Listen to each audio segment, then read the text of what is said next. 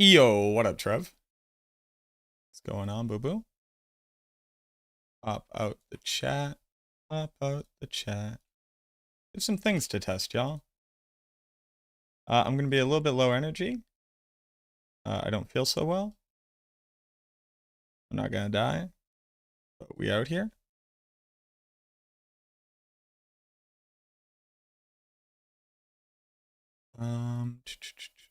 But we're gonna try some stuff because supposedly we're seeing wither effect Andariels. And now that we actually have high enough lucky hit chance on Fists of Fate, Andariels might become an option again. So we're doing this back and forth. If Andariels is the answer, then we can drop Rackanauts, which is very cool. But first, we need to prove that things work. A lot of resets now. G. Danny, thank you very much for the follow. Also, if you're here, Super Buddha, thank you so much for the tier 1. A couple hours back, I appreciate you. Toss on some music and let's get to testing. Back to where we wanted to be. Back to where our home is. In the testing room. Alrighty, so for us to test it, does that redo my skill tree too? It does, okay.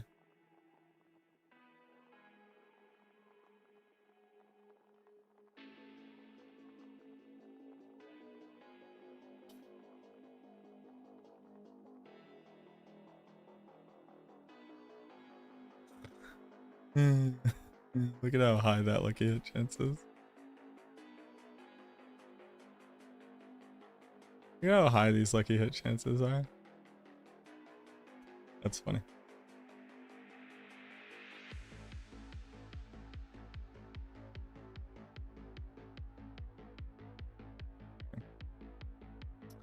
And then we need to not be using this. Well, actually, that doesn't matter, right?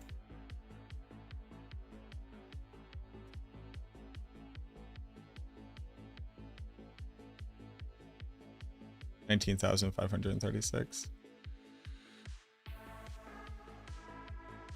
Are we resistance testing or retesting?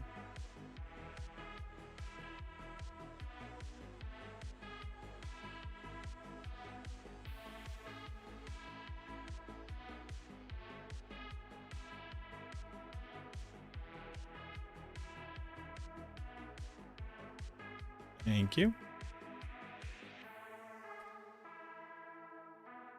Thank you, thank you. What up, Ronnie?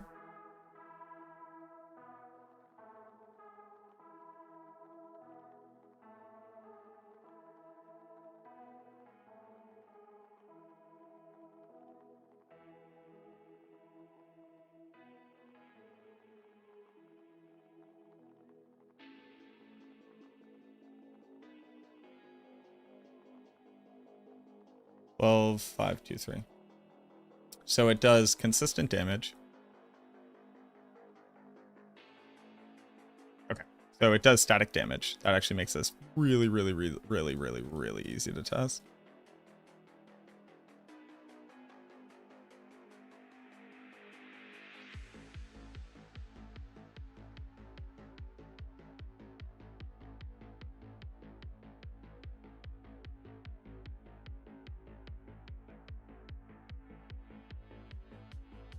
Okay. So now I just need to get the number for...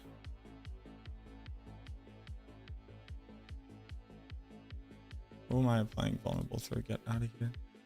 Get out of here. 15592.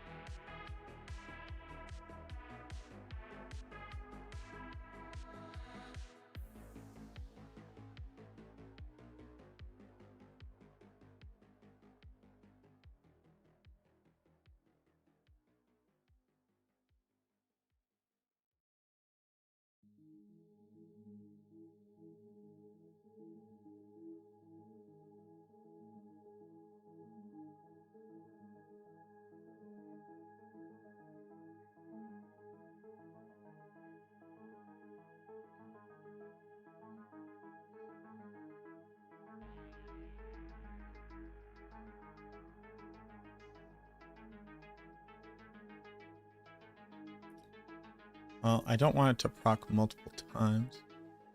15592. But then how come... Okay, can I get some essence for a second?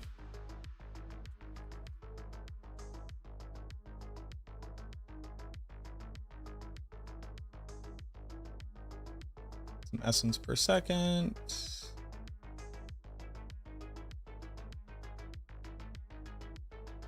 It's all going to change the base number that I got, so I have to retest that.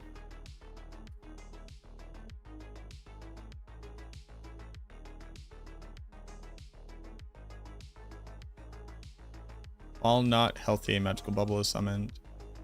Damaging, lucky hit, daze. Will increase damage to daze targets. Okay, I don't want that. Stormy, thank you so much for the prime. Hear about stuff tomorrow? We are hearing about stuff tomorrow. Yes. Stormy, thank you so much for the prime. What's going on, Anthony? Captain Reynolds. Boy Joe. Is there already a consensus of what the best version of the bug mist build? Is there a consensus? I don't think that there is a consensus. There's another creator. They were actually in chat yesterday. Their name is 3P Venom Games. They are a Brazilian creator who's been working on this build for a while. I believe they're doing Andariel's procs. I do not speak Portuguese, and the translations are mid at best. When they were in chat yesterday, I believe what they were attempting to say was like, hey, I've been working on this build on my channel, but there was a bit of a language barrier. So they put out a video today where I reached out and I used Google Translate to basically say like, hey, mostly sorry about yesterday. I now understand what you were attempting to communicate and you weren't trying to like self-promo, or at least that was not your first intent, right? Like I cannot infer intent. But like, thanks for reaching out. I'm going to be testing out some other stuff too, basically. And hopefully this gets fixed soon. So the one that they were doing, I believe is Andariel's. Again, it's kind of hard to say. And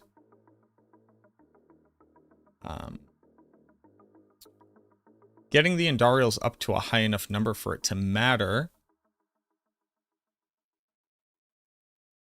is kind of interesting. But it might just be because like how long does this last? That's for 5 seconds. 10, 8, 3, 3. So can I get 2 of them to proc?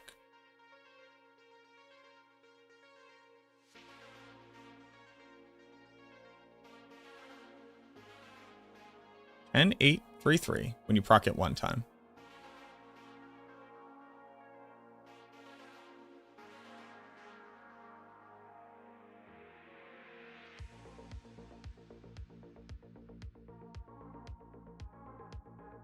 That should only be 32.4.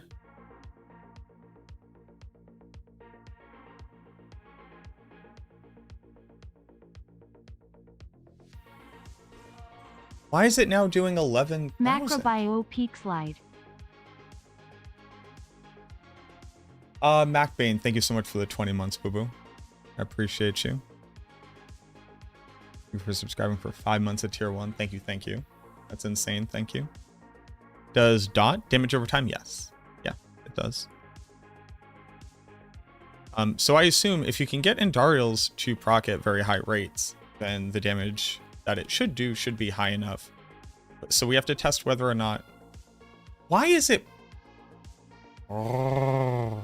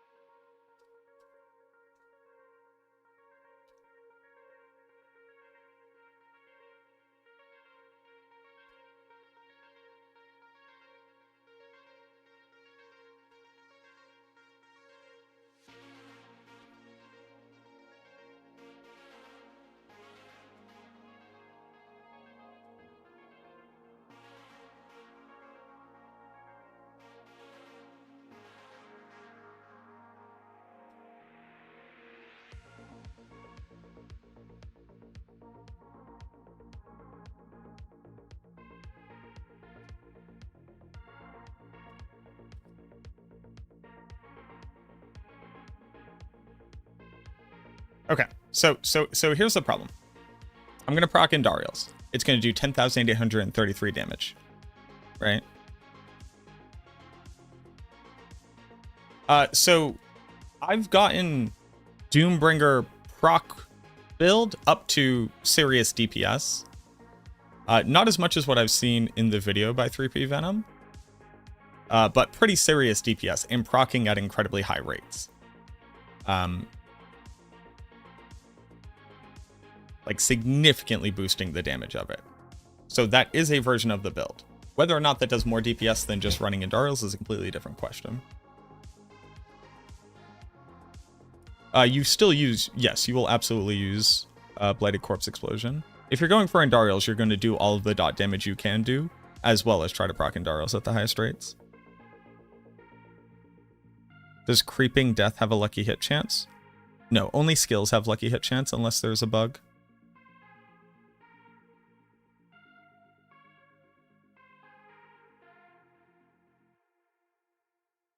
Creeping Death might have a bugged lucky hit chance, but it should not have a lucky hit chance. We can test Creeping Death as well.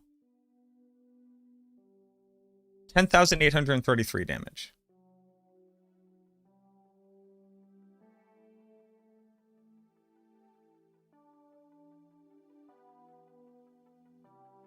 I think I'd be proccing this at a significantly higher rate than I currently am.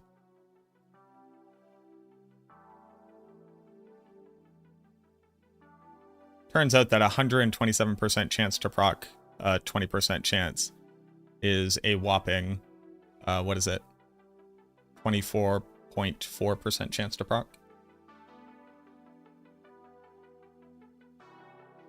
See how that isn't doing 2 times 10? We need to run back a clip. Oh, let me get a clip of this. Let me get a clip of this. Let me get a clip of this.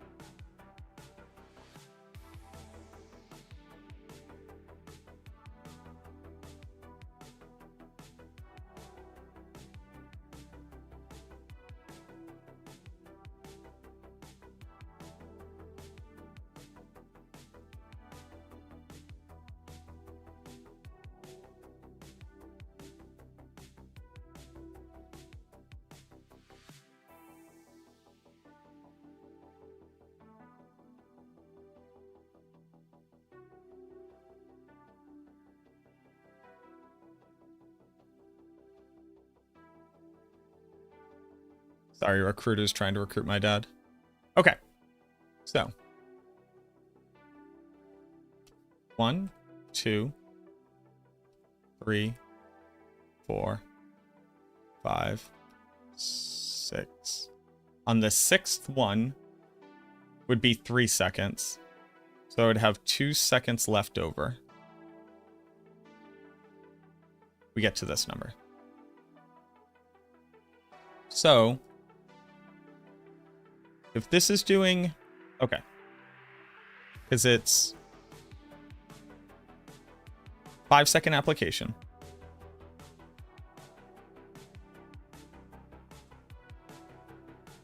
Five-second application, we get this many procs. That's times 10, right? Okay.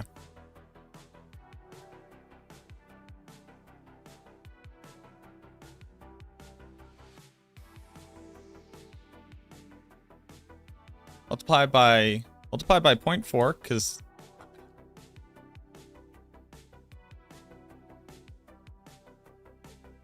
that's how much we have left over.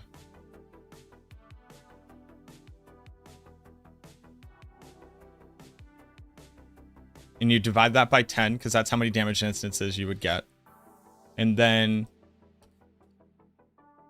the next damage number that we got, what is this plus? It is. It's like truncating the damage.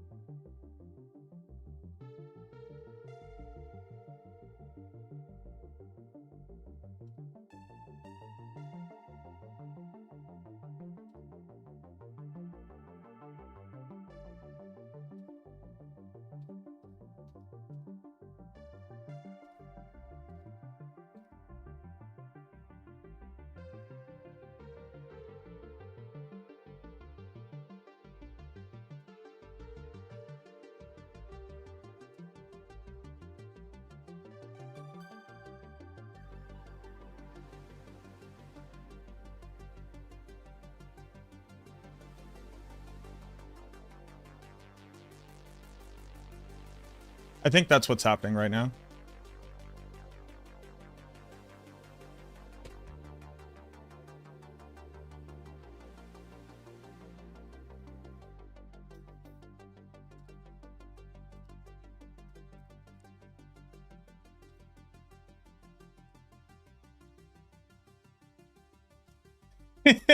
Hold on.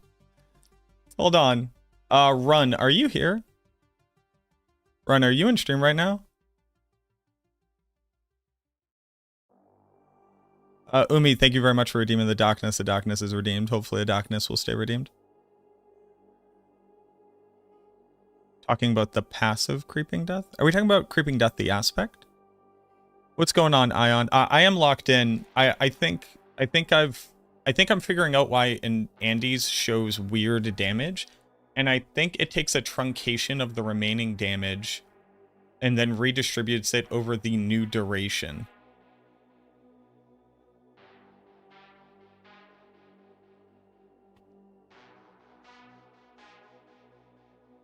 But does it treat it as a single damage source? Or multiple damage sources? Because we think the reason why we could get such high average damage on Wither for Blight was that Ebon Piercer bolts were all individually calculating, so you were getting the law of averages to get the expected total average. Andy's might spike significantly harder if it's not individual instances and instead one continuous poison application, where you'd get like high spikes and then low spikes. Is there one tormented boss better for mythics? Technically speaking, tormented Grigor can be the best only because of how cheap it is to run, since all tormented bosses have the same drop rate. Whichever one you kill the fastest and get the materials for the fastest.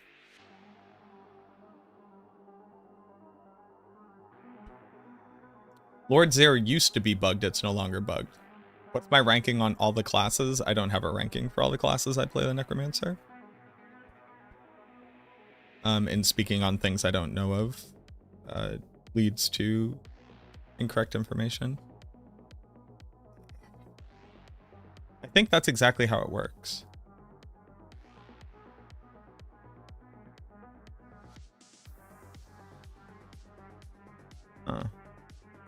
This is very interesting. So that's why I'm seeing different damage numbers. I think that's fairly accurate. I'm gonna go ahead and just state that as like a true fact. So now, so here's the funny part. Run if you're not in stream. So the reason why we're here today.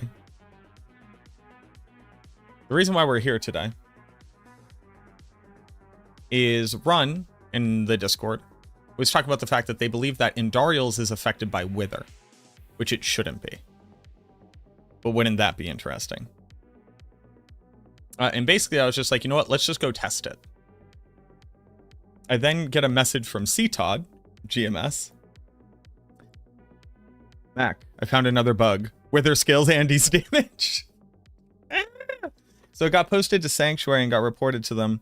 And then they retested it. And they're like, edit. I saw that you're currently testing on stream. And I'm like, I am quite literally testing that right now. So I trust CTOD's insight. We are going to test it ourselves because believing somebody without testing it is how you get in trouble. It does. God, fuck.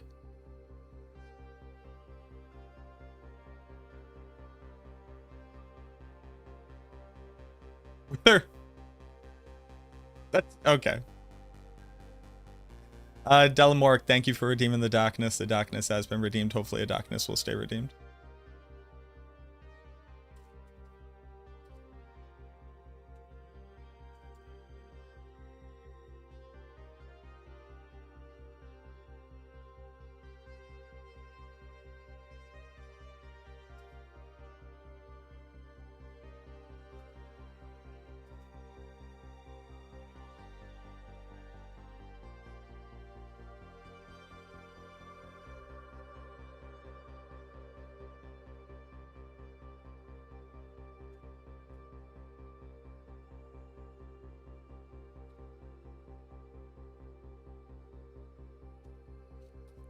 Okay. So, fun fact, I now understand how people are getting Andariels to scale. So the question is, we go back and we build into it. And the answer is yes. And since Wither isn't capped right now, we can actually get pretty insane returns on it. Do I keep using Doombringer? I don't. I use a two-hander. Yep, I go back to my axe. The amount of circles we've gone in for this build are insane.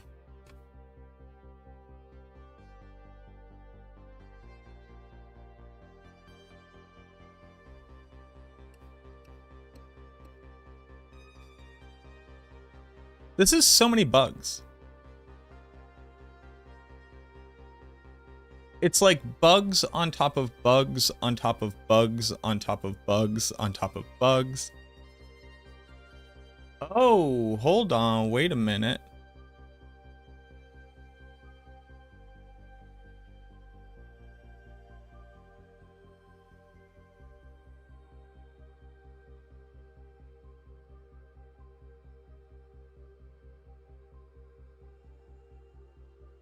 That was just the truncated damage at the end.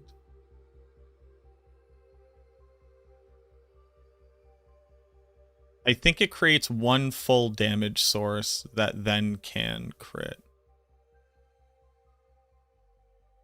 Yeah, I think that's exactly what's happening. And since it truncates and adds it all together and they're not individual, is that better or worse?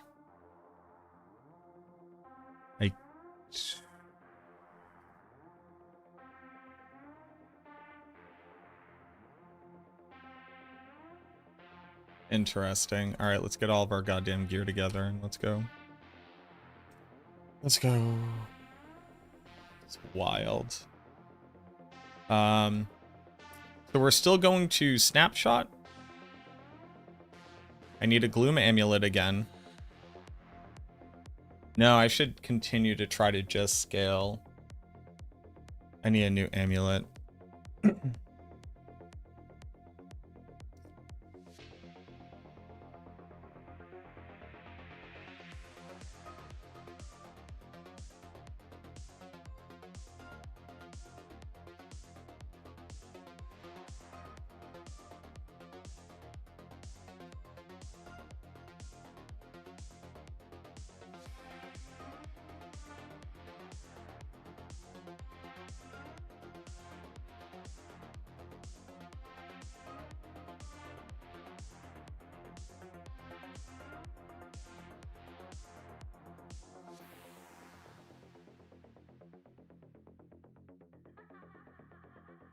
This is stupid.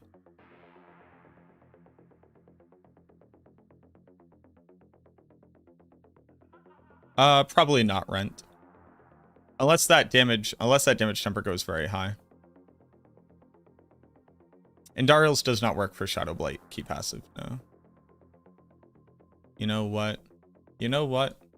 You know what?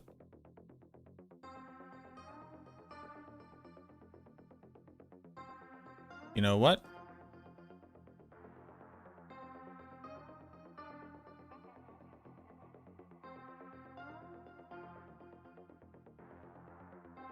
You know what?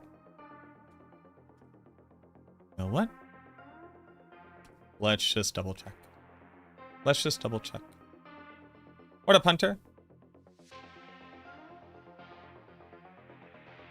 Wither affects damage over time. It doesn't affect shadow damage, the thing. It affects very specifically damage over time.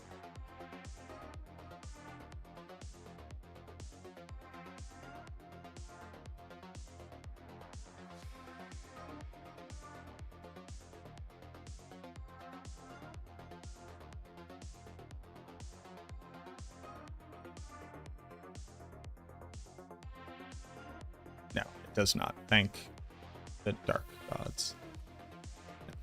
Okay. All right, let's put together the gear.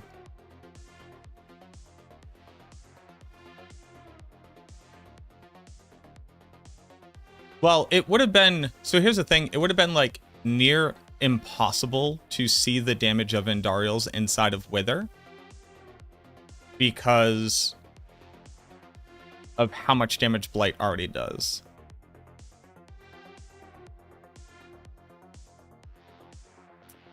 So right now there is a constellation of people who are all simultaneously discovering that Wither legendary node scales damage over time, not just shadow damage over time.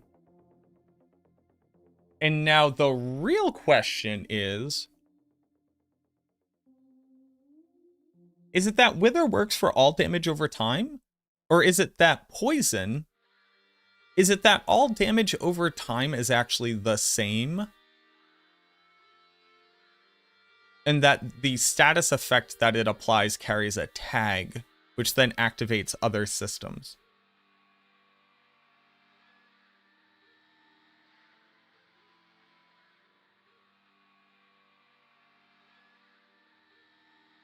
To more directly answer your question, Emlu, Doombringer doesn't do damage over time. Doombringer does shadow damage. The tick damage atop the monster, the gray damage, that's damage over time. Everything else is non-damage over time.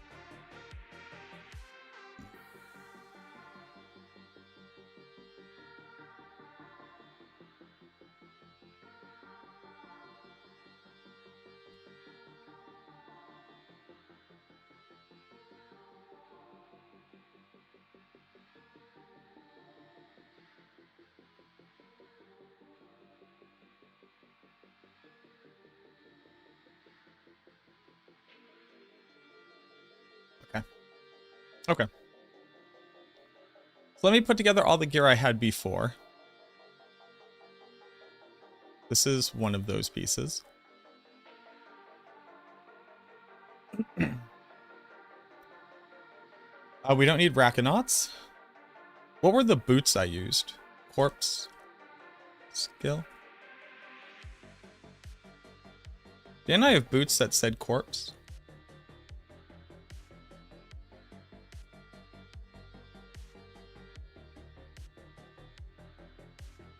Didn't I make boots?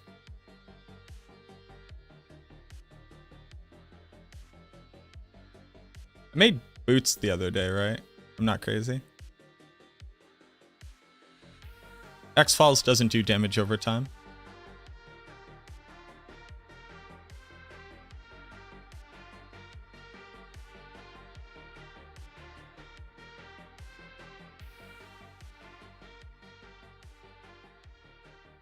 I thought I made corpse boots.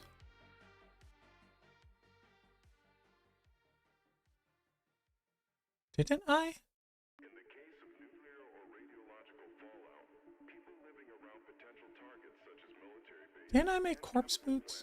may be advised to evacuate. Protection from radioactive fallout will require taking shelter in an underground area or in the middle of a large building. Fallout shelters can be any protected space where the walls and roof are thick and dense enough to absorb radiation. We're gonna use concussive strikes, yeah.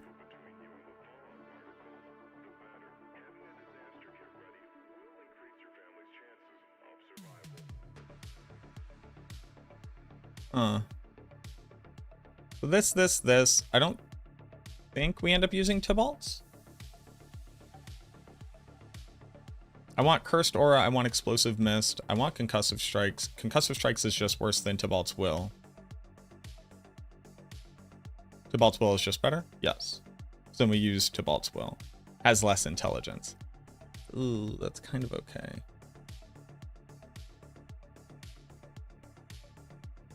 The attack, well, no, the attack speed is still very important. Not using this anymore. Using my axe. Here's my axe. Be better if that was darkness damage, but what can you do?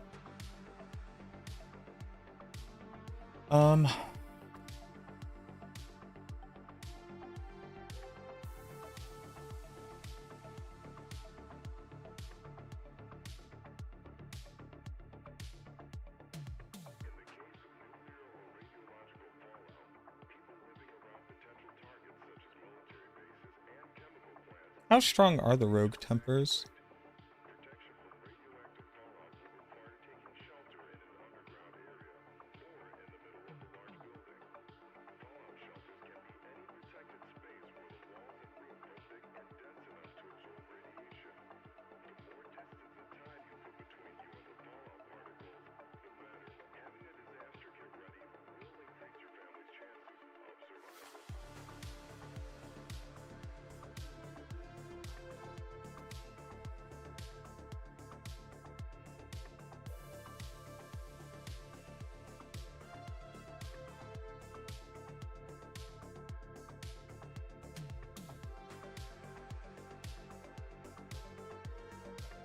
We actually have figured out the Explosive Mist bug, so we can get Explosive Mist to work for the build, so we want to.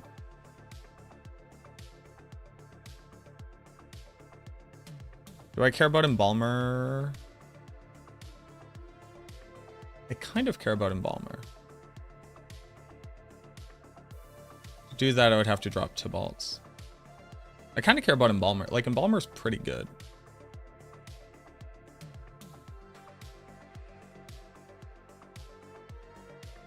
We drop the pants. Put on.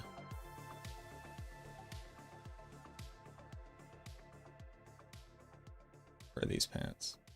Those pants are mid. How do I not have like GA pants?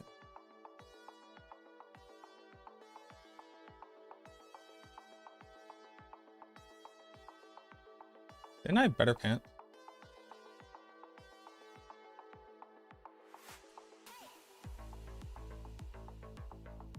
These on for right now. We'll min-max all this later. That's fine. Now where is all the jewelry I made for this build? That has crit damage on it.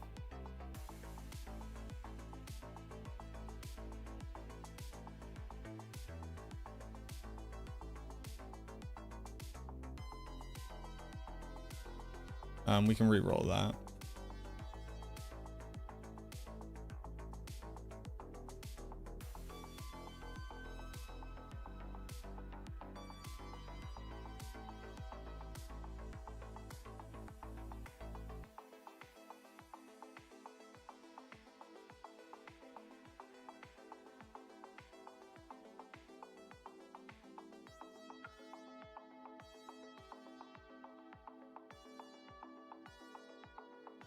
What does the rogue damage top out at? You said 65? Explosive Mist doesn't work if you have the corpse explosion on your bar.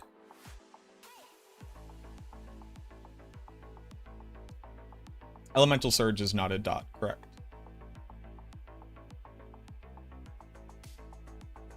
No problem, Le Monarch.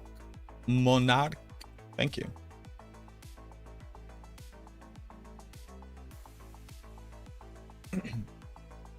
Yeah, you have to take Corpse Explosion off your bar. Damage to close, great. Okay. We don't want this ring anymore, although it is just a really good ring. So, like, it's hard to beat that much intelligence. You subscribe to a bad content creator. Lethal, thank you so much for You're the a 2 real months, one. boo-boo. Thank you, thank you.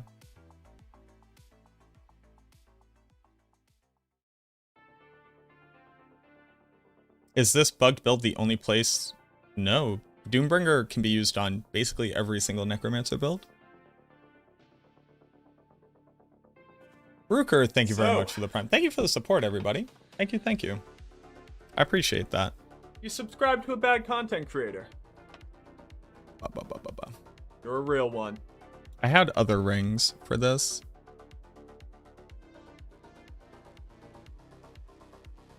I wish you could look up like tempered gear and non-tempered gear.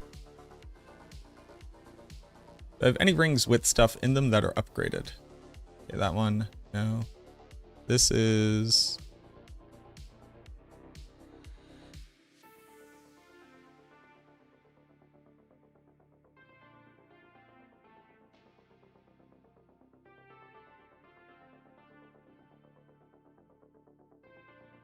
I have no idea what this is.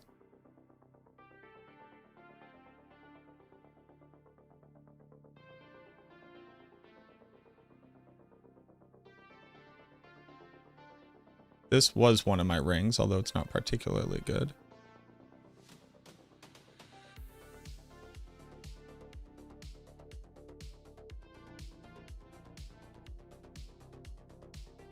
That's a pretty good ring. I would need to roll intelligence on it. I need lucky hit chance vulnerable.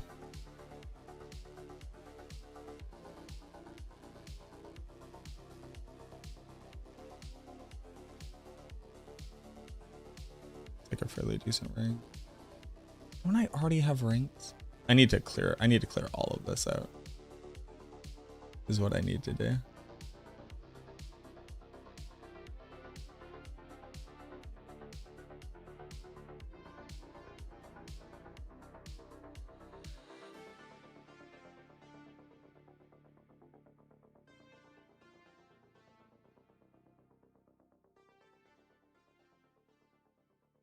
This just needs to get eaten. That's a good ring.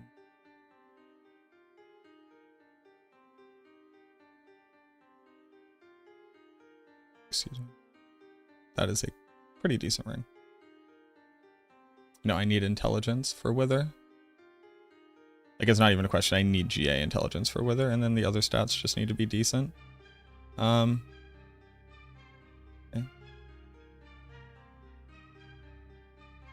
What about Tyrael's Might? Tyrael's Might works on, yeah, I would say the majority of Necromancer builds.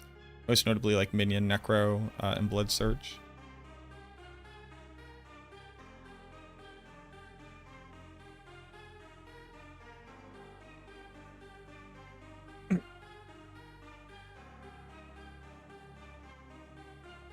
What's the point of building now? Maximize Andes? We're now going back to Andes, yes, for the third time. Yes, run around guy. Run. Oh, are you running the Discord?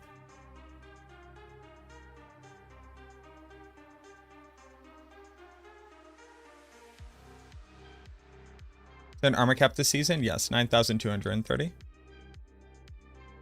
So for tomorrow, tomorrow is going to be insane.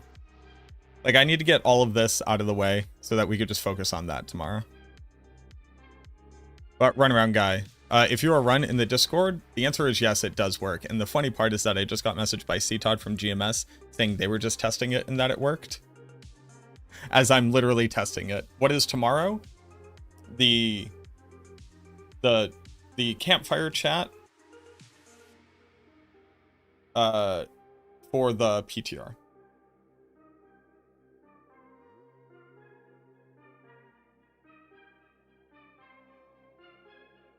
Twitter.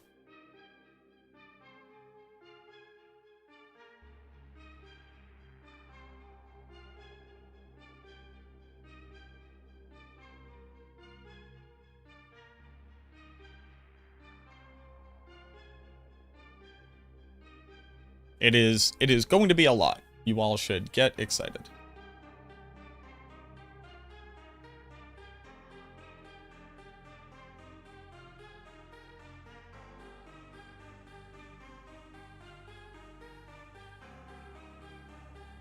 Get rid of this.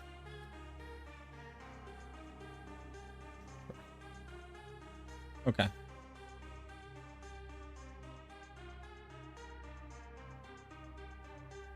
I think the additional damage part of Wither is what applies, not the primary. Can you help me to understand what the primary means? Play with it? Yo, what up, Amon? Welcome on back. Okay, so...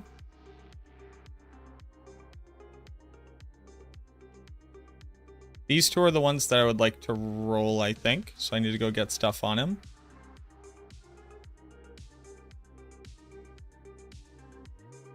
Temper this one with offensive. We'll just do damage to close.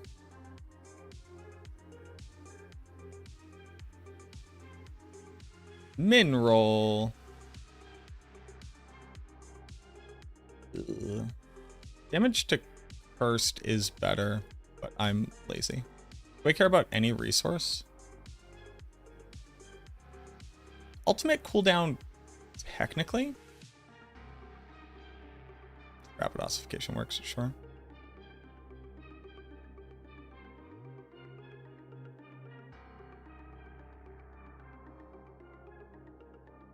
I go for damage to cursed. Eh. Damage to crowd controlled isn't terrible. There we go.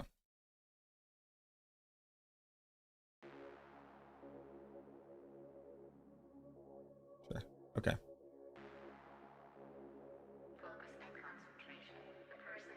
Damage, lucky hit.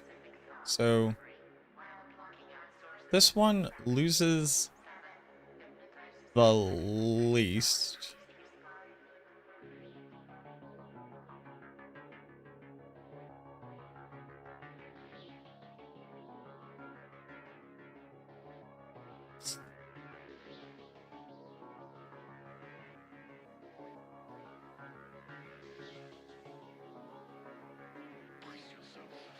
Attack speed is not terrible. Maybe I should stop if I hit attack speed.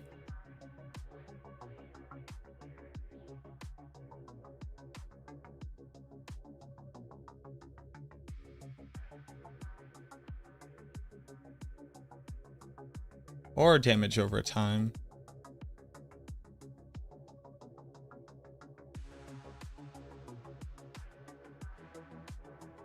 Okay, then roll this one. Roll the GA max life off of it. Do I need to brick this item? I have so many temper rolls left on it. But do I care?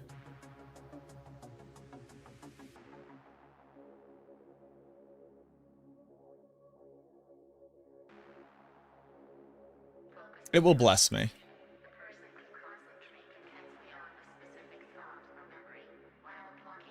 I would want lucky hit chance as opposed to attack speed, right?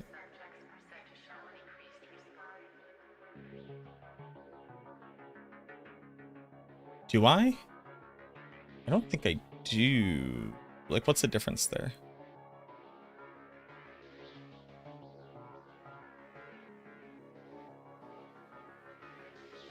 Hmm.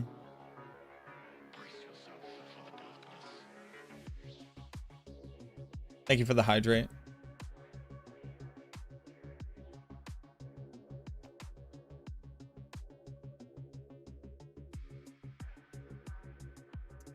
Expect for fortified damage. Ooh, I don't hate that.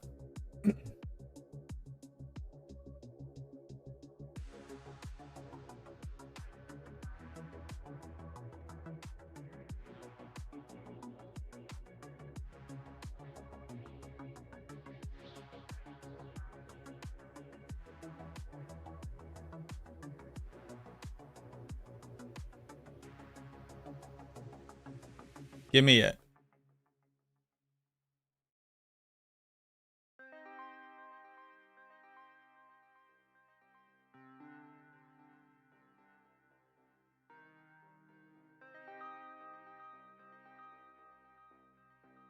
Thank you.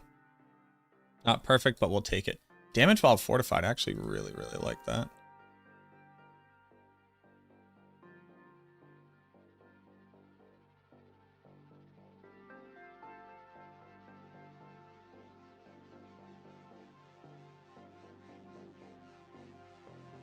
Oh no. Blood attack speed isn't the worst.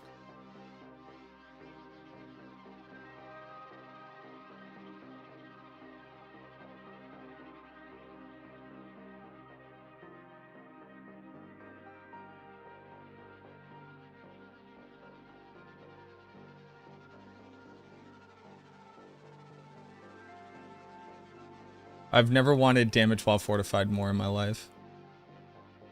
Let's go, baby. 5 rolls. Easiest game. Easiest game on the planet. Okay.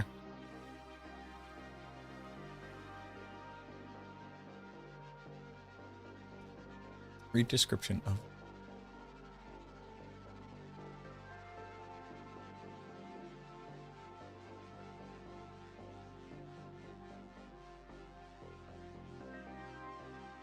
Your shadow damage over time effects have a chance to deal bonus damage. Yeah, I'm not sure what second part versus first part we're referring to run around. I think the reason why this works is because it's actually just coded for damage over time. So either it's missing a tag or all damage over time is actually just damage over time that then adds a shadowed or poisoned or bleeding tag to the target, which then helps the game to read other things. So either this is missing tag recognition or all damage over time has a similar tag recognition.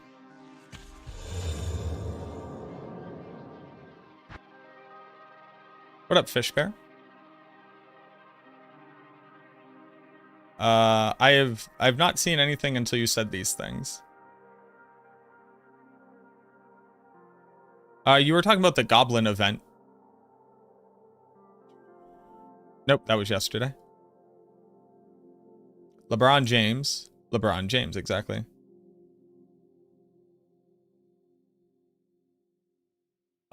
Sheath Saw, thank you so much for the follow. Okay, so now that we're here, we have as much intelligence as possible. I would like to also scale Corpse Explosion just because it's kind of like free.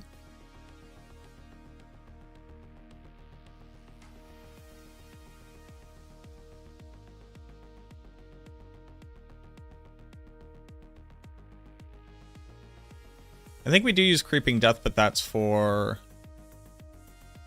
AoE clear. It just really sucks that it won't work on the boss.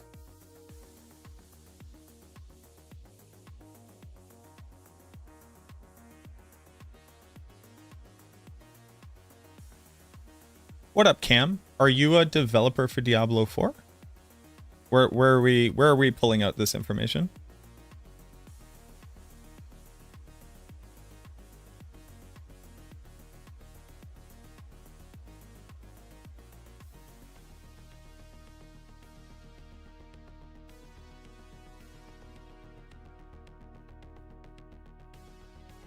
Going to say it's a lot because you know what it is already, right? I'm not sure what that means, Fish Bear. I will be learning about the changes along with you.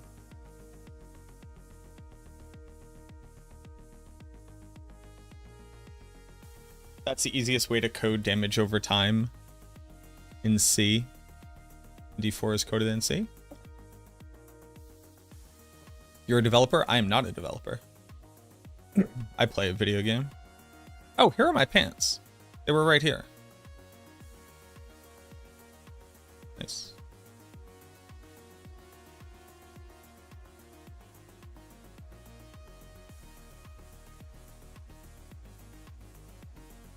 Sure. It quite like it is all one statement. Your shadow damage over time effects have a 5% chance to deal 50% bonus damage each time they, referring back to your shadow damage over time effects, deal damage. These are not two separate concepts.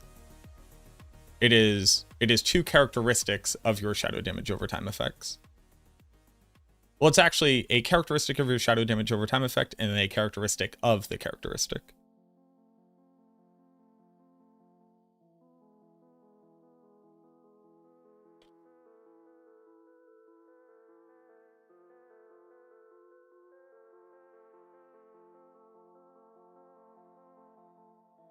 Just leave this gear here for right now. Boop, boop. I want to swap probably. Yo, what up, Rusty? How we doing, boo-boo? Welcome in. Thank you very much for the raid.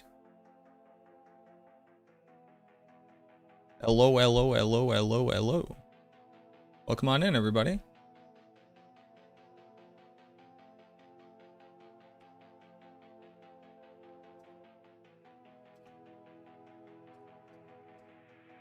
Hello, hello. Welcome on in. Thank you for the raid. My name is MacroBioBoi. We are testing Bugged Mist.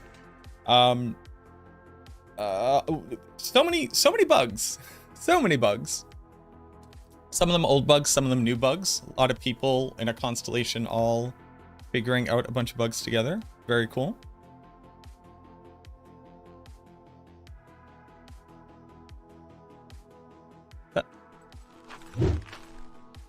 This is Rusty, gamer, towel, caker. Powerful. Thank you very much. Welcome on in.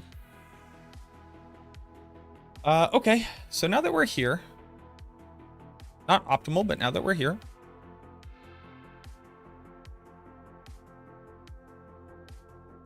upgrade a couple things. Trillion damage? This won't do trillion damage, but it can get up to 1 billion damage. So we're gonna try to do that. 1, 2, 3.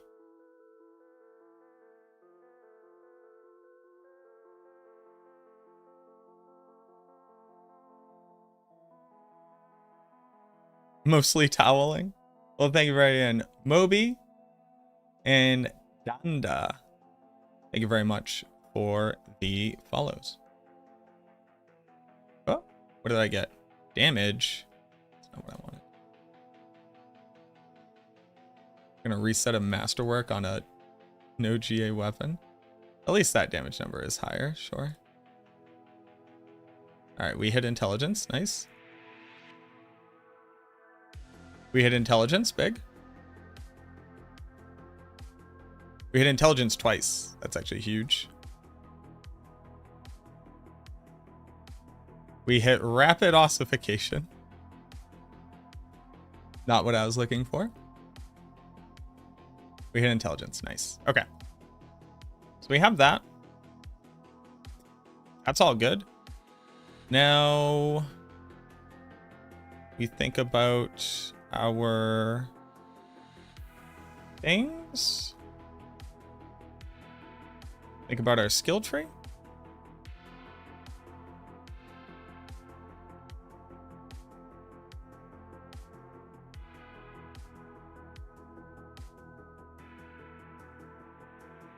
Blow this out because there's nothing else for us to really spend points on. Kill this. This is free. Orbs. We want to fortify.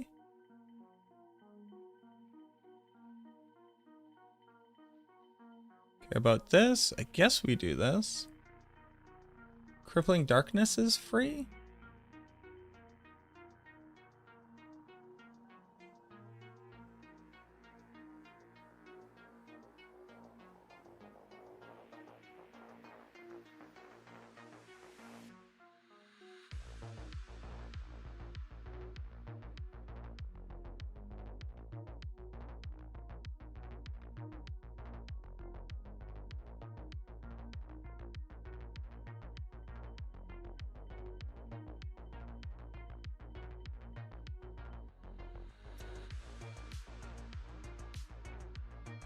Paragon.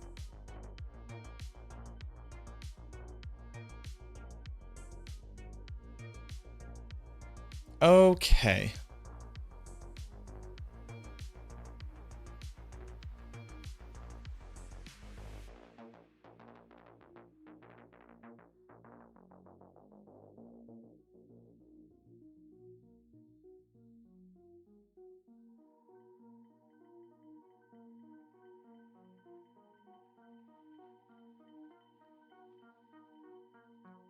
Want to hit Wither.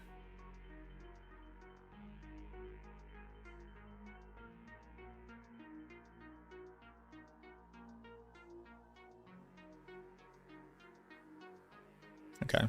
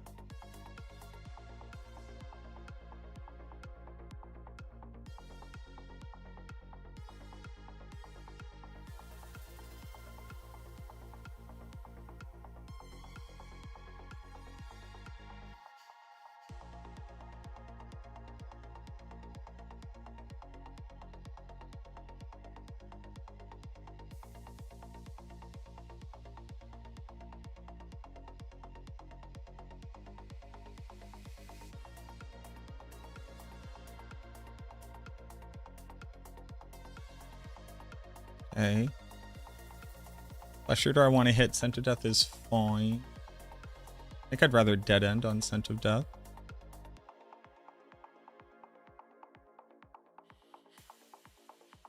What are the aspects I'm going to use?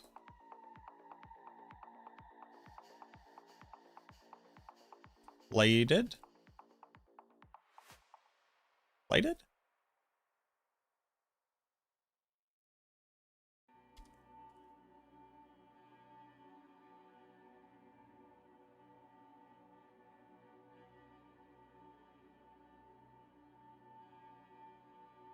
You have to understand how things are up here.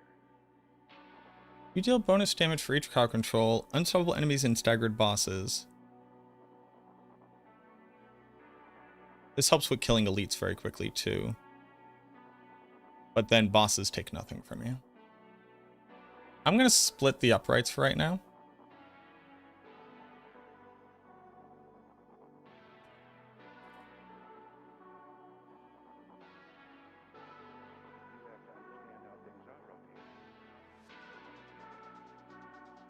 up here. PC Diablo looks way more streamlined than controller. Yes, absolutely. Would I like to look at your board? I can.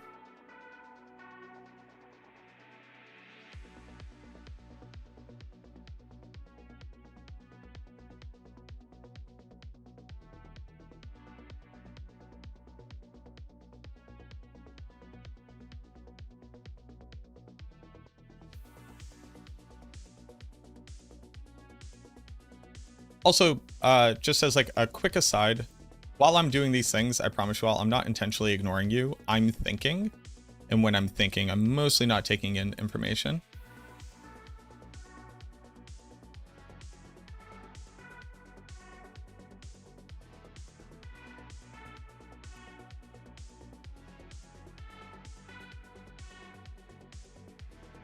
You're running Essence. We're not going to do crit damage.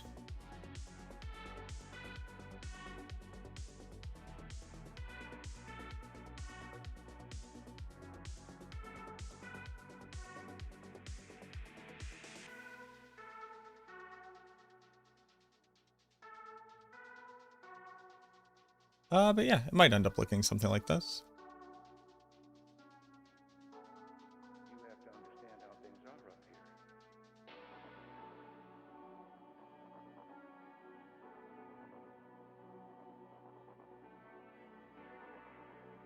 Is a 1.2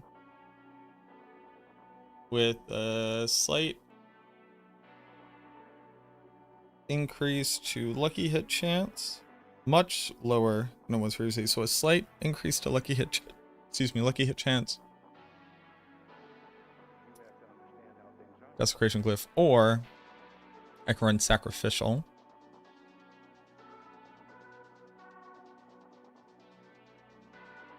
I think we run sacrificial.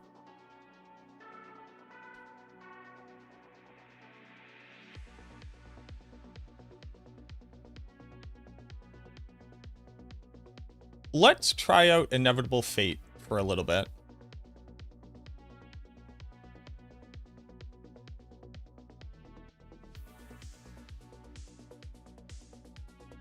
Because we're picking up a lot of generic multipliers here.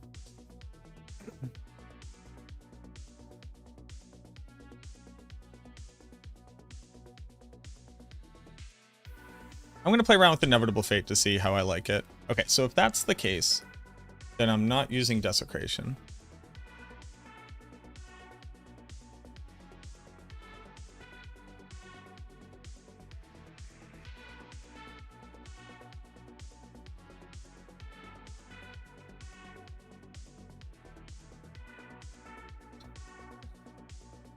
Technically better. Very technically better. Very slight. Slight. If that's the case, I'm using Cult Leader for willpower.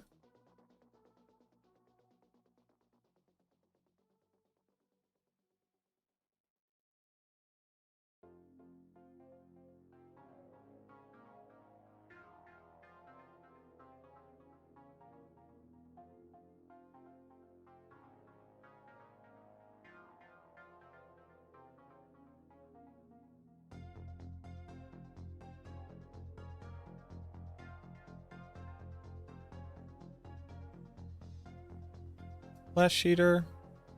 We can pad through Flesh Eater for intelligence.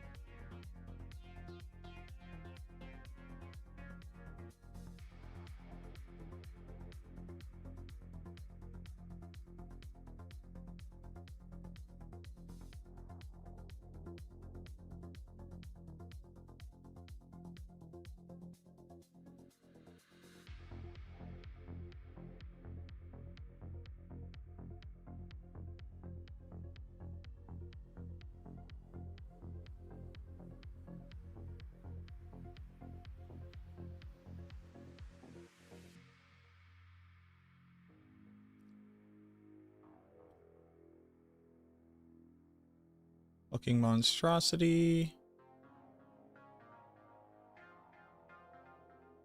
Scourge, which I still need to go level. All right, we're going to go level up Scourge after this. You are.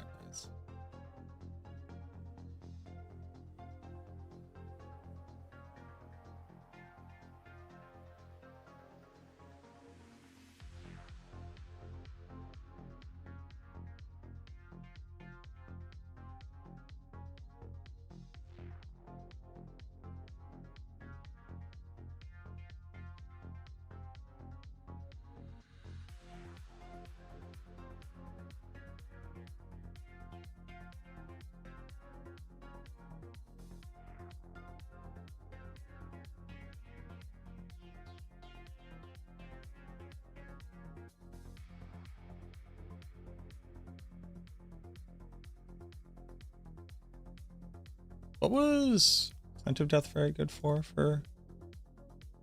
Use some Nightmare Dungeons with extra shrine to hunt gobos in the meantime?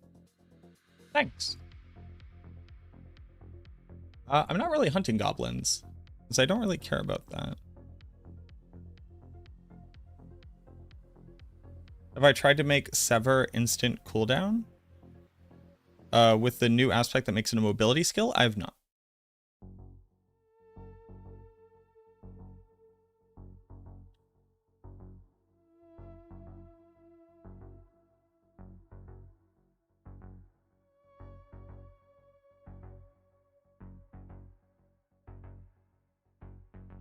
To death is willpower.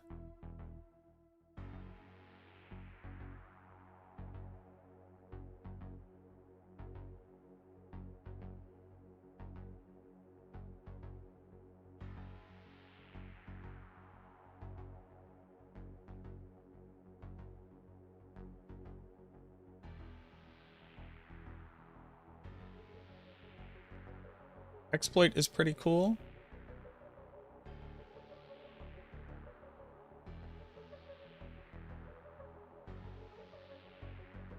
I guess exploit is the only other one that I really care about.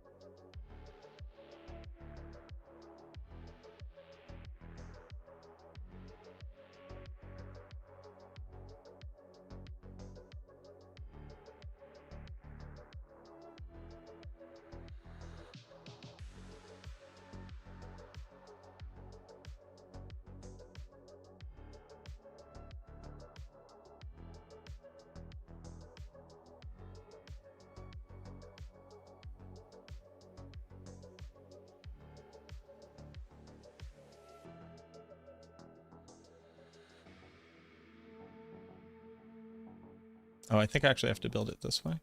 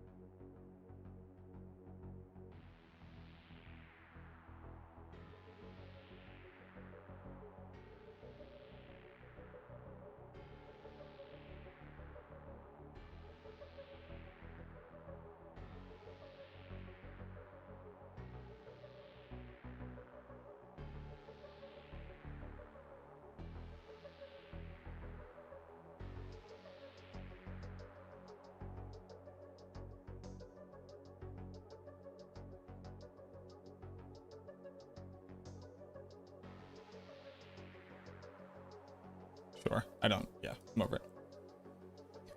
1, 2, 3, 4, 5, 6, 7, 8. 8 boards, 8 glyphs. Flesh Eater, Wither. Blood begets blood. Okay, and then that means these need to be Cursed is fine. This is Embalmer.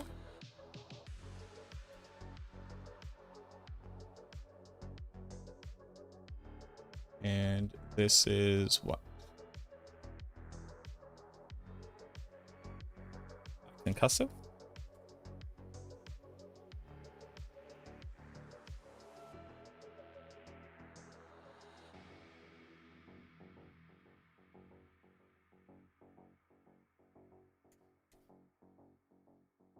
Let's go see what it does. And like what console controllers? I have not determined anything that would allow it to work yet.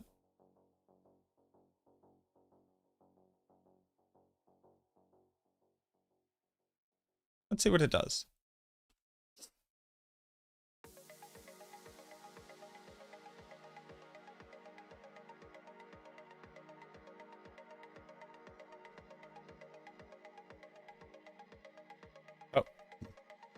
Did it wrong. Good job, me.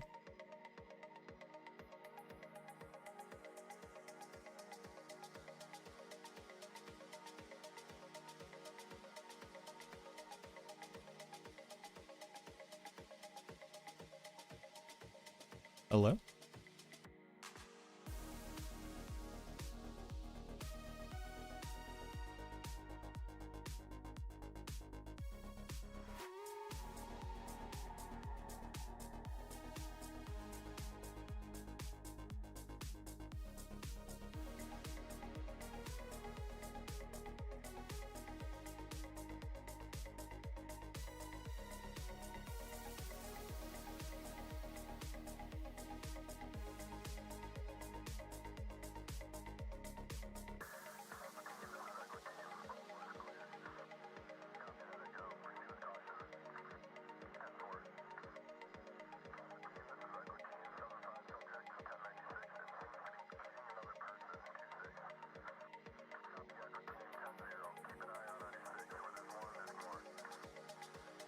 I'm missing explosive mist.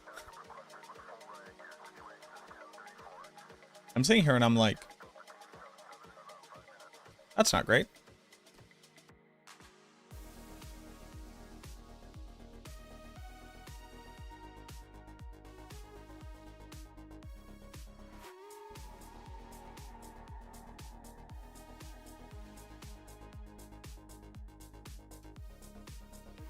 The aspect is the creeping mist aspect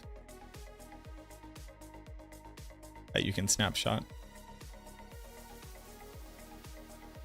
Oh, I also didn't have my amulet on.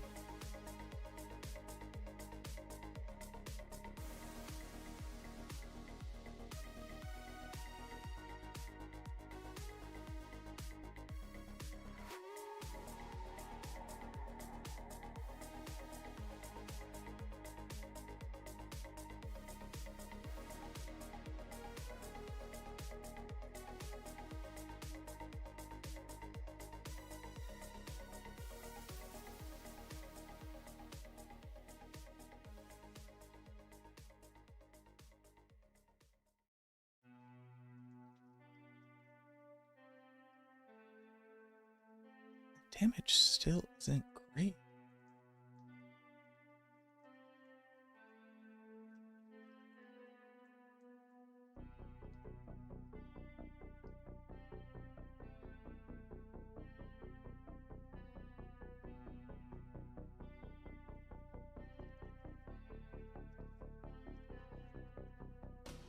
Like, it can get very, very high.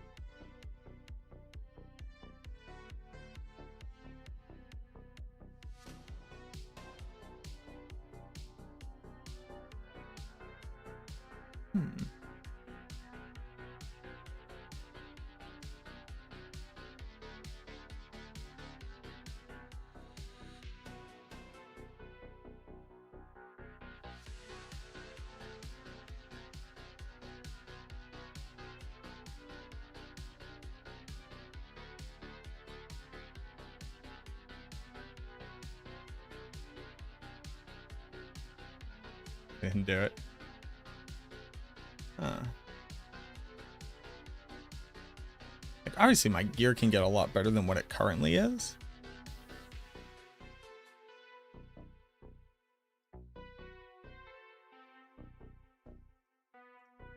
What's up with that?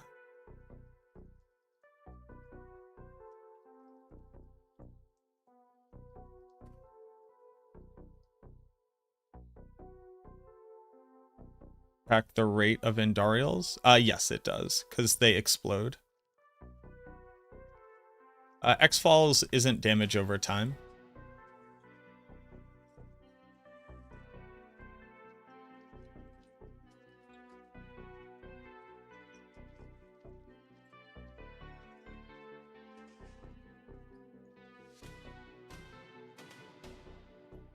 The thing is, like, if it doesn't do damage against a single target, then I don't give a fuck.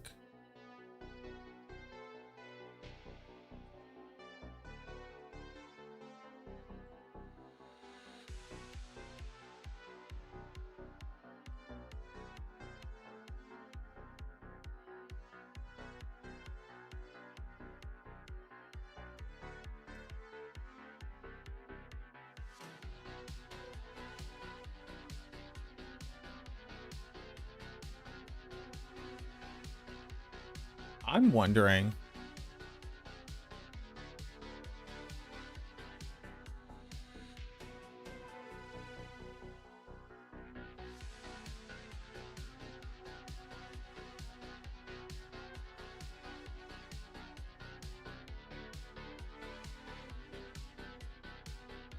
I'm wondering if it's the corpse explosion.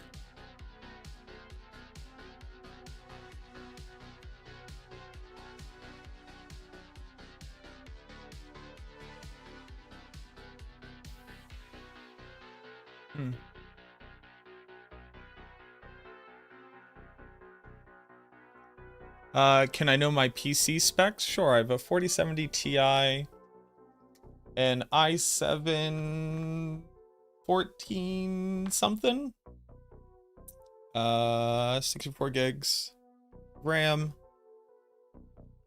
I use Corsair RAM, if I'm not mistaken. Like a 2 terabyte SSD for running the game.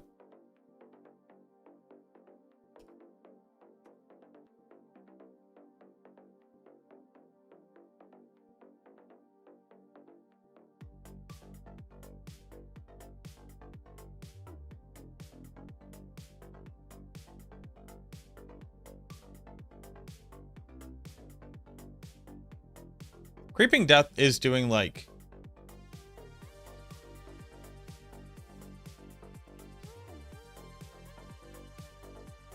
non-zero amounts of damage, but it's definitely not Creeping Death. Creeping Death was cute, but it's not Creeping Death, or it's not Inevitable Fate. That's doing a lot of nothing for me.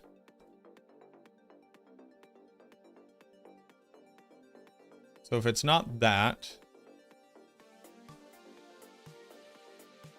I like embalmers. Question is whether or not I need embalmers. If I don't need embalmers, I can run 1.2. Curse Touch is like kind of decent. K is not. Intercom is fine.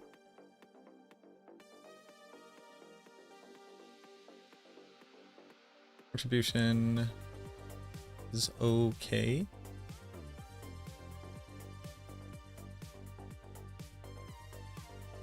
Damned is mid.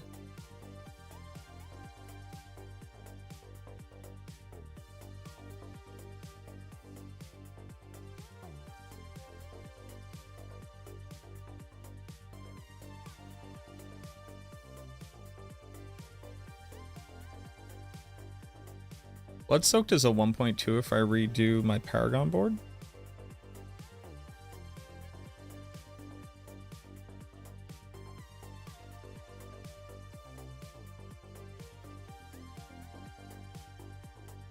Actually, don't hate that.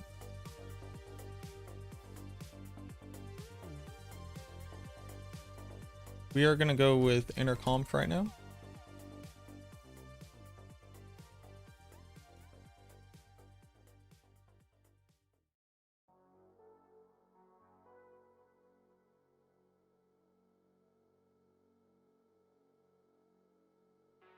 Does Edgemaster even work on Andariels?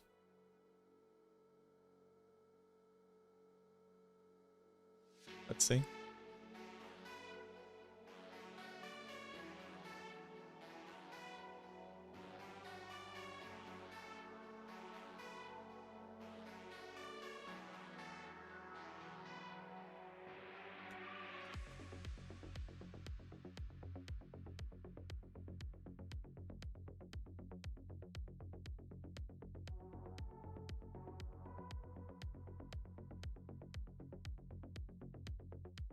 Fist of Fate doesn't apply to Andariel's proc. Fist of Fate only changes skill damage.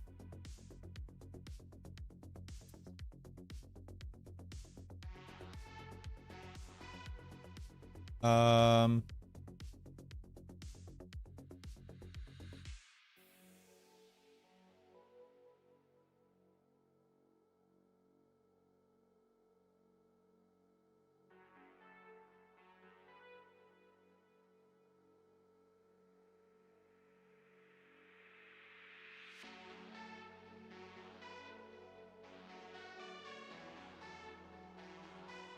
2, 4, 6.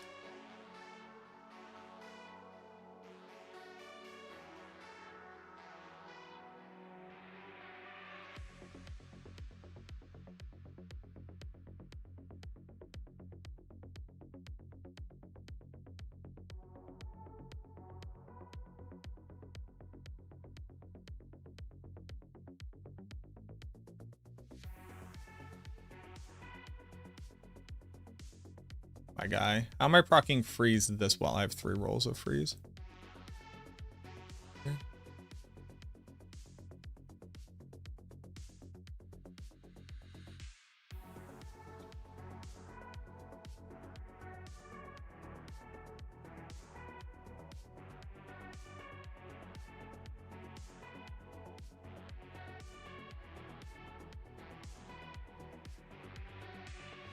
That was applied while they were vulnerable.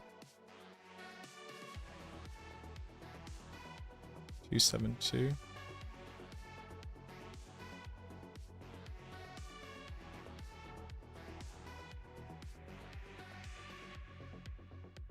The 10% damage increase.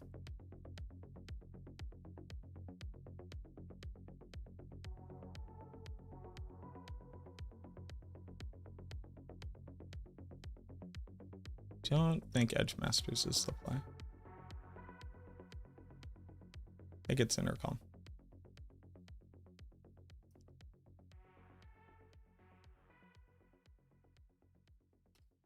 What up, Bits Glenn? No. This is the build that currently exists does not have a planner yet. Okay, let's go into Hordes. Well, let's go down to Andariel. That was like a fairly good kind of litmus.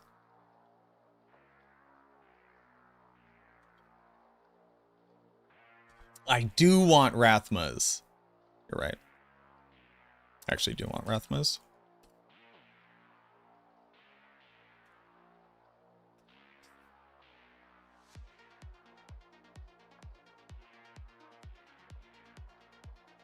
Good memory. Good memory.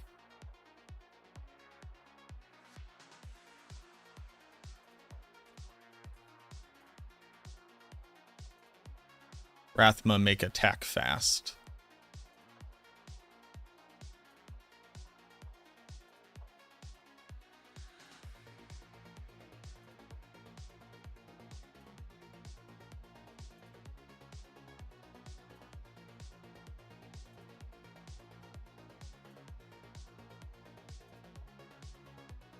No, I noticed something recently. People don't know that I don't use consumables in any of my testing. And that if I ever have a consumable on me, like an incense, it's because somebody ran by me and cast them. Enjoy the Prime.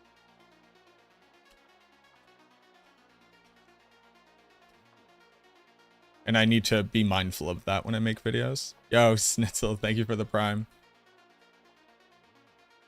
Because using like an elixir in 3 incense is typically indicative I want to show you the best version of this thing, which is very rarely what I do. Ava, I do think I figured out Andariel's. I think it's pretty spot on. If you test under that premise, I think you'll come up to the same conclusion, which you're getting the remainder damage of that duration added to the new duration, redivided over the duration. Oh, you did? I did not see it. It's exactly how it works. Bro, look, hey.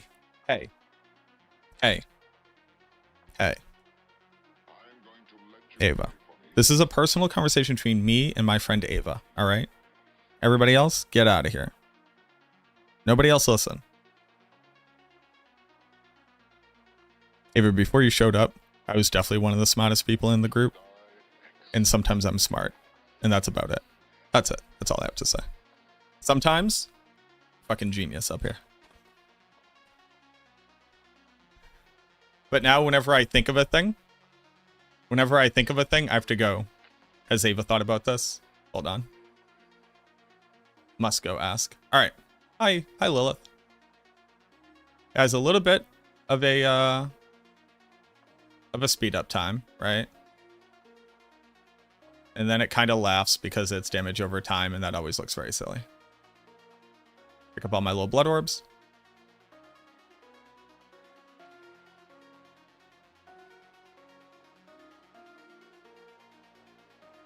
So not as fancy looking as the other build, obviously, but actually not even as fast as the Doombringer application, but that's because this damage is very, very, very fickle.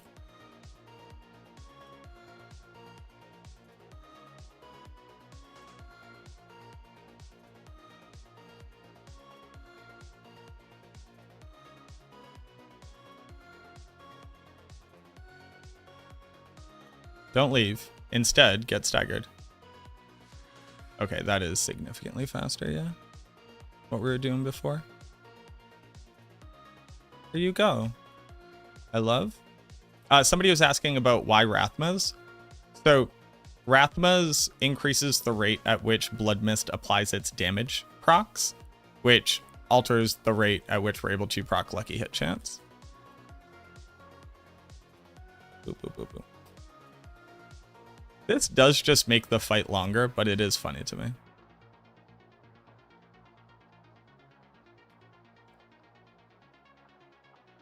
Does it work with controller too? Not in a way that I've found. What are we doing here? I'm going to stagger you again. I want you to know that.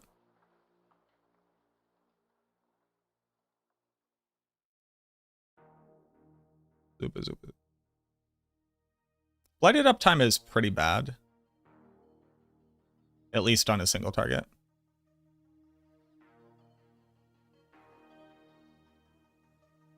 Oh. What's happening here? Lighted up time is pretty bad on a single target. Probably want to put Great Feast on a two-hander.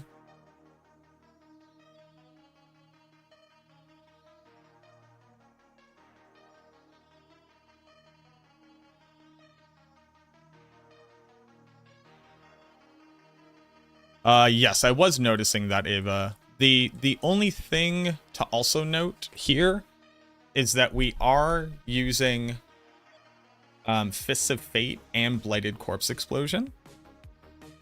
So I think one of the things that's possibly negatively impacting my ability to output damage properly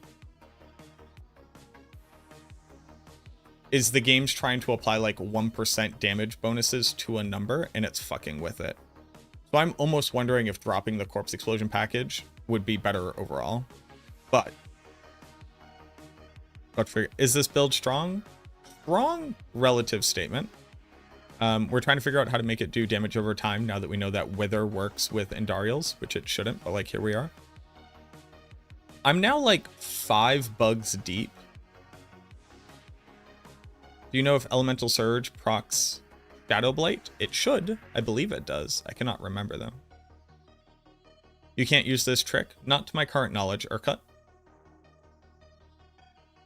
Oh, we're getting significantly higher than 100 DPS on this setup.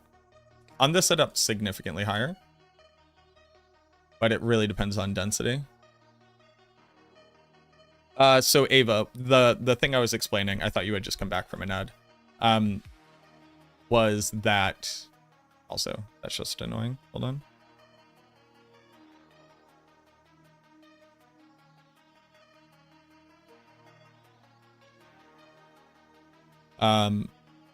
Can you do tier 8 hordes with this build? You can do tier 200 pits with this build. You're invulnerable to damage. It's how fast will you do it is a different question. But are you able to do a thing is not really part of the calculation of the strength of a build. One part of what's happening here is I am applying damage over time via Corpse Explosion, and you do have Fist of Fate. So my Corpse Explosion is sometimes doing a 1% roll of damage application. No, we're no longer using Doombringer.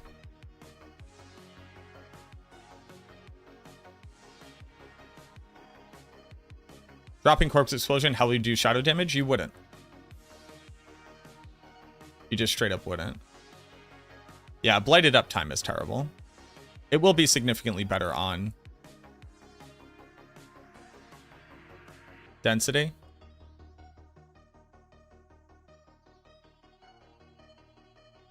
And with like 2 bosses next to each other.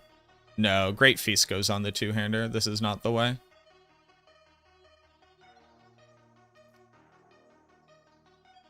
I think you run Blighted, I just don't think you put it on your 2-hander.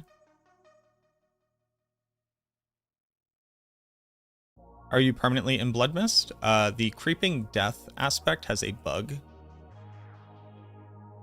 that lets you do this.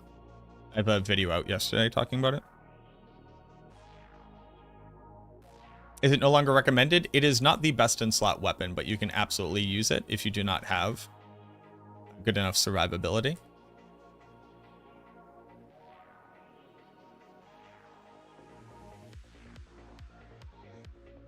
So this is obviously like significantly better than it was before, right? The Andes does really, really well in density. I think Blighted comes off of the 2-hander though. And Great Feast goes up there.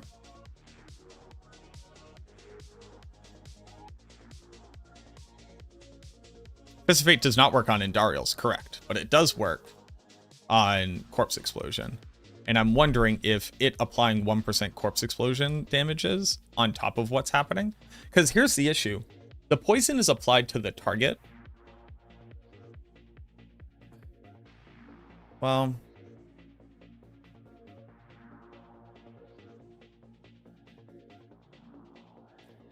it really seems like how poison is applied to targets versus how on-ground damage over time effects are applied to targets show on health bars differently. Won't you lose Scourge? You would. Yes, I would have to change things. We're not using X-Falls Ring.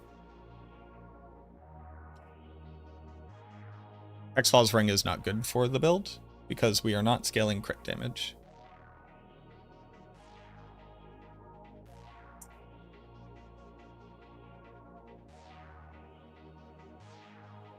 You can explain it later? Alrighty, boo-boo. So Shadowblight doesn't go here. Feast goes here. You know what? I'm gonna do this right now. Let's just see how it feels. This doesn't go here. This becomes Feast. Because this will feel so good clearing the trash that we do use Shadowblight though, right? We don't have much better. Is Intercom better than the uptime on Shadowblight?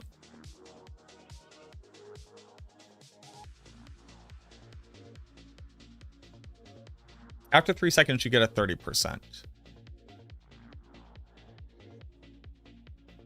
After 3 seconds, 50%. Then I have Intercom the whole time. So I think Shadowblight has Spike Spurts better. I think Intercom has consistently better. We're going to rock it this way. If Corpse Explosion is like weirdly negatively impacting our ability to output the damage in the way that we are,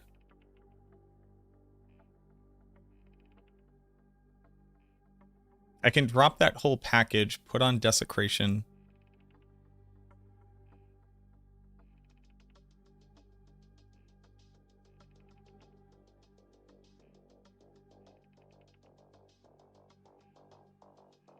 We're going to think about it. We're going to think about it in a lot of different ways.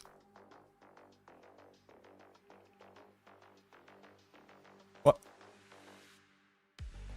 Blood Soak not work? Yeah, that's what we're thinking about.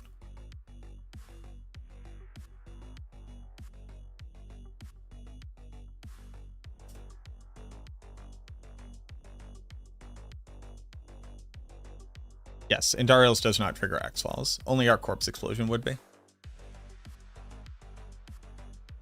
Better swap to Dagger and focus more aspects and faster attack speed. No. So the damage of the effect itself is modified by the weapon that you have on. So like, to show you this, we're now doing significantly less damage. Now we would also have an offhand, but the base weapon determines what the base damage is of the effect. Using a dagger would be, I think, a very bad idea.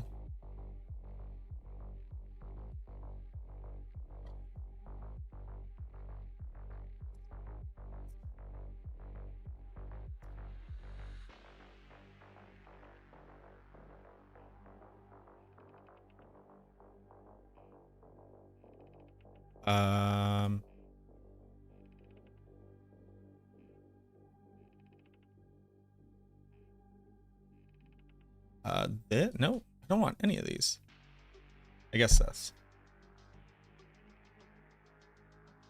The Corpse Explosion is just like very good.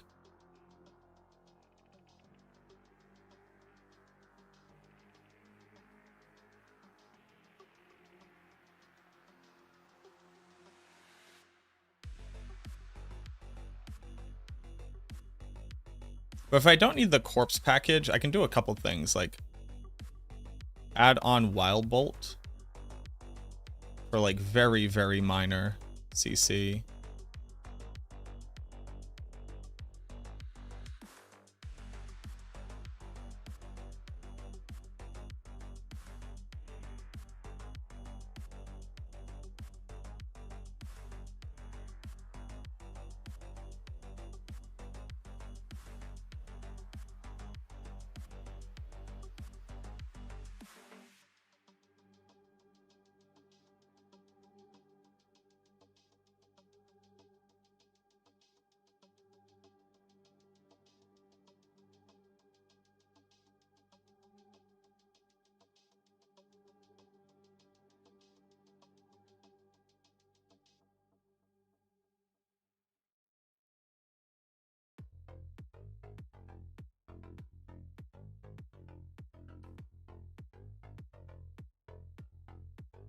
Wild Bolt work on bosses? As far as I can, so it doesn't pull them, but as far as I can tell, if the effect attached, like, targets them, it should. But I have not tested that. It'd be fairly easy to test, though. You just put on Ebon Piercer and you shoot a bolt at it, and then you put on Wild Bolt and you shoot another bolt at it.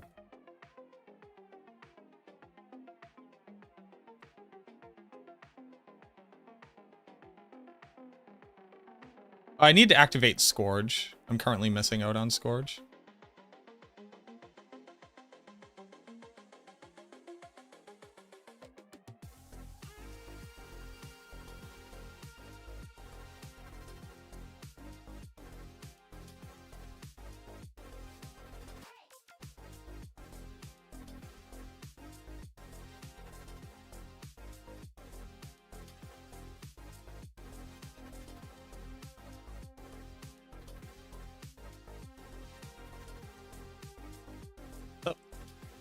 Get dead.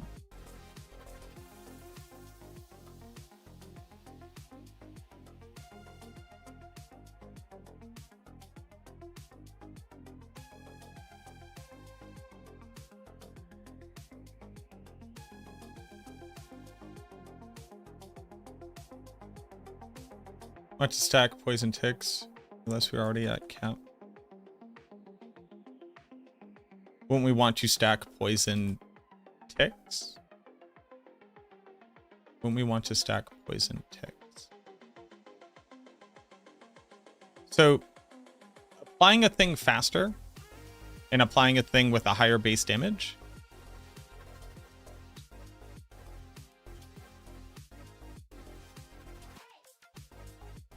So there's a couple things. I know that by using a slower weapon, the attack will deal more damage. You don't know that by putting on the faster weapon, we will achieve a faster attack speed breakpoint. You need to know the attack speed breakpoints to be able to do the math. And then you do the math. You determine how many more attacks or how many less frames the attack has. per second. And then that is your, if you accept average proc chance, your expected increase in damage. And then you look at the difference in weapon damage. Basically, this can't be logicked because a variable is missing.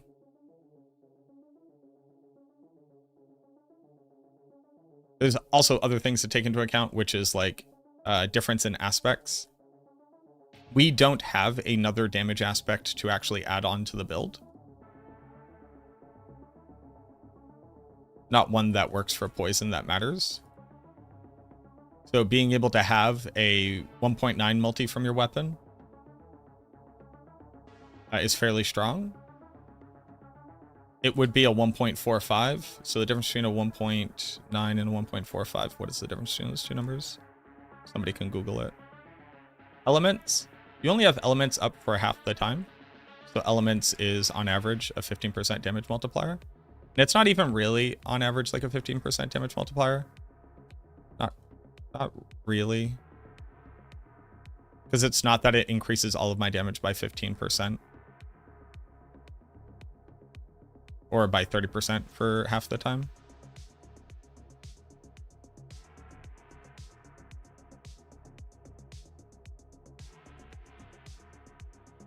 What is the best overall Necromancer build? It depends on what you want to do.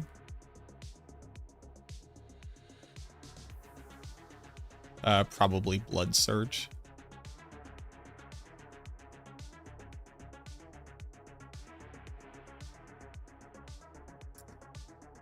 So right, yeah, so that's the exact thing right there. Run around. The question is, what is the attack speed breakpoint? We do not know what the attack speed breakpoint is. So the only way that you could test it is create a set of an offhand and a dagger versus a two-hander. And do the math.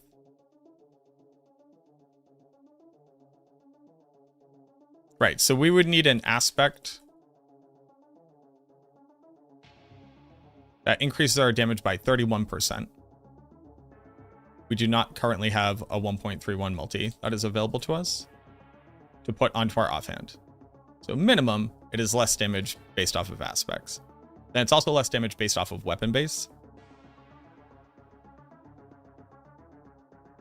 So the only saving grade that it could get is number of attacks triggered per second with each weapon type. The issue being that without a microscope, this thing is like near impossible to see. It doesn't mean that it's not true. It's just near impossible for me to see it.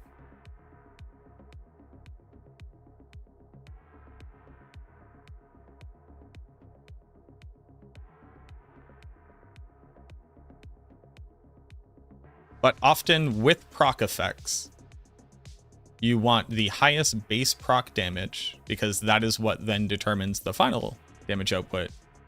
Because everything is multiplied off your base, right? The answer is almost always, unless the combination of aspects and the attack speed can outperform the increase to the base damage of the proc, it is always better to use a two-hander.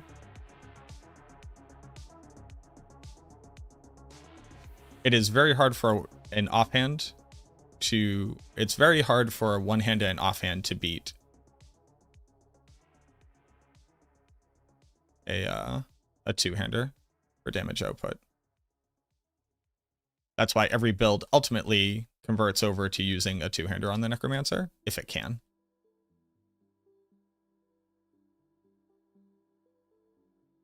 And I do want to stress, you cannot apply the logic of another class attempting to proc a similar thing in different ways to the logic of what the Necromancer can accomplish. Because they are... It's like... It's not even close to... It's not like it's like, oh, it's not a one-to-one. They're not even, like, remotely similar, other than they are in the same game engine.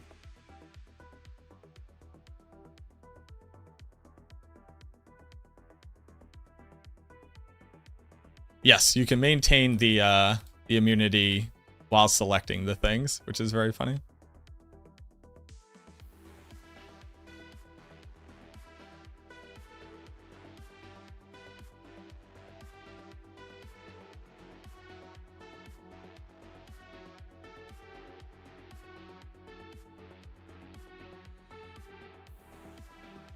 Creeping Death on the two-hander feels bad, I think.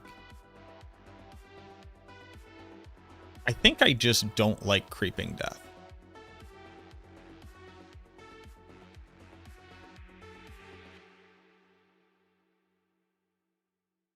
No, you cannot apply Thorns damage while immune.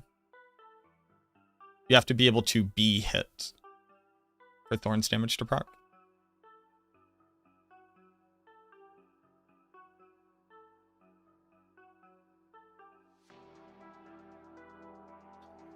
There is something wrong about the damage output here. Because this is now performing worse than the Doombringer setup, I think. Might just have better boss speed. Also, I have just gone like, well, you know what? I have just gone like horrible options here.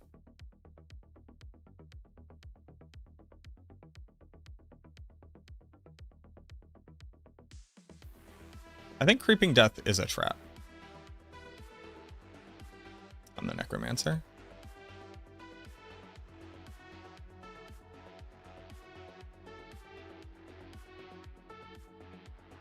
It feels very bad.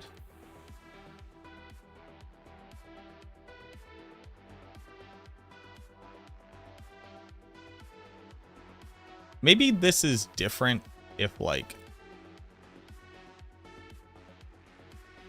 the chance to proc the different CCs was higher on my gloves, but, like,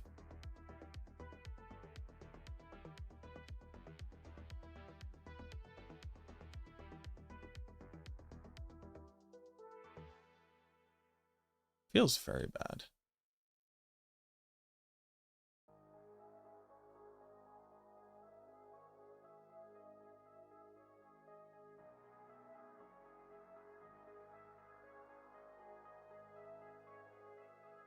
Does this do any lucky hit procs? It does. Yeah, that's what the entirety of the build is, a lucky hit build. It's lucky hit from Blood Mist.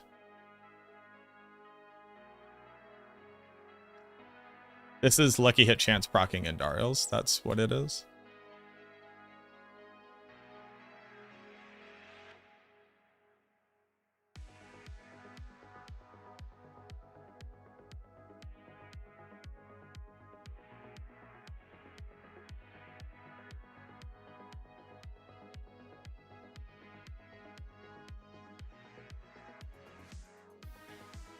We do stagger them very, very quickly. And during stagger, the damage is okay. Actually, the damage on Ismail there was kind of insane during the stagger. This DPS output is significantly higher than it was on the other build. Thing is that these two don't move.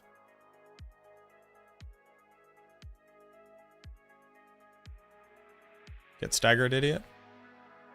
Don't move. Not applying vulnerable at nearly high enough rate.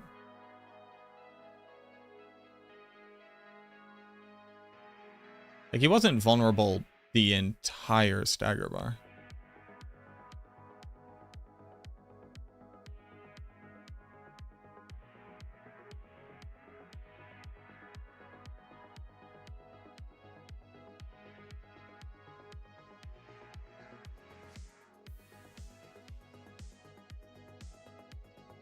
Something is wrong. The game can't understand the damage I'm doing.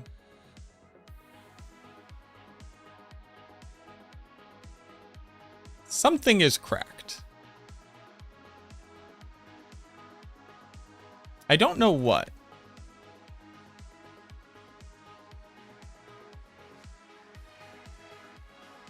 I don't know what it is, but something is weird. Bone Prison counts as active minions, as far as the last time I've thought about it. Random roll for some stuff.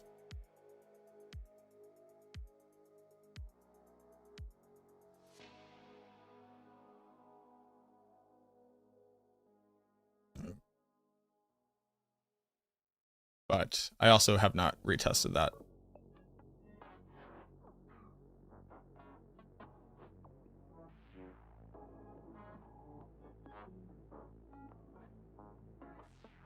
Yeah, no, we stagger very fast. On controller, it does not work.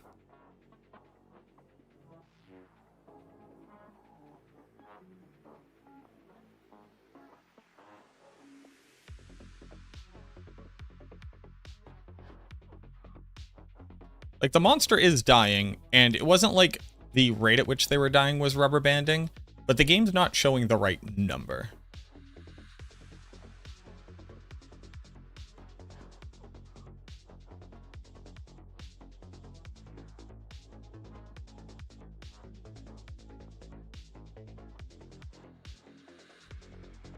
This needs to say nothing. Attack power means nothing. It's never meant anything. It's the worst. Did you know that Andariel's is 7,000 attack power, and Andariel's is the only way I'm doing damage? Isn't that weird? How do you do it on console? As of right now, I can't figure out a way to do it on console.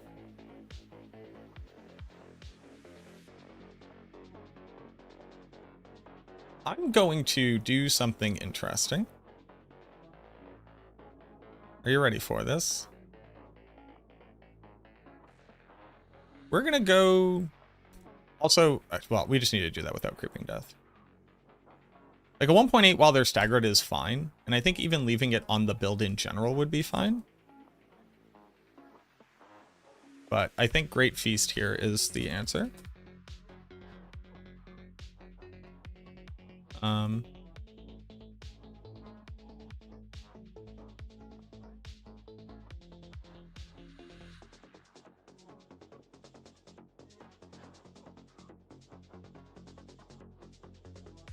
Let's go with Blighted here.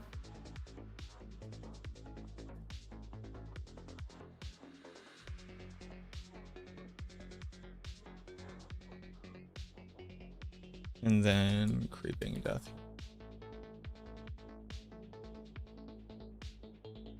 Let's go see something. Well, no, Blighted would modify the outcome here. We're gonna put Intercom here for a hot second.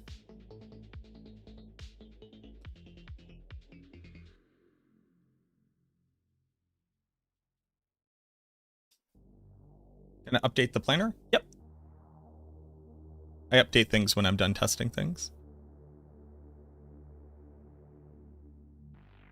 So you're not gonna nerf anything? I mean, they're gonna fix this bug, no question. There's no way that they can't.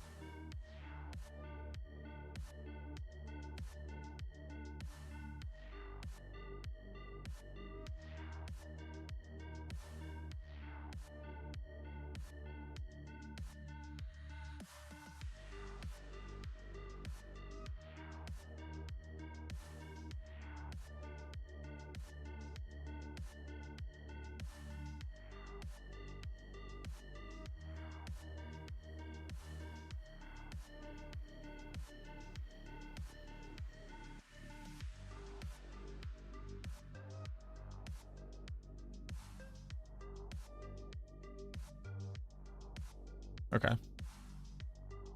Like 180 mil was kind of like the top end proc there.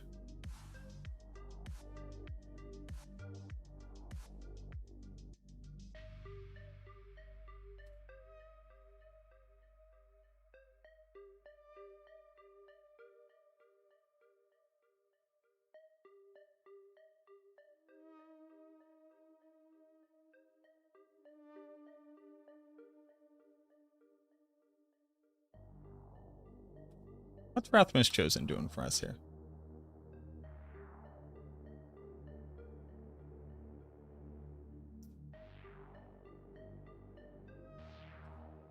What's Rathmus Chosen doing for us here?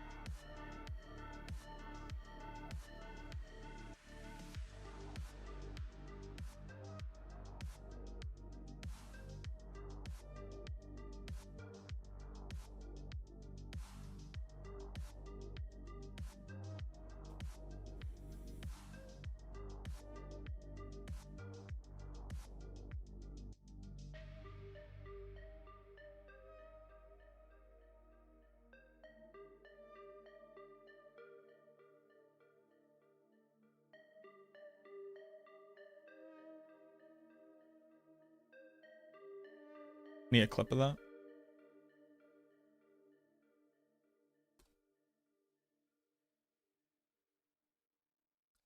Because Rathmus Chosen was incredibly important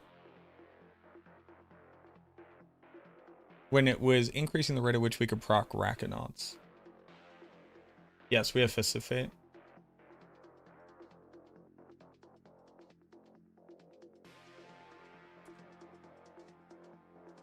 We're watching a man stare. Holy shit. Hey, real quick. Hey, real quick, everybody. Hey, real quick. Hey. Hey. Hey, real quick. Y'all sitting here while I just look like this is insane. Can I just say that? Can we all agree?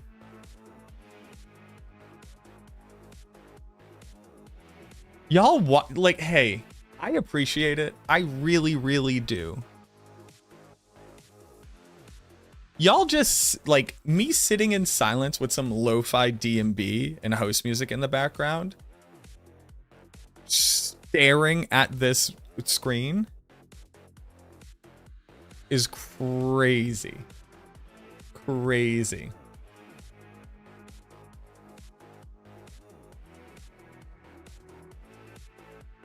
I don't know how I have a viewer base. I have no concept of how I have a viewer base. Thanks for being here.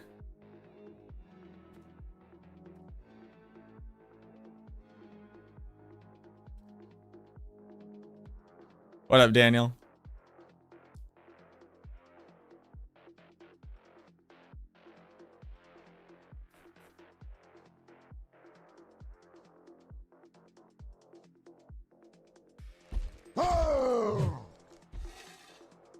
Oh, damn it. I packed it up. Thanks for being here. Josen, thank you very much. Or Yosin Win, thank you very much for the follow. One time I made it 5 minutes into 2 girls, 1 cup, they say.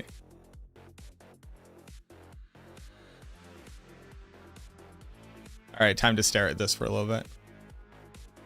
The attack rate is significantly higher. I can already see it. It's significantly higher.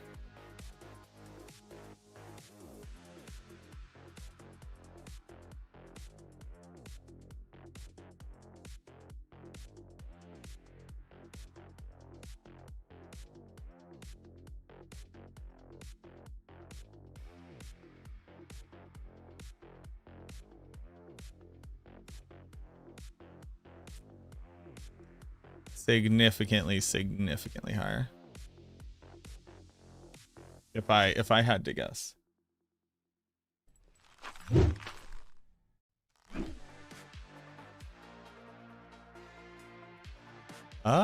Is it? Hold on. Is it? Hold on. Is it?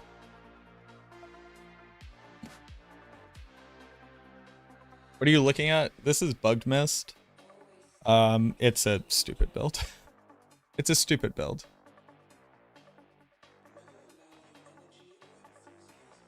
Oh, it's so much faster. So, it's so much faster.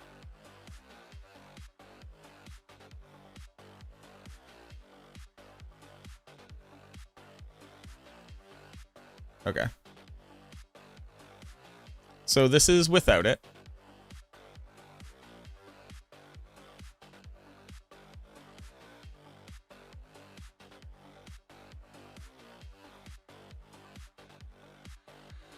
Right?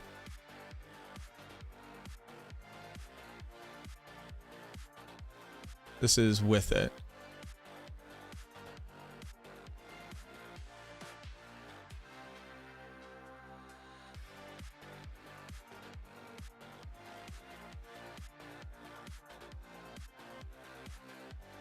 Yeah, significantly faster. Okay.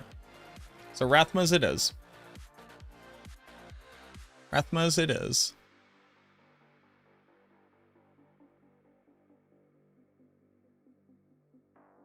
Okay, so Rathmas is in. Now the question is, what's my uptime on Blighted on a single target? Let's go figure that out.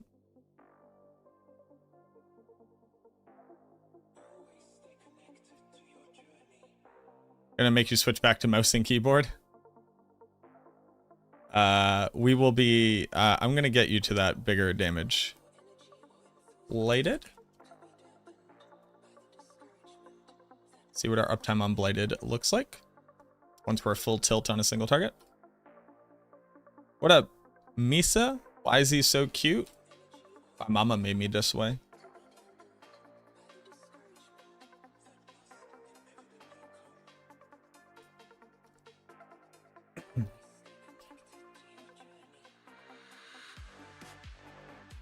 Okay. We're looking to check Blighted uptime on a single target.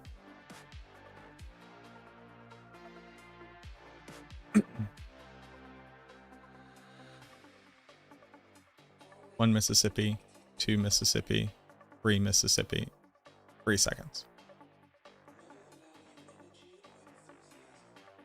1 Mississippi, 2 Mississippi, 3 Mississippi, 3 seconds. Okay, 3-second downtime. That means that we have 6-second uptime, 3-second downtime. So we have 66% of 0.75 is a 50% multi, which we can't outperform elsewhere on a single target. Okay, so Blighted is in. Blighted is in. Significantly, Great Feast is significantly better on a two-hander. Because it would be... Yeah, it's... Yeah, because it'd be 100. It'd be 66%. Okay. So this here, definitely. This here, definitely. Creeping Death is such a...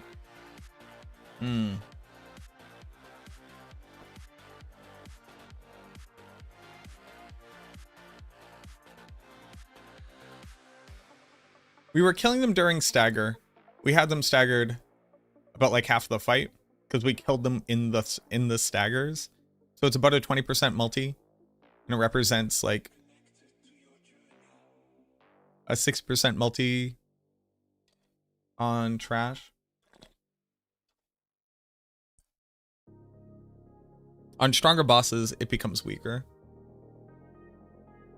What are the best tempers for your stuff again? I'll write it down this time. I want to get that surge banging. What are the best stuff for your surge tempers? On what piece of gear, Shabadu? Please don't say all of them. If the answer is all of them, you gotta go look at the build guide.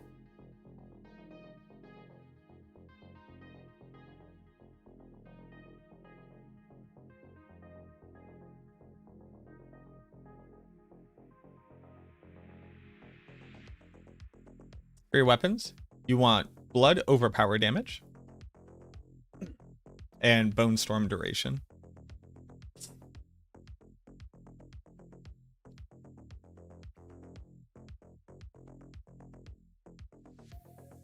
Unless you're not using Bone Storm.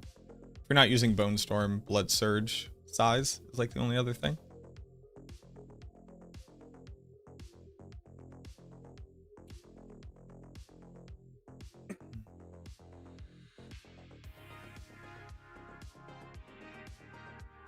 Now, hold on, though.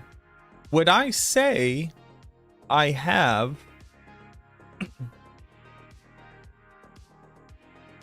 half uptime on Vulnerable? Yes, that is Bone Storm. Because there's a world where a Cursed Touch for Vulnerable uptime. Because Vulnerable is a 1.2. Oh, I need Sacrificial on here. I don't have Sacrificial anywhere. Sacrificial isn't that strong.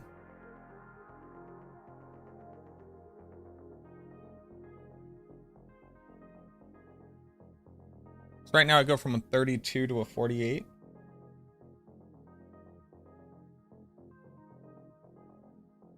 Very, very minor increase to shadow damage output.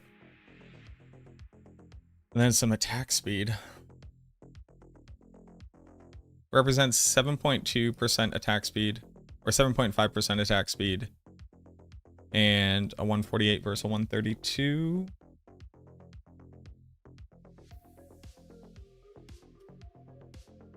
So a 12% increase in damage.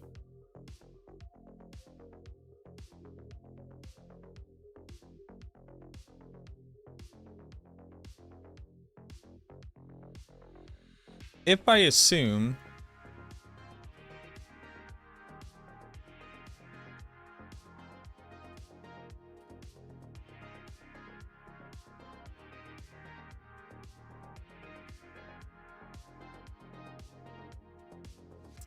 that Cursed Touch takes me from 50% uptime on Vulnerable to 100% uptime on Vulnerable. It's representative of a 20% damage increase, which is what I'm currently evaluating Creeping Mist at on bosses.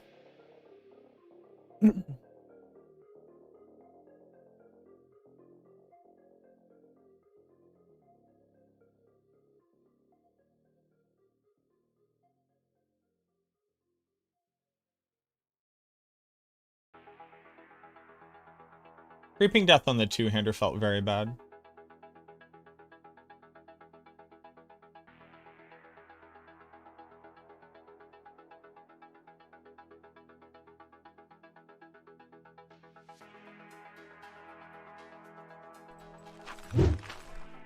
Unjayan, thank you for the follow. Really enjoyed my video about that video essay. Yeah, when we sat down, when Ruse and I sat down. Hey, real quick. And this sucks, because I thought I just have a deadpan delivery, and I think people took it to. When I called Ruse Cruz my arch enemy, everyone knew that was a joke, right? Did everybody pick up on that?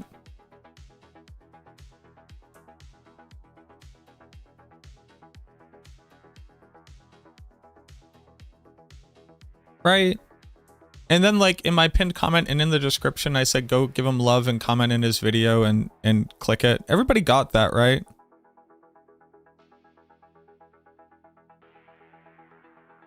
Did everybody get that?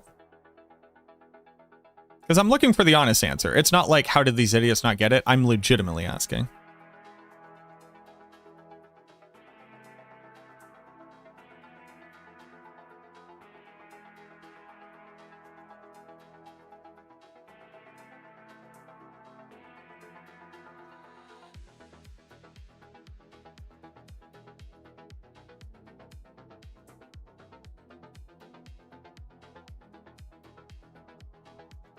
Okay, all right. I'll try to make that more clear. This is an in-joke. This is an in-joke from, like, Season 2, because we had disagreements about whether or not Black River was the better way of building Infinimist. And it was an in-joke, and when we were talking, it's like, we kind of joke about it. I was like, wouldn't it be cool if we had like an archenemy rivalry? And I thought it would be funny and kind of cool. And I don't think everybody got it. So I just want everybody to know, I don't hate Ruse Cruise. We do disagree on a lot of stuff, and we have very different approaches to stuff. But I don't hate the man. Did they not like... I didn't like Black River. In fact, I still fucking don't like Black River.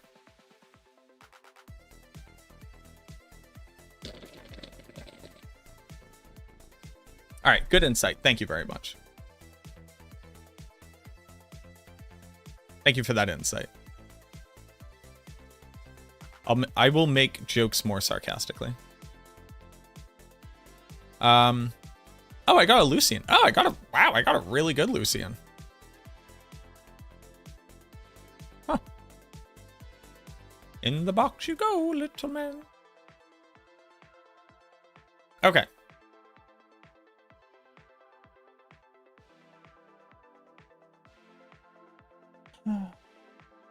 What up, Dinamate? Dinamate is how I pronounce that.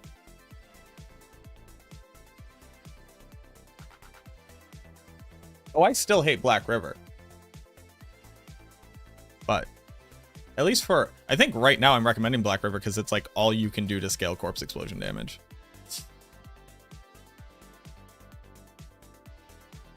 But I'm kind of struggling with bosses still. I can't get them down, but it takes a bit. Where in the progression of your gear would you say? Do the stats on your gear... Do you have all of the stats on your gear that I recommend in the build guide and you just don't have like GAs and Masterworks? Or are you still like 2 out of 3 for stats? Are you level 100? Can you give me some context about the build? I'm wondering if... I have to assume that if I had a better lucky hit chance to proc here, I would have near 100% uptime on vulnerable. So creeping death would represent more damage. It's whether or not it represents more damage for me right now.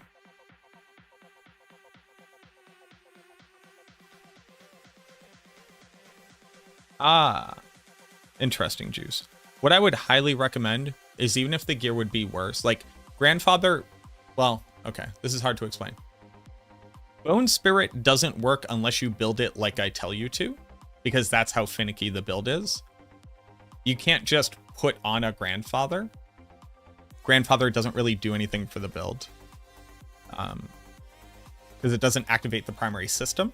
And you just need to have the uniques that I recommend. And you need to have the stats that I recommend. Or I just wouldn't be playing the build at all, quite frankly.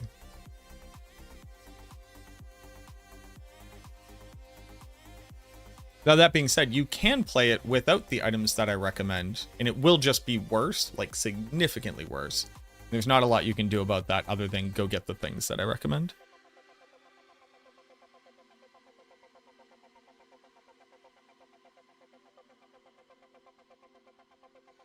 Okay. So, we are doing Blighted. We want the attack speed from Rathmas. It's significant. Is there anything else that I can do right now? I could get better boots that have corpse skills on them.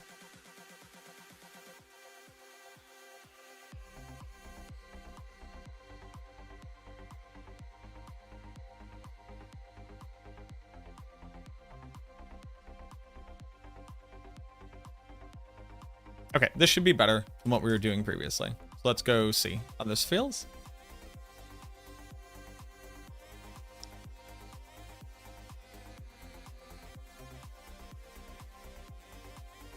Bone Spirit is tough. Bone Spirit, you just have to get good. Like, there isn't another option. You just have to.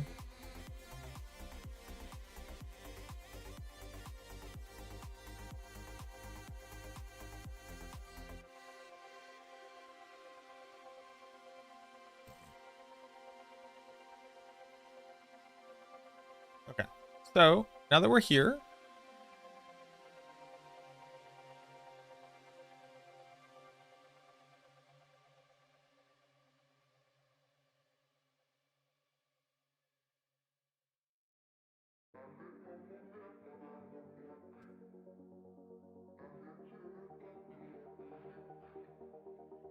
I'm kind of upset. I didn't like sit down. Like we put together the new and improved crit version of it. I didn't really like sit down and re-benchmark it.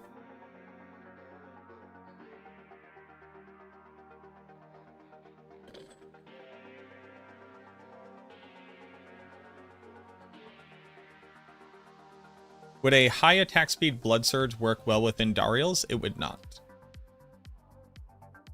Nothing on Blood Surge scales the damage of Andariel's.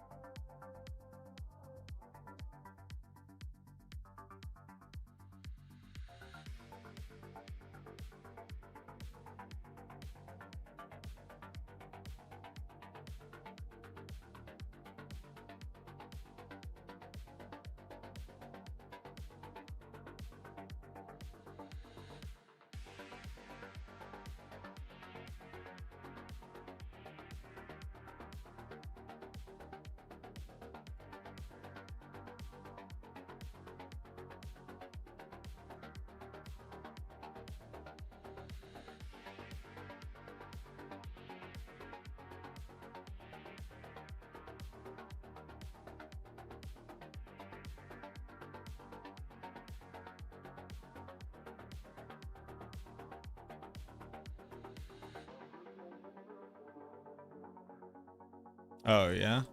So it's feeling a lot better?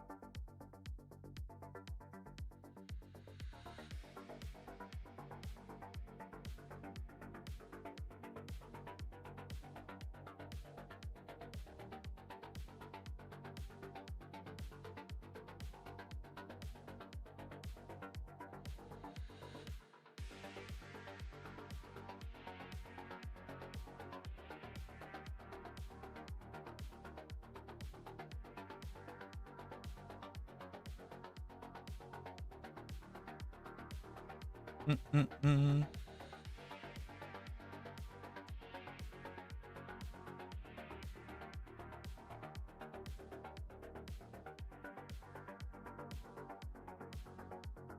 Hello, Desecrator. Boop, boop, boop, boop, boop, boop, boop, boop, boop, boop, boop, boop. You're dead.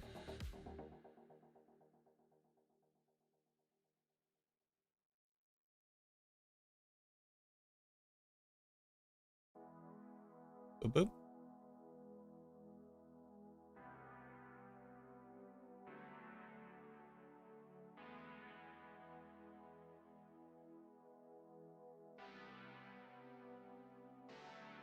What up, Grim? What is going on here? This is Bug Mist.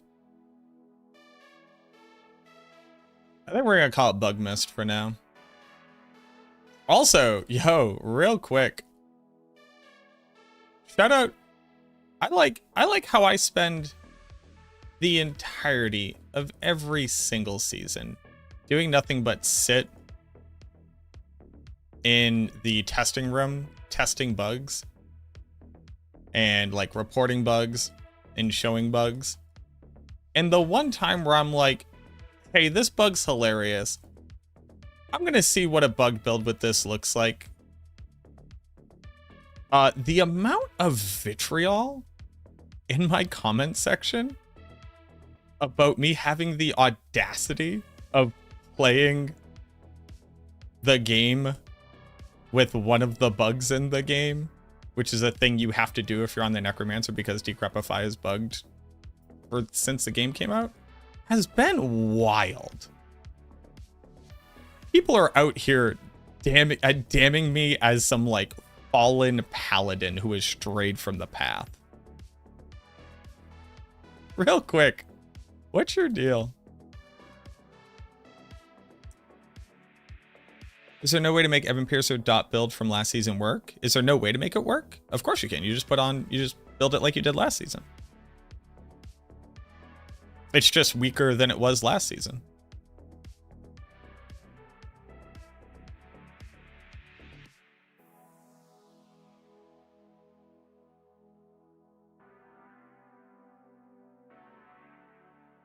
Like when every single minion build was using Reapers, generate corpses, and does cooldown because you couldn't not do it. Well, you could choose to not click it.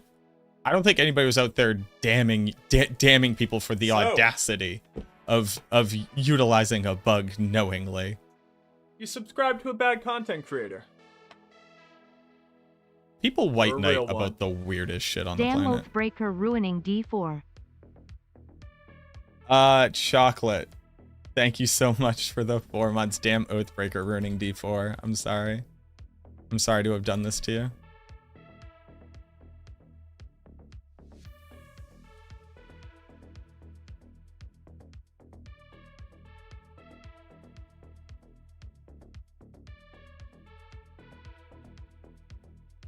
From where have I fallen? That's the whole thing I'm saying. They're like, wait a minute.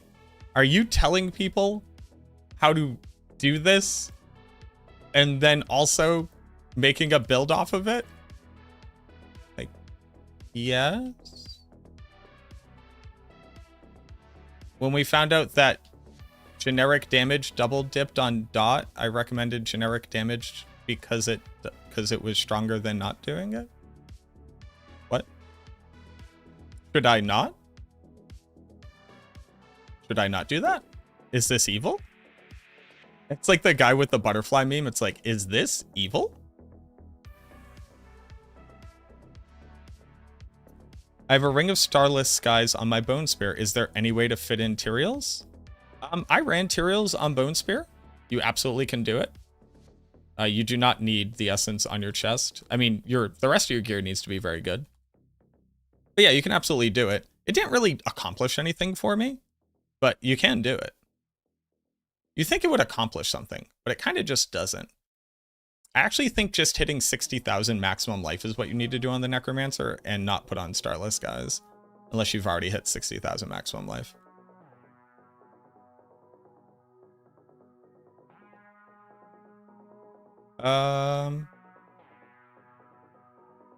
Will I actually kill this guy? Maybe.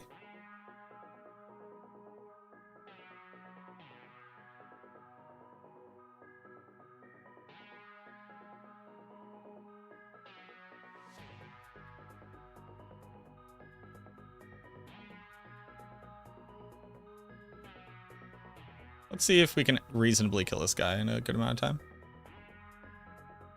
We're actually doing fairly well against him.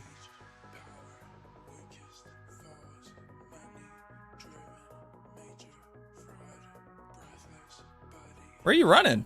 Did the butcher just run away from me? Hello?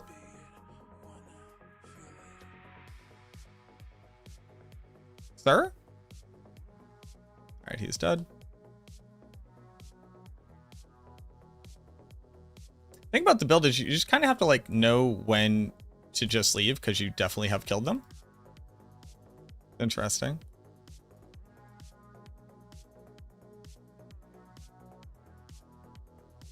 You missed the fireball effect from Rackonauts? Yeah, it was cool. Honestly, I could just put it on.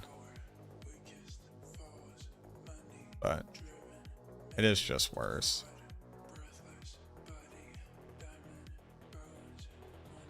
Hellborn Invigorate You is actually very, very powerful for us because it gives us more attack speed that seems to go beyond the caps.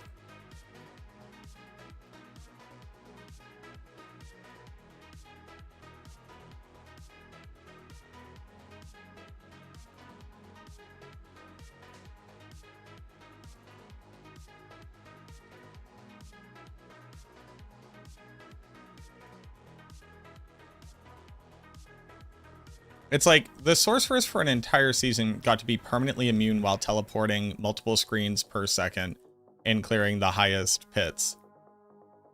And that was intentional. But if the Necromancer finds a way to be permanently immune, hold on. Wait a minute. We can't just be having lads out here doing stuff. What will God think? Yo, what up, Bill?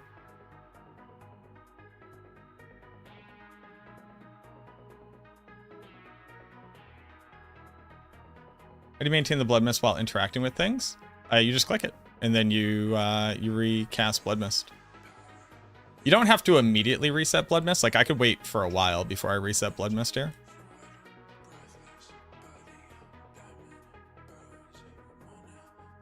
It's just that resetting blood mist makes sure that I'm always attacking.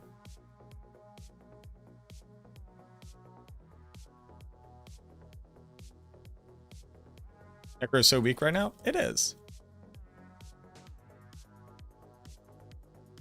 Oh, Bone Spirit isn't, and Blood Surge isn't. They're just slow.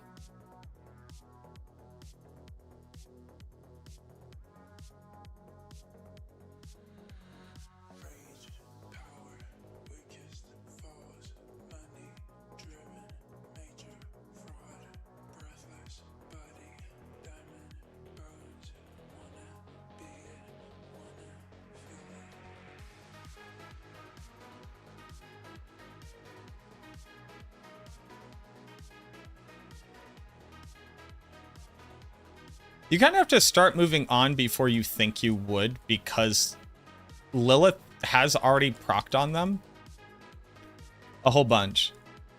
Like, see that guy now? Like, look at him. He died a while ago. The server just can't process when the damage was applied to the target. Like, I'm done fighting that Aether Fiend.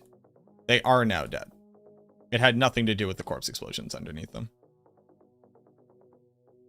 It's actually a huge amount of... I wish I had... Wow, none of these are good.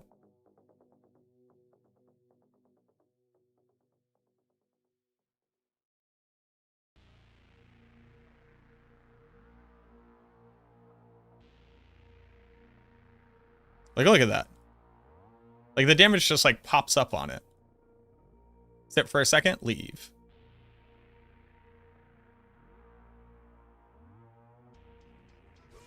It's also the corpse explosions are triggering Andes in areas when things spawn on them. So that's like another thing that's happening. Boxerk, thank you very much for the prime.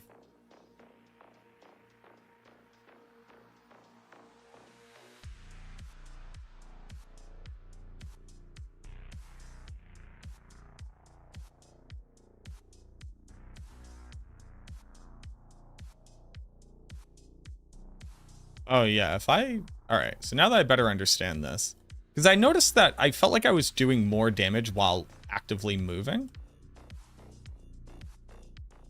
and only stopping every once in a while. It is doing like the initial burst of attacks every time I do that on every target within range, and I get closer to being within range to people if I move more.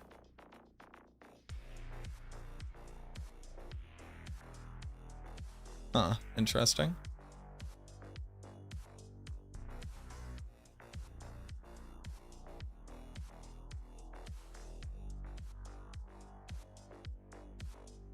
Andy's rogue is the same. Andy's, there's something wild. Oh, no, no, no, no, no. Oh, I broke it. Oh, no, I broke it. Hold on. Zip, zip, zip, zip, zip, zip, zip, zip, zip. Also, how was there any cooldown left on Blood Mist there? Okay. Get over here, Gallup. I'm not going to move, and neither are you. We're all just going to hang out. Yeah, it's staggered? Yes. No, you piece of crap. All right, I'll get... Oh, get over here. I'll just get some damage on. Get over here.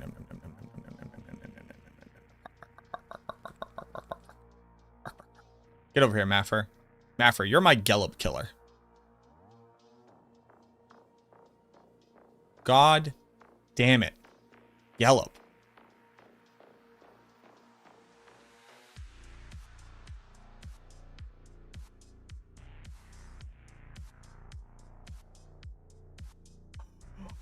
He does the prison.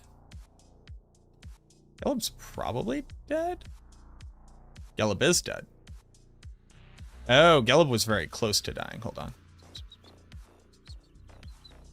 Get some stuff on Gelb. Gelb is now dead.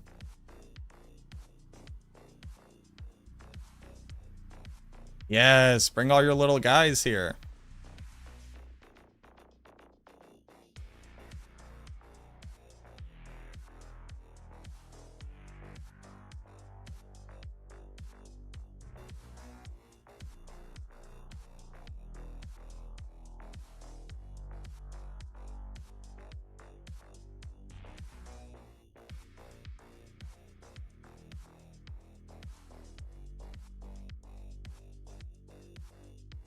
So now the only way to make this better would be GA int on all of my gear, attack speed, lucky hit chance, and better uptime on vulnerable. And I think unironically that represents like close to like 2x damage.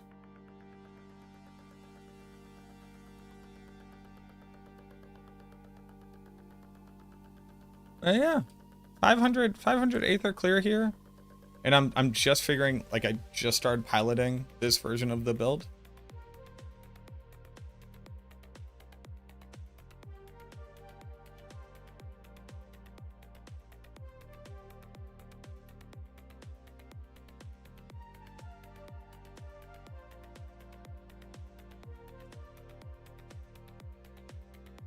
I don't hate that.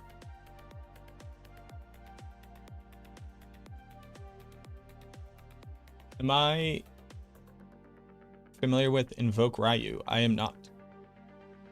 What's the deal with this build now? Doing good enough for T8? Is it good enough for T8? How long of a boss clear was that? Was this like a 2-minute boss clear? T8 would probably be like a 6-minute boss clear. Is that good enough? That's like a C tier build. Is a nasty Sever build.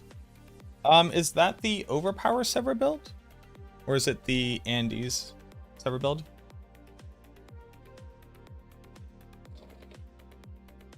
Yes, Dynamite. He's the Andes one? Yeah. I tried the Andes version of it. The, it seems like you really need a GA masterwork on the damage reduction on the Temerity. Let's see it in tier 200. Well, you have to beat a 199 first. So sadly, I haven't accomplished that. Yes, Nox. Max rolling? Sure. I have seen it, but you can also post a link if you like.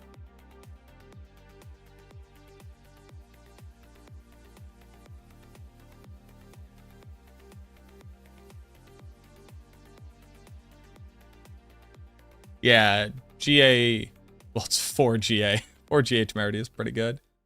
But the GA damage reduction with the Masterwork crit on it is really, really important.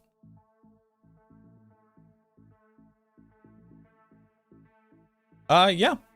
If you get a triple passive amulet,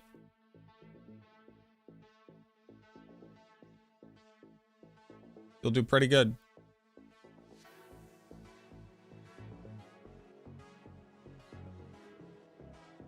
Although I think we have to re-evaluate Sacrificial because it's no longer as strong as we thought it was.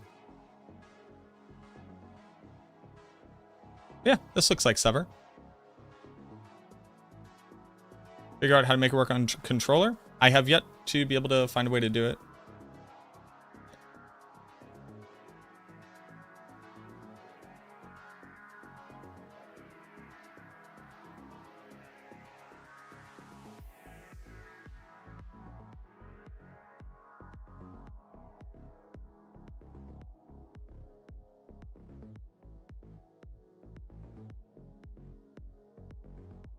So I need to start getting gear. Basically. It's actually a really good little guy right there.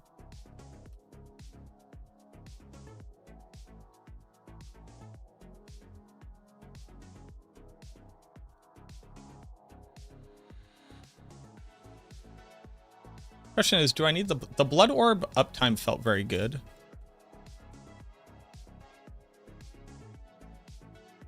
That could just be Tybalt's.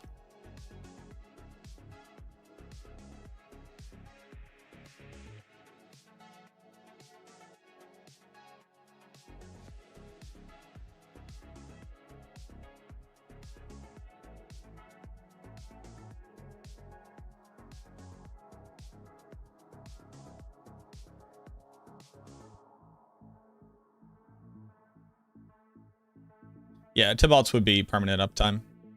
It's whether or not the 20% uptime there is better than... Because, like... Here, I'll show you.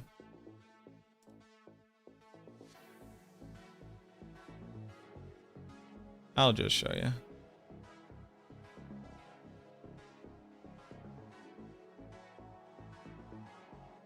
Yeah, once you go minionless, you can run Bone Storm and Blood Mist on Bone Spirit. I should put up the minionless setup as well.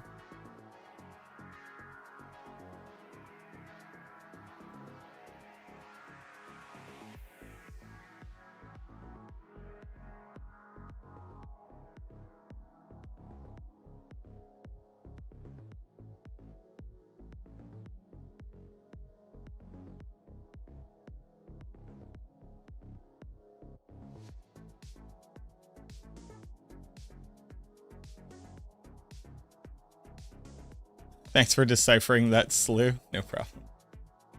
Blood Mystic, Avarice is the boss in less than a minute. Go, go, go. Get all your bags.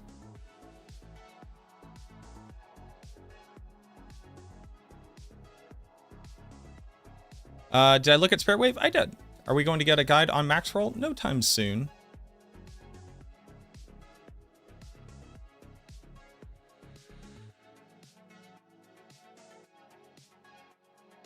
It's a cool build. It's been a cool build for eternity. I'm glad it's finally good enough this season to, like, put up numbers.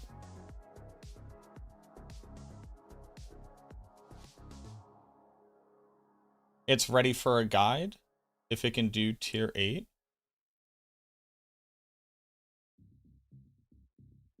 Okay, boss. There's a lot that goes into whether or not we put a guide up on max roll.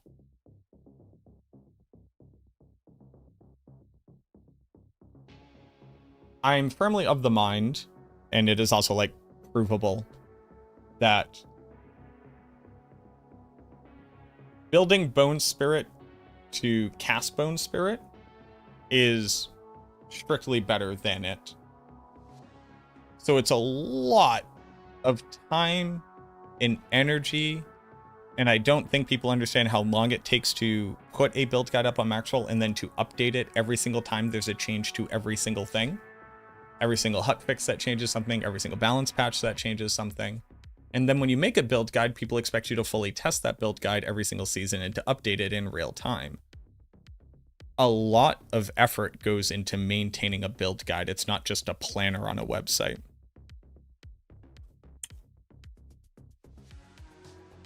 And when I already maintain a build guide that is strictly stronger than the thing that does the same thing at the end of the day, it's really hard to motivate to make another build guide that is there because it's cool.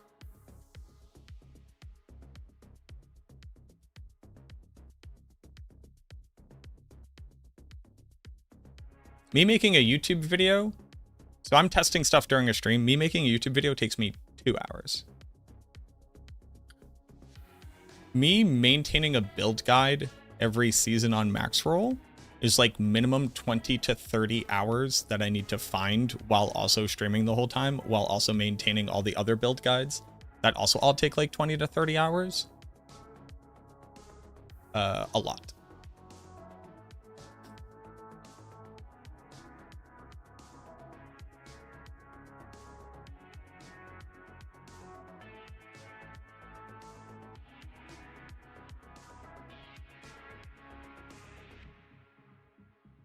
Would Bloodless Scream? It would not help. No.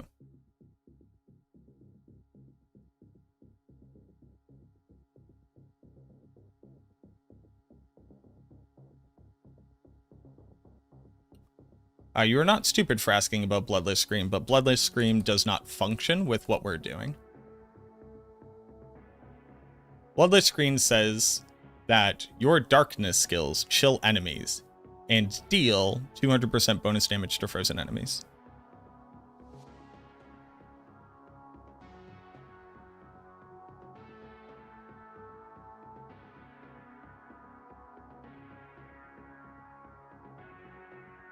We are not doing damage with darkness skills. Yeah, there you go. Surprised no builds have come out combining Lochran's helmet. So Helm of Lucian and Banished Talisman? There's a Sever build out there right now. But you don't overpower every 3 casts.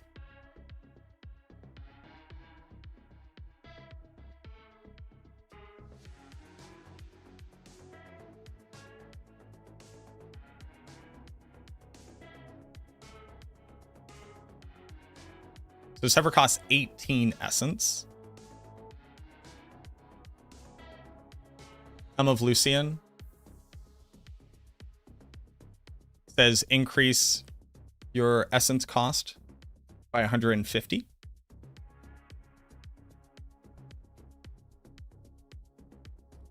So Sever. Sever becomes 45 essence. Then you add on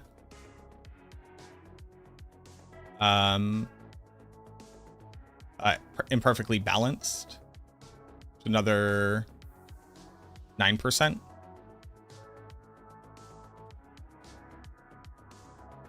So it now costs 49 essence.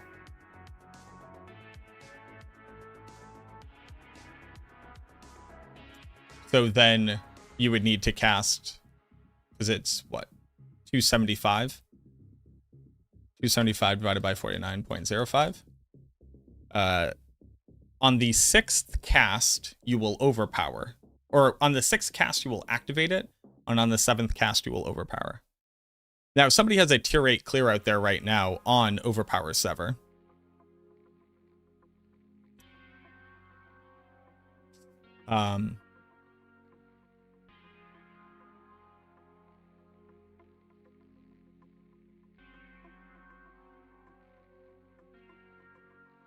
Yeah, there you go.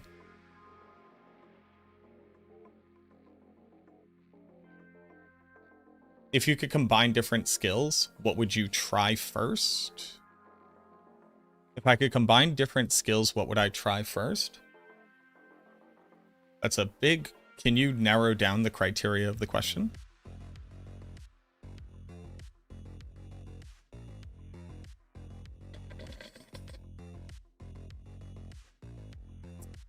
Yeah, a lot of people get burnt out on Bone Spirit because it requires you to do things before you hit your damage button, and people just don't want to.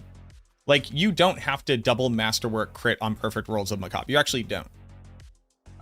It functions on much lower gear, but it does have a minimum requirement of gear.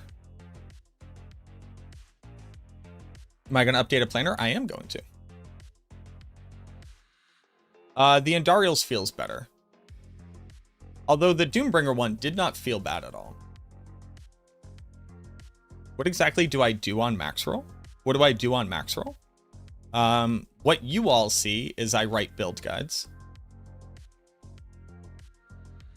That also means I sit down in Theorycraft for hours on end off stream. It also means I sit down and manage the Necromancer team. So that's like Chronix and myself right now. So like check for updates on builds, check the meta for builds, follow up on updates from Chronix. Then we meet. We discuss everything that goes into what happens on the D4 page of Max Roll. But like bare minimum, what you all see is that I do this. This one, I do this. And I write all this, and I make all these planners. And I make this all happen on a website. And And I embed all these things. And then I write up all this stuff. And then I make all of these.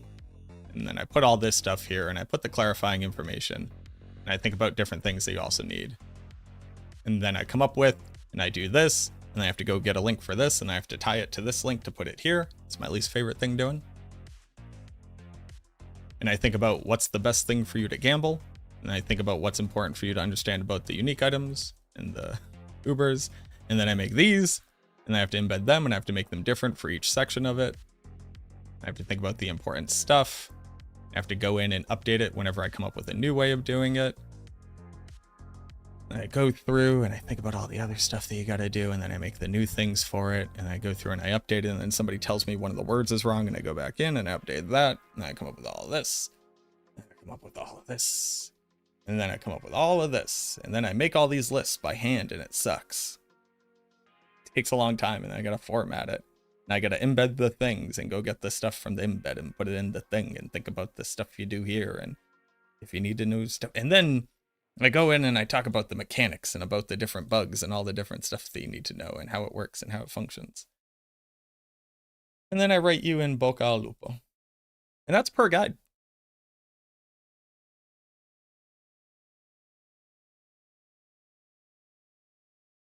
That's per guide. And I used to do it for all the guides. Now I only do it for half the guides. They do not, Usur, because they don't use essence. They are triggered effects. Any chance for a basic skill necro build? The only basic skill necro build that exists is Shattered Spirit. You can do a Bone Spear every cast. Very nice. The only issue with Bone Spear is that like its base damage is not really high enough.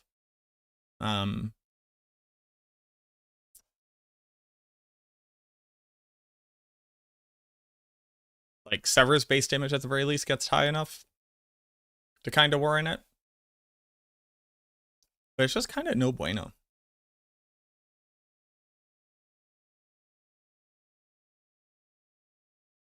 When is Maxwell going to put a Thorns build out there? When it's good enough.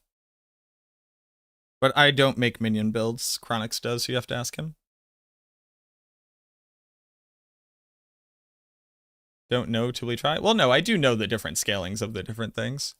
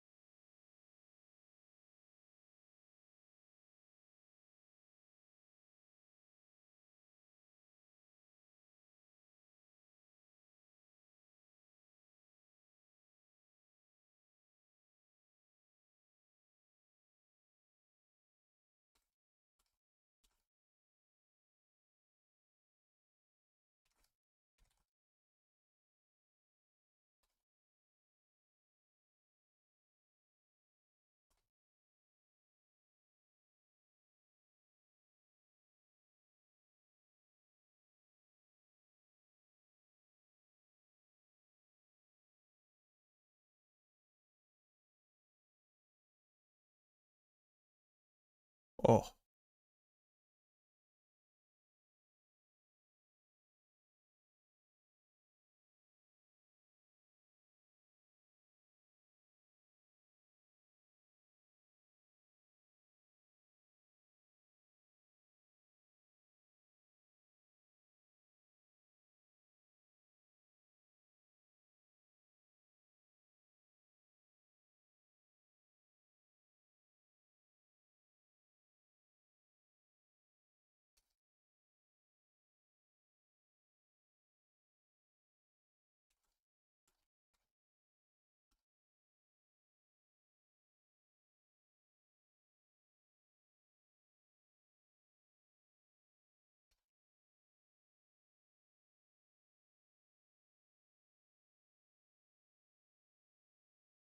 Sorry, hold on.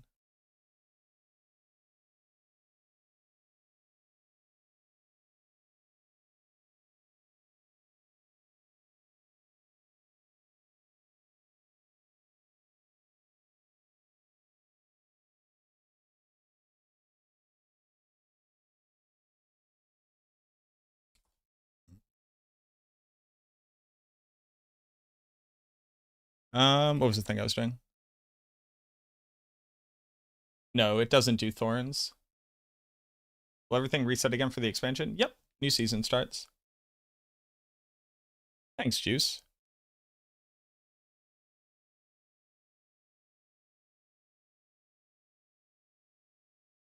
Good enough? That's subjective. Sure is. That's why I made a subjective statement. I think they'll fix Blood Mist bug this season. I hope so. Has anyone tried Sever with it? Yes.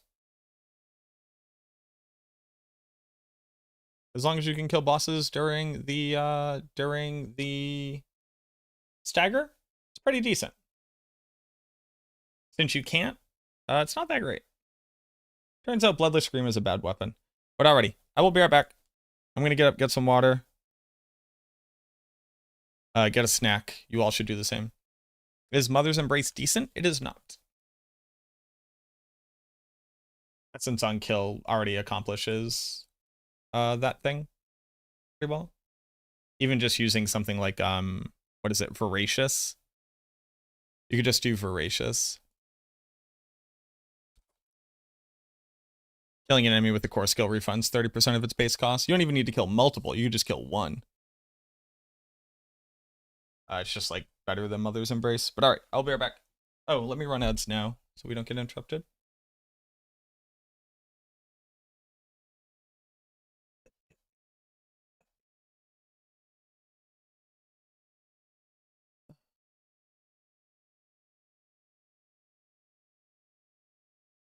Boop. Also, if you're watching over on YouTube and you haven't yet, click the like button. It would mean the world to me. Thank you.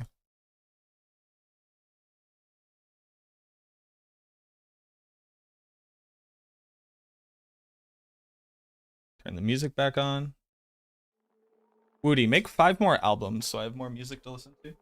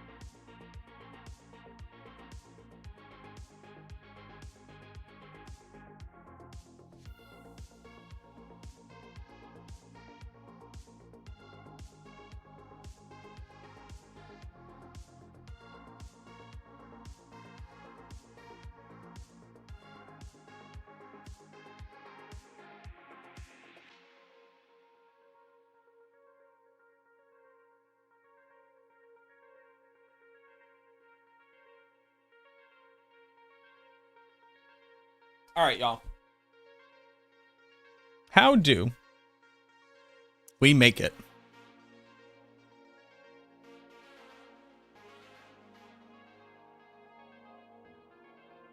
User, is there a way to have permanent uptime on Army of the Dead? The answer is blood orbs and fast blood. And you can.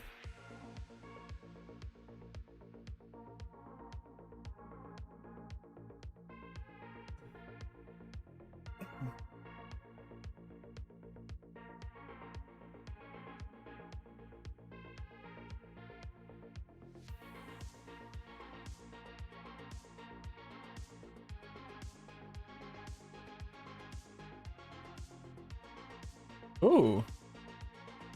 That's a cool look.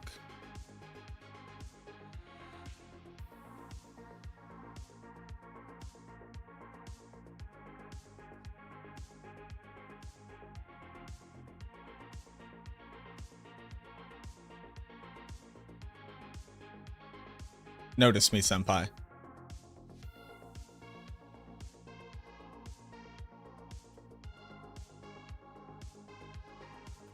My name Cobb. Thank you very much for the follow. All right, let's look at our stuff. And let's clear out some junk. Let's look at chests.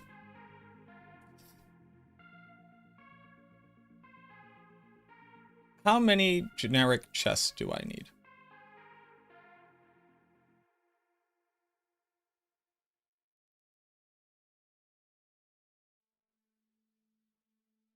When I already have this one. So this will be the standard.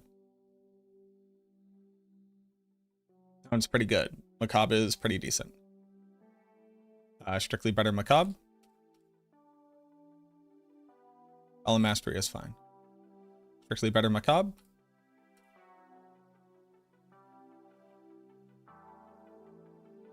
Decent Corpse Explosion. Worse than the one I currently have. In every way. In every way. Okay. Strictly better Macabre.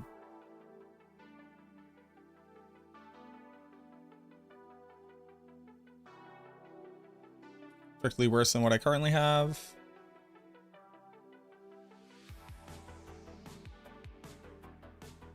Better than what I currently have. But we can have like two of a kind, right? So like I can have a Macabre. And, well, I shouldn't put these away yet. We'll put them in order though. Macabre. Here's Essence, here's Essence, here's Golem.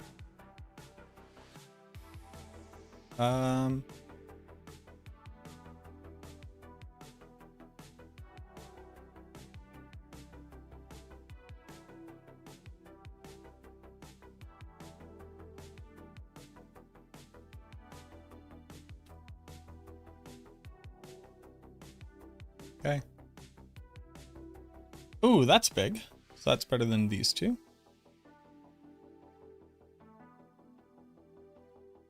Better than both of them.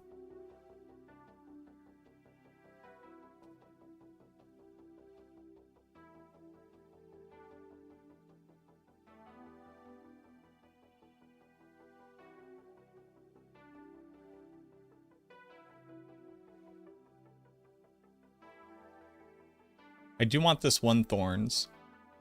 I want that one thorns. Okay. So these can all go back. Right?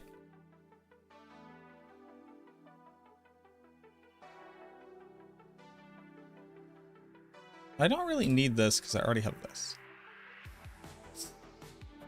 Okay. So all of those can go. Those are now gone. Never needed them. Pants. Get some pants out here.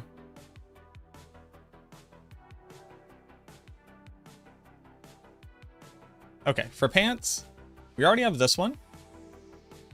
Which is pretty decent pants. We could re-roll it to armor. Do I care about this? Well, it's better than that.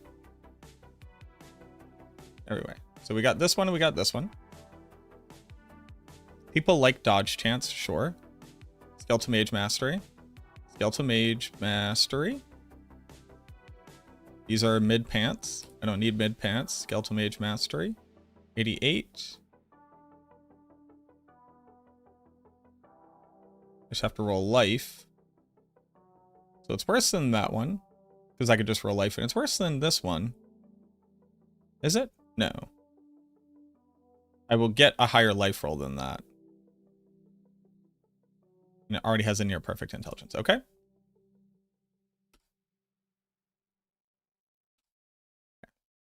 These pants can go back.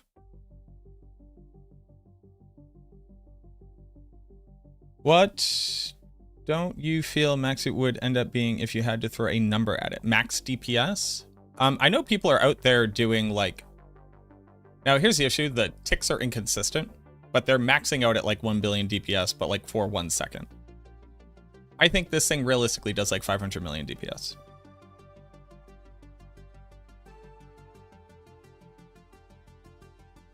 Say, I really upset someone. The PvP zone. Going into the PvP zone with this must be like absolutely hilarious. Let's check all our gloves. We have so many gloves.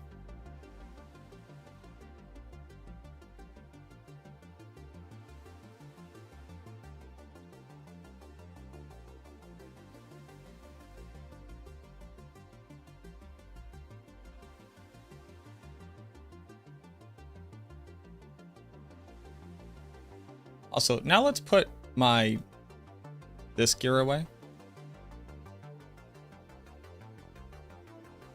Okay. Now, looking at gloves. What gloves have we already upgraded? These gloves are cool. They should just go back in. These are Sever gloves. Bone Spear gloves. Okay. Bone Spear? I already have better Bone Spear gloves than these. I don't need these. Do I need these?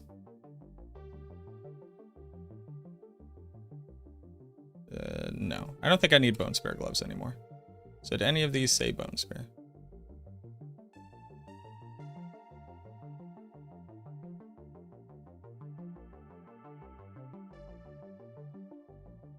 Maybe one more pair of Bone Spear gloves. Okay, so that's all Bone Spear. Bone Spear is taken care of. We don't need to look at those anymore. Sever.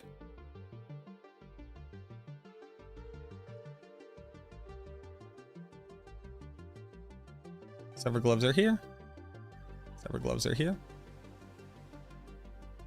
Damn, I have a lot of Sever gloves. My current Sever gloves are attack speed, lucky hit chance to restore. Not that we need that. They have crit on them. Low roll, but they have crit on them. And I can reroll for crit chance.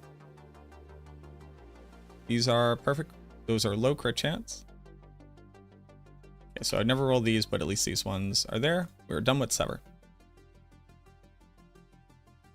What are these? Blood Lance.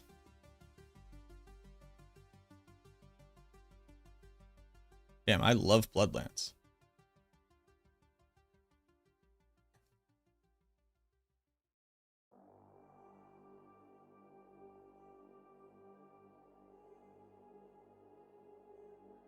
Sure, we'll keep both of them. Attack speed, lucky hit chance. Don't need these. Skeletal Mage Mastery. Skeletal Mage Mastery. Skeletal Mage Mastery.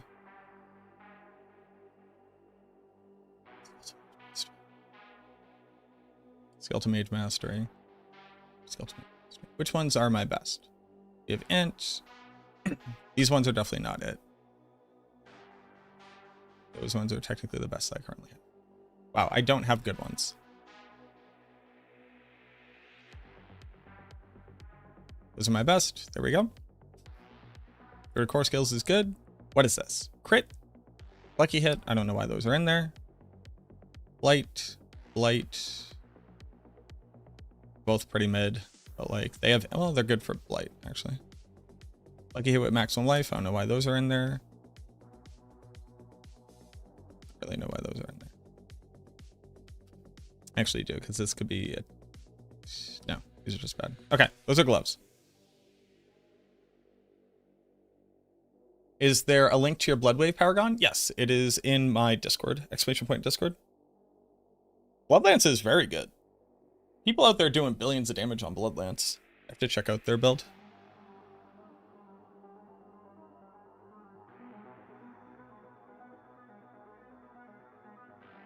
Get rid of all that trash. We did pants, boots, chests, helm.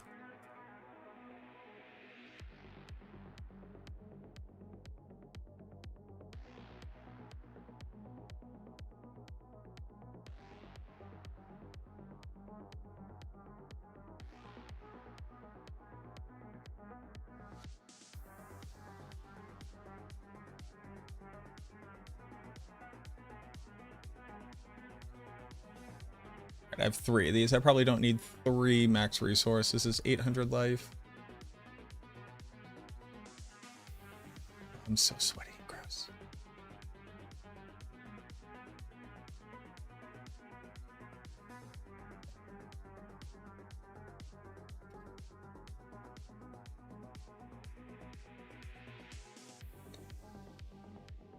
What? Perfect protectors. Okay. Now, I think we need to do rings.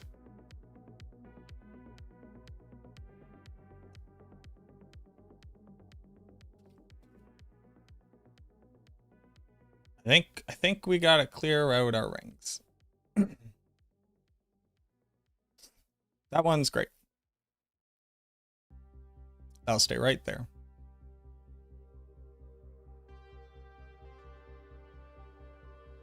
Let's look at all the GA rings first. How about that? That'll help it to feel a little bit less daunting, I think.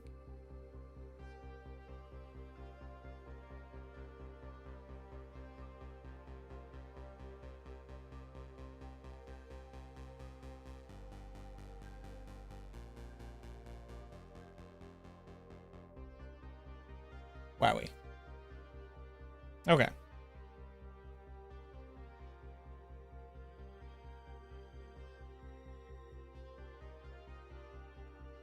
Do we actually care about resource cost reduction on any build?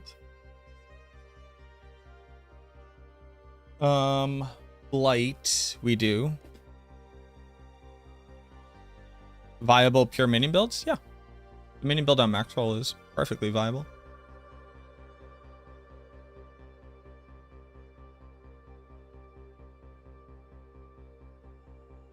Need to complain about your week? Go for it.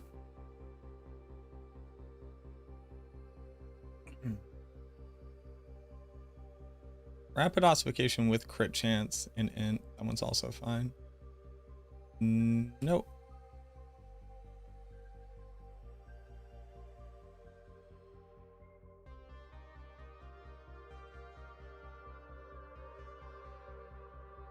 No. Okay.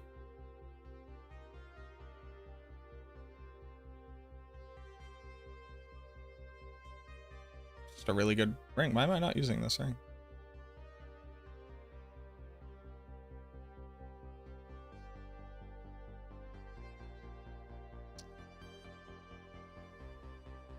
Let's try to re-roll it.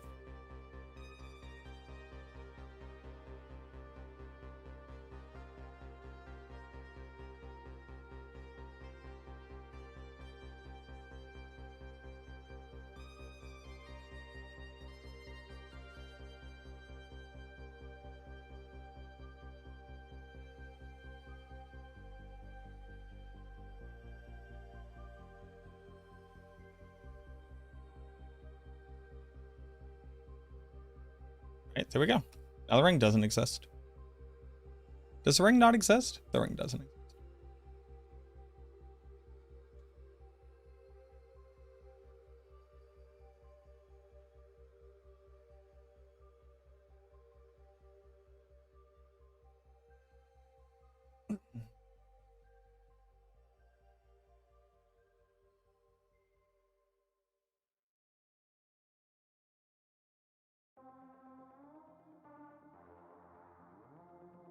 Eagle, that is fucking crazy.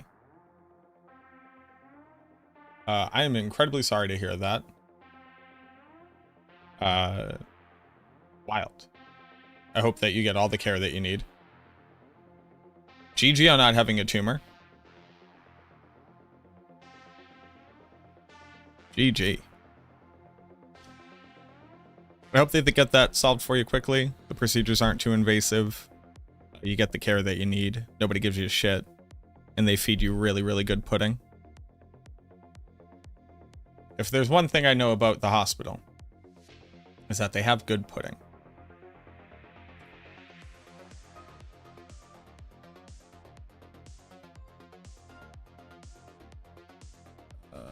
What am I looking at here? A decent ring.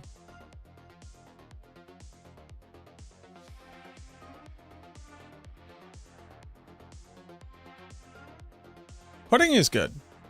But again, man, I'm really sorry to hear that. I need intelligence, though. So not for this build, but like, this is a good ring. We keep the ring.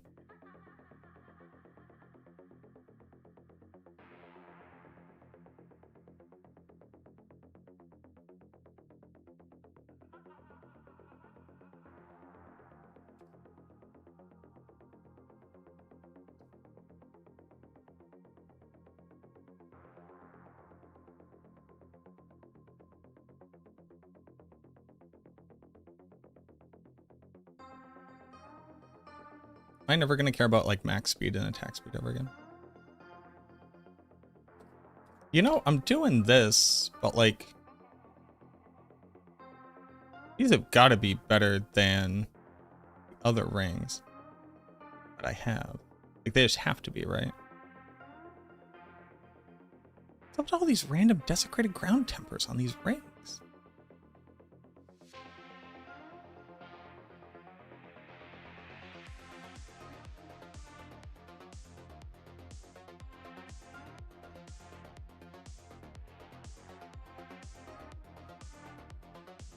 Okay,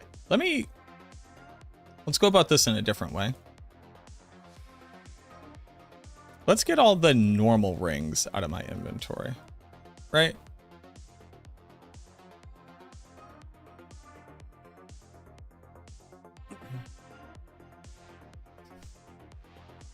Just like normal. I don't know why I ever went for the GA ones first. Let's just get these normal low value rings out of here, because I have too many. So when I go to look through them, it takes too long.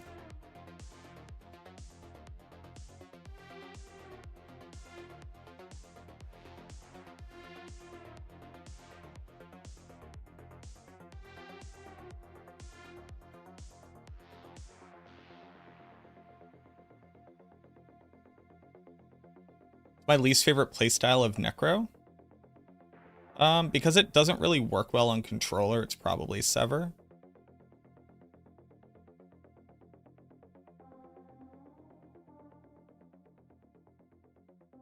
Bone Spare is also pretty lame. Perfect crit roll, we're fine there. Bad. Bad. These things need to have perfect rolls on stuff. That's a good ring. That's a great ring. I want that ring.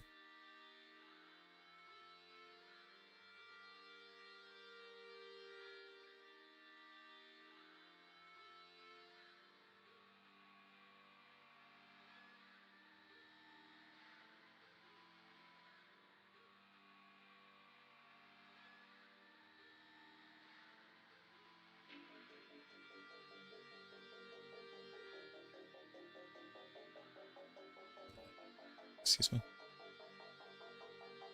What is this? Crit, resource cost reduction, crit, and resource gen. I don't know what I'm looking at. Looking at a pretty decent little ring. That's a fine one.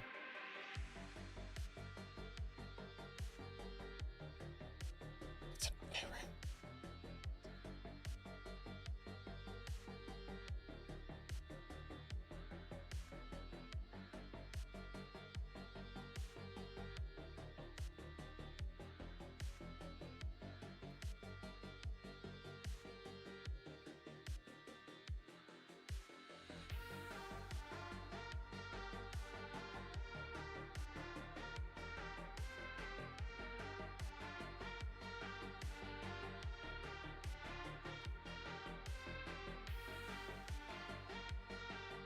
Decent.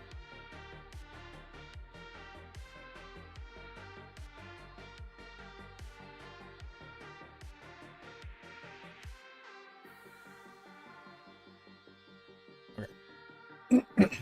Alright, so that was a lot of rings gone from there. Where's that ring I wanted to look at? This one, right here. Okay, cool. I'm gonna go try to roll this ring.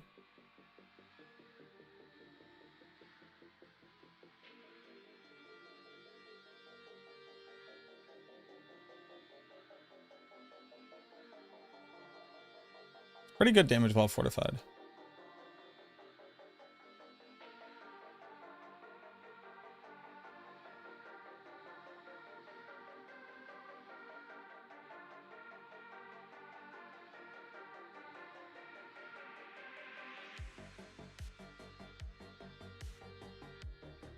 It would be replacing this one, which is really hard to do.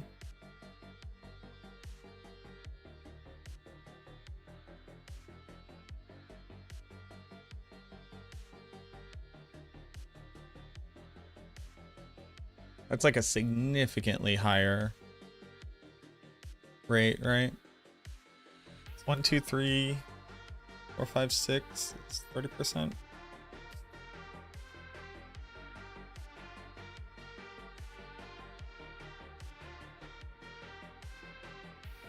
Six is 7.2. Yeah, so this would be 0.3 is 6.9. So it'd be 29.9. Fairly sizable increase in chance to proc.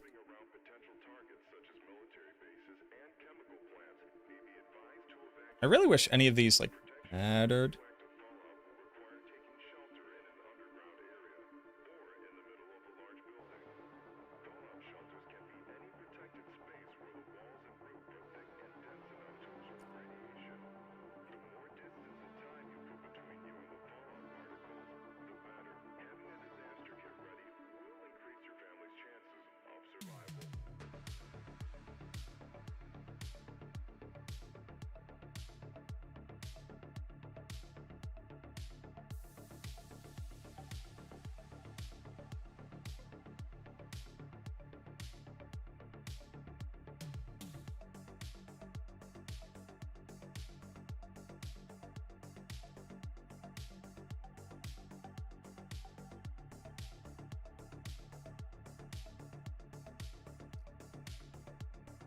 You know what's wild?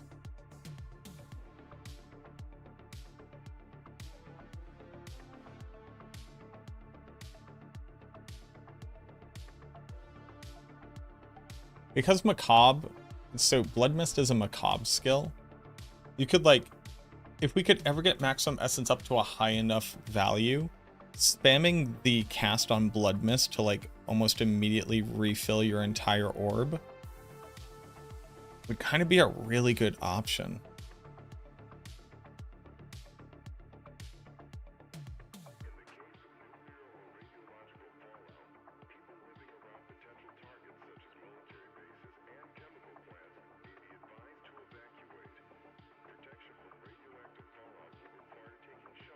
Which one, Grim?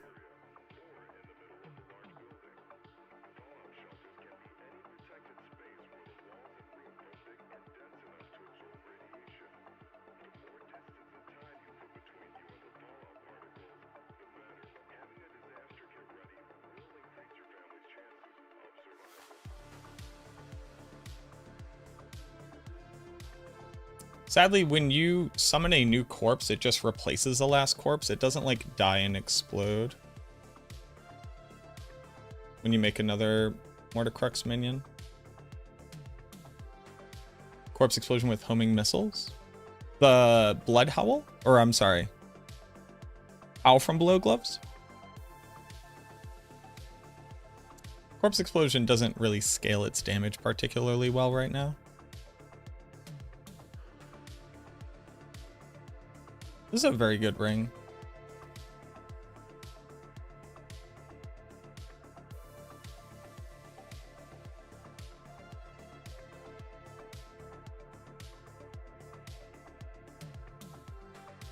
I want the attack speed or do I want the lucky chance? I think I want the attack speed. I like it. Can I get perfect attack speed?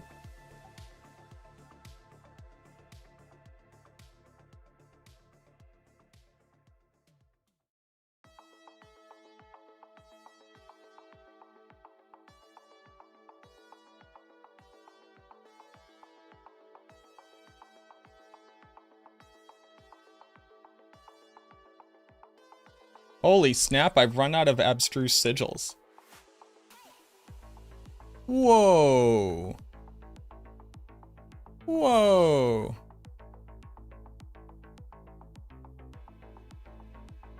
When did that happen? How did that happen? How am I here?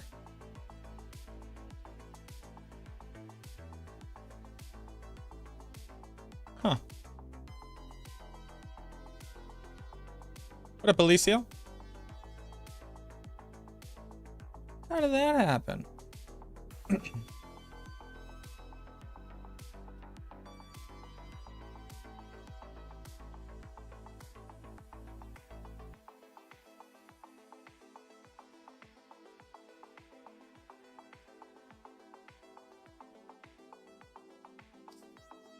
How do you think D4 will hold up against PoE 2?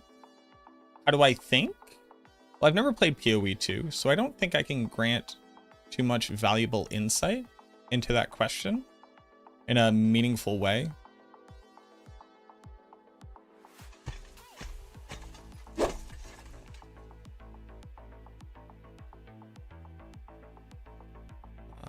I think they will continue to be two different ARPGs in the same space that people will play for different reasons.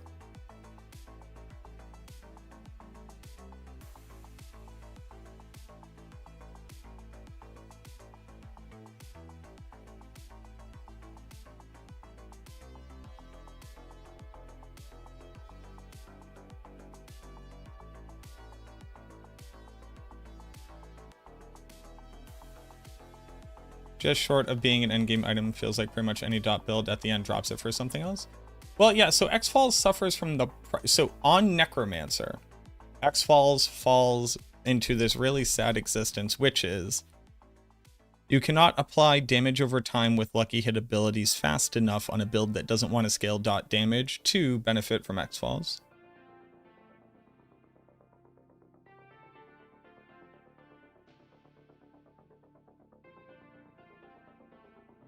I guess we'll have to wait and see. It's just that, so do these two games compete? Yes. Do seasonal games truly compete for people's attention? To a degree, yes. But most people play seasonal ARPGs, or I'm sorry, I say most. A predominant strategy for enjoying ARPGs as your primary game genre in the hobby of playing video games. Most people just kind of play them all, or only play the one that they want to play and enjoy.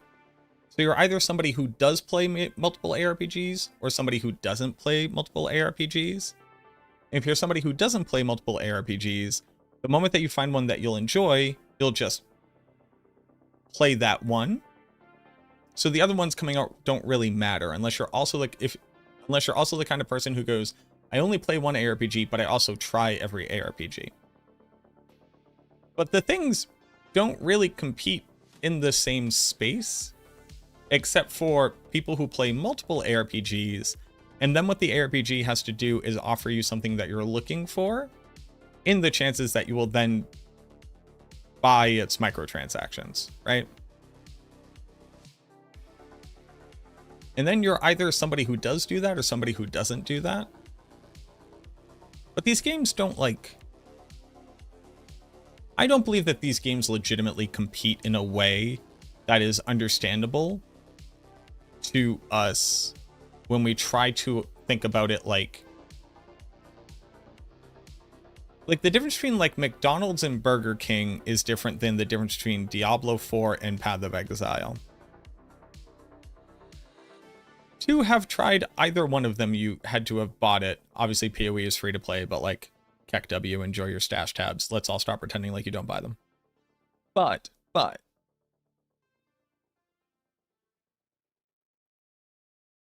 once you've bought the game, they've made the minimum amount of money that they need to make out of you.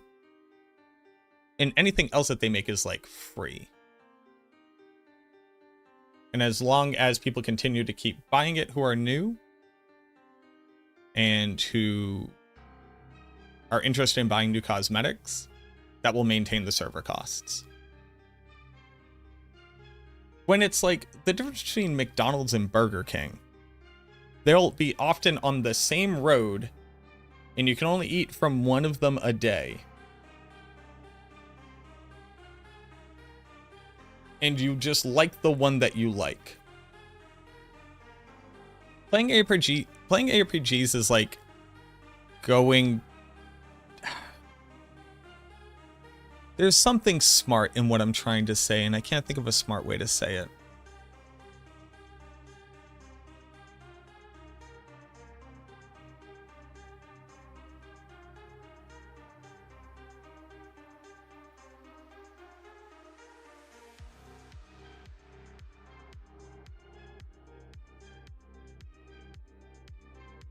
I don't think games hold up against one another because they're in the same genre.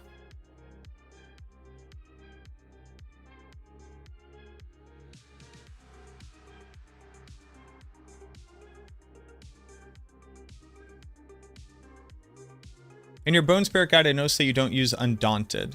Right, Undaunted is a glyph that says a small amount of additive damage, when instead I could gain a new damage multiplier rose.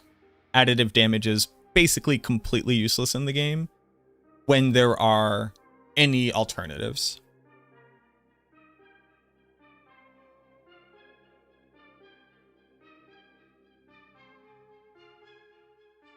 Because like people logging in to play the game doesn't right.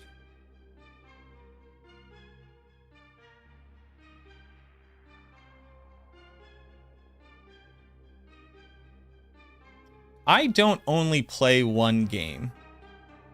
And I think most people don't only play one game.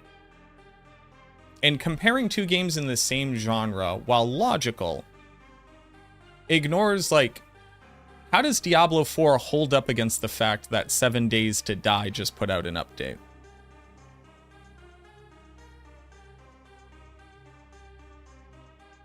Like, we never have that conversation, right? Like, how is PoE 2 gonna hold up to the fact that there will probably be a DLC? Or, how will PoE 2 hold up to the fact that we're probably getting a Switch 2 soon? We never really, like, have that type of conversation. And I don't think that the conversation is particularly valuable.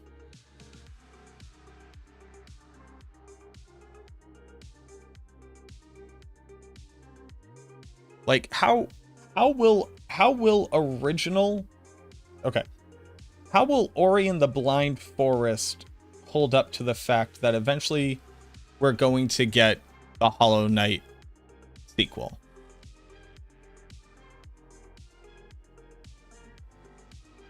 Because that game will take your attention away from this game. Meaning you're playing it less, meaning you're less likely to buy a microtransaction.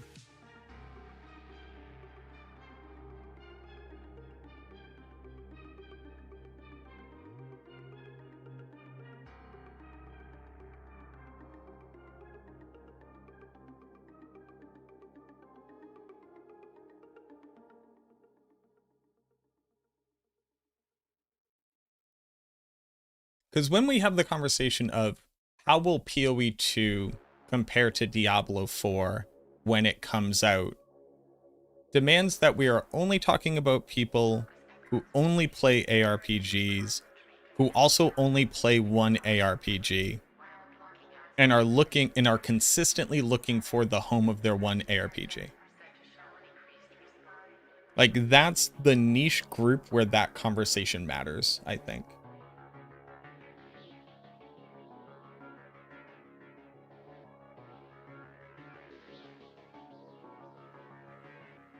Outside of that thing, these games will exist inside of the greater biome of video game play, that also is like already modified by other activities people do. Do you guys know the thing I'm thinking of? Do you get the thing I'm thinking about?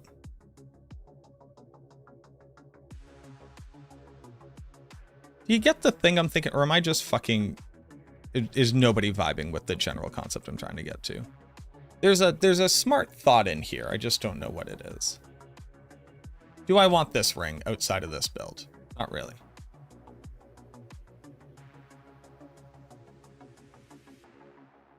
I think I'm firmly upgrading to this ring. I think it's just better, other than the intelligence. Okay, this ring go bye-bye.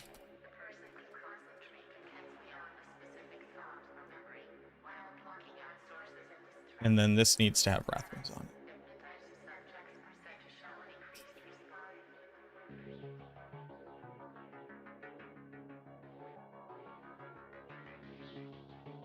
I think once we zoom out from the concept of how will this game hold up in comparison to this game, once we like walk it back from that question and move it to a question with a different angle, something like, how will PoE 2 releasing impact the direction of Diablo 4? Is like a question you can maybe get to and answer that like matters. You want to know how will the Necromancer turn out post season 6? I cannot answer that question because I don't know what changes are coming to the Necromancer.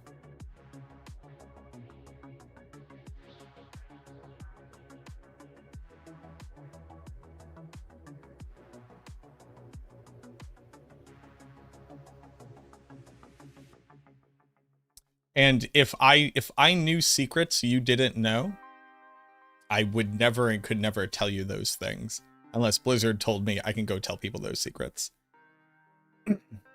But we have the campfire chat tomorrow. So we got a ring upgrade. There's more rings here. I probably should have looked through the rest of the rings, but like, here you go. What can you do? I think a lot of these rings can get trashed.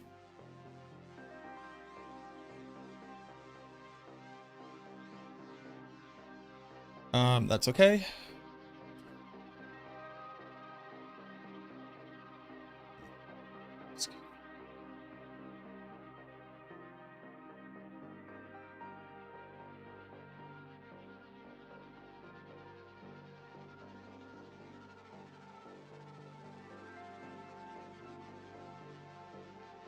What is this? Trash. Yes, if I knew... Oh, I know thousands of secrets. I know hundreds of thousands of secrets. But y'all don't get to know them. They're my secrets to know. I mean, that's what having an NDA is, right? Like, I live in a perpetual state of knowing secrets and not being able to talk about them with anybody ever. Always.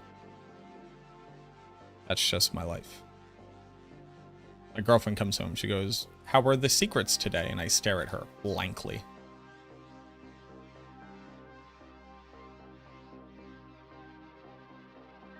She just keeps screaming, "Talk to me. You never talk to me." And I just keep staring.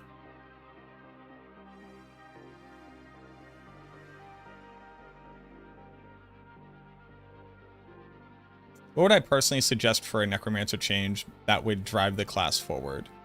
Take the niche requirements off the majority of our passives and skills and allow them to be used by other skills. How do you become a Diablo partner? You make Diablo content and you make yourself useful.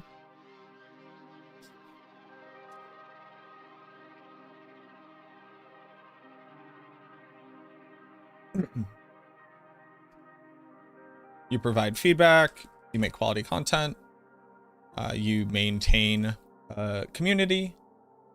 There's a lot of different things you can do. Joran in Nile, thank you very much for the follows. This is a cool little amulet. It's a cool little amulet.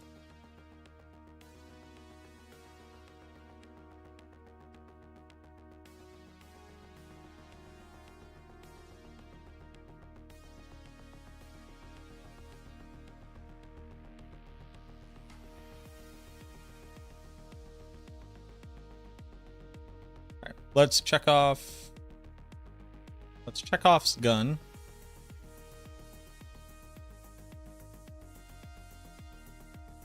Perfectly balanced, that's fine. Colorless blood is trash. Colorless blood and avulsion. Trash. GA colorless blood is fine. Tides of blood with attack speed is good. Colorless blood is bad. Compound fracture is bad. Compound fracture is bad. Gloom is always good. Rebounds with movement speed is fine. Tides of blood is fine. Terror's bad. Avulsion's good. Good. Gloom. Shadow damage over time. Int. Lucky hit chance. Oh. It's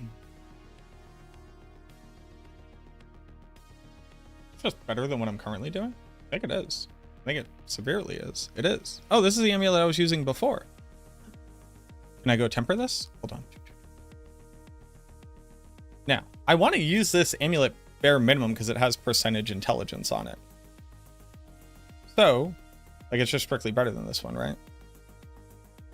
So then the question becomes, do I try to roll damage while fortified, or do I just roll a damage value that I know it will hit? Like, all of these are good, except for damage to distant.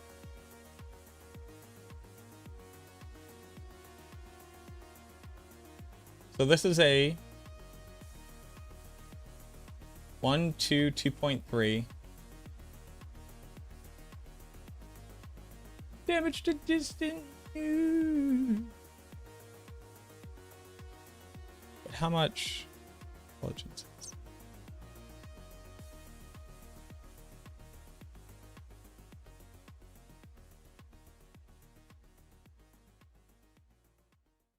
We go from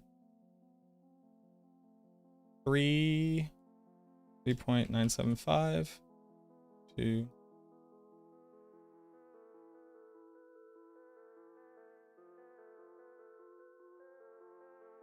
3.845. 3% damage increase. Now, is the additive damage enough?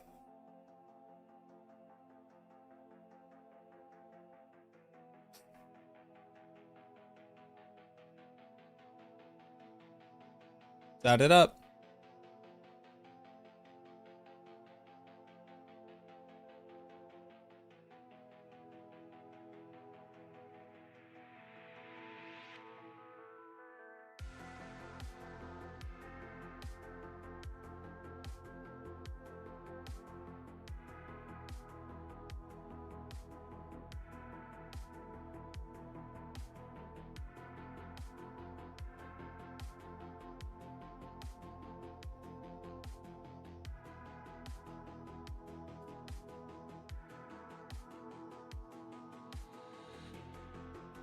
Actually 35. Whoa, whoa, whoa, whoa, how? What? Wait, what just happened?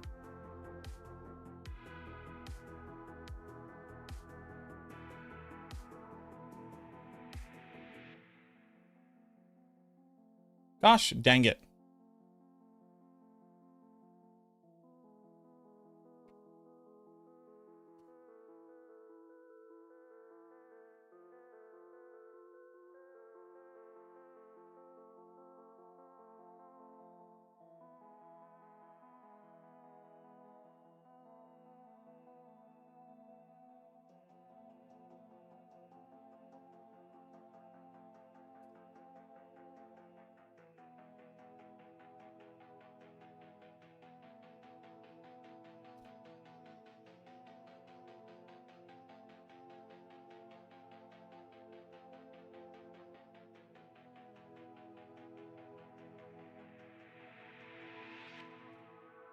Okay.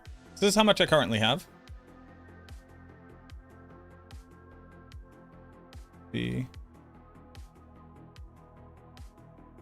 So this would be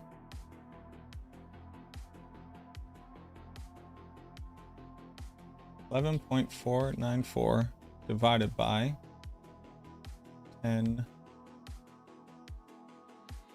6% damage loss.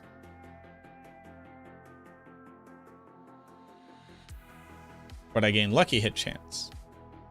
But I lose attack speed. But I gain the movement speed, which is actually really, really nice.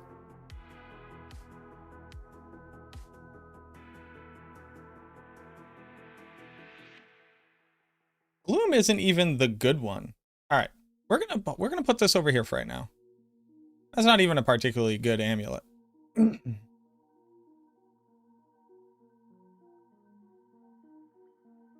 Was this anything? Kind of was, right? No, because it hit rapid ossification. I don't think I need more evulsion. I don't need bad glooms, and perfectly balanced are okay. One more Tides of Blood won't hurt.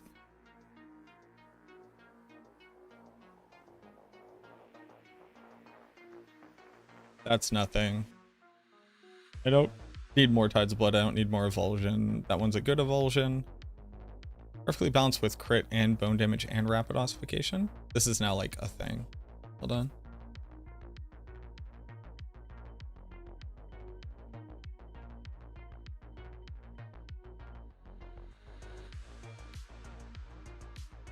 I'm over it. Hellbent Commander with attack speed, sure. Bad Hellbent. Bad Terror. Bad Evulsion. Okay.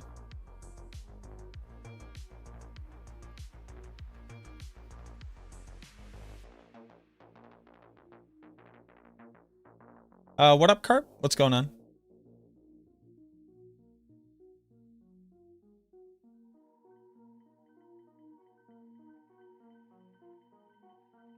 How did you set up your keybinds? I have default keybinds. So you just hold down left click, and then you click shift to recast it.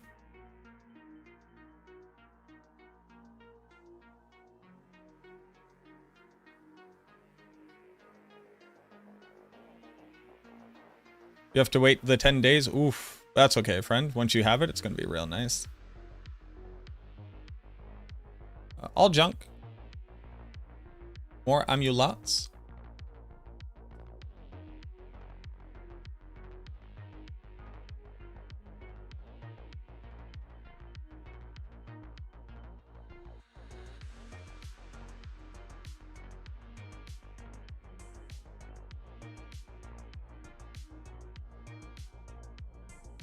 Sounds pretty good.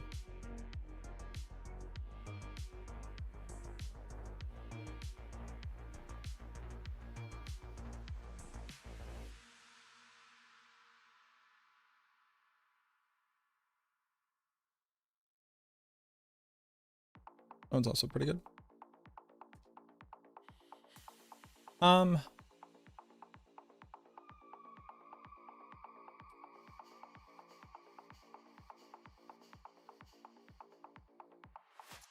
No, thank you. I appreciate it.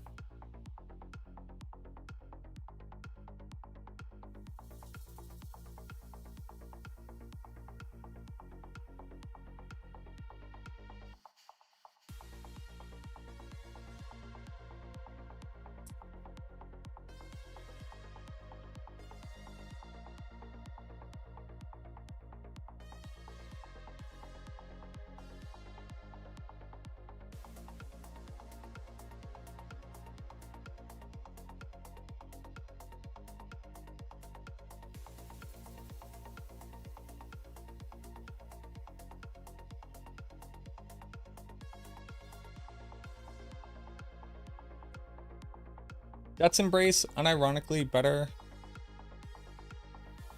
than Bloom for us. Not the best one.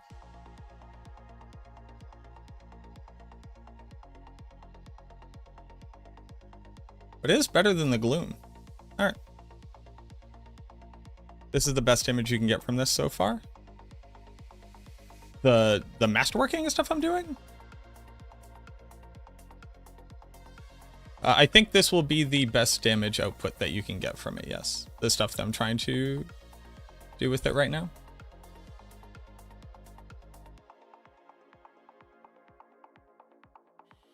Let me have it. Let me have it. Well, you win some, you lose some.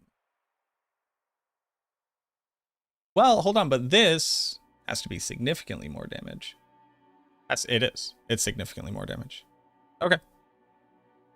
Then a good mobility? I think it's strictly better. The answer is it's strictly better. Let's go, baby.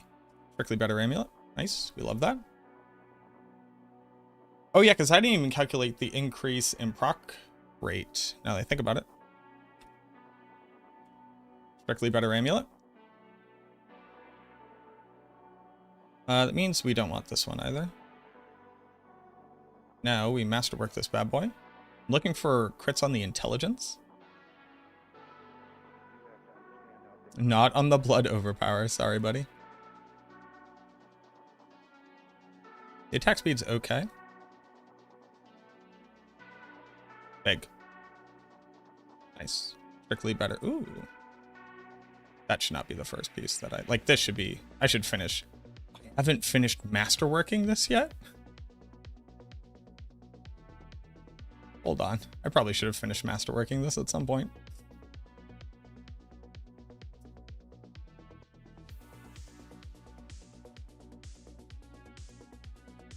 Better ring, better amulet, Papa John's. Okay, so there's that. I now should have a ton of room. Oh, for like a bunch of weapons and stuff. I don't care.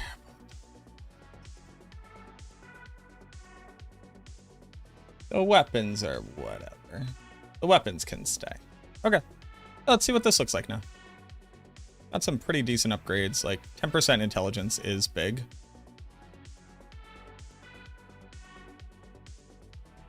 Okay.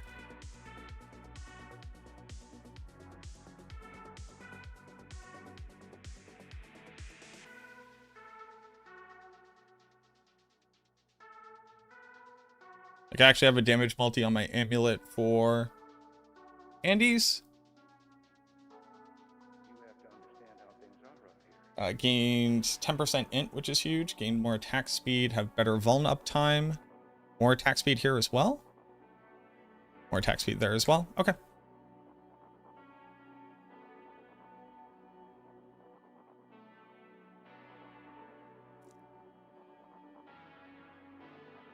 Boop, boop, boop, boop, boop.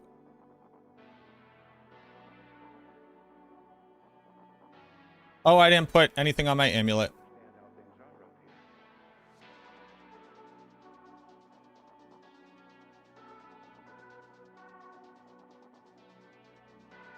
Have I updated the build planner yet? Nope.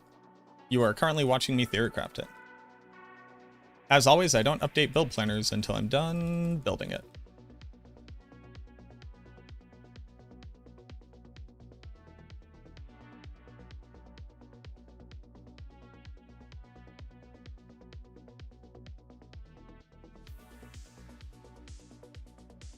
I'm pretty good considering I'm missing a 75% damage multiplier. Not gonna lie. Impressed.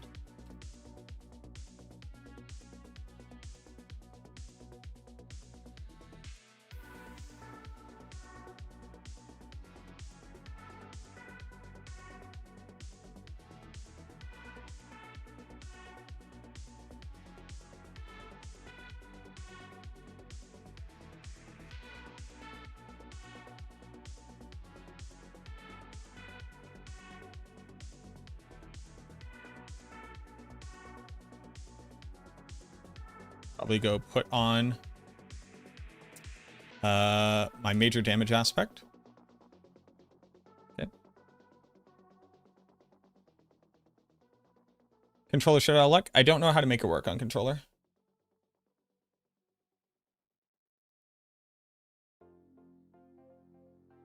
Yes, you can't have corpse explosion on your skill bar, which is wild.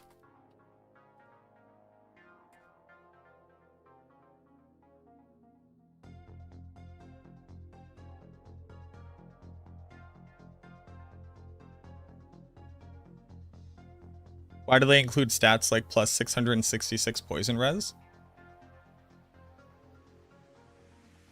One, it's funny. Two, other classes don't have intelligence. So getting all of your poison res from a single stat is actually like pretty legit.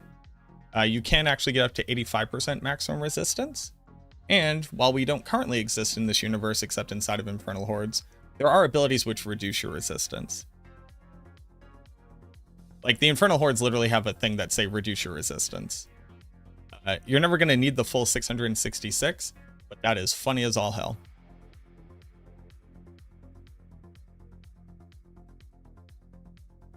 Boop, boop, boop, boop, boop, boop. 50% faster. We like that.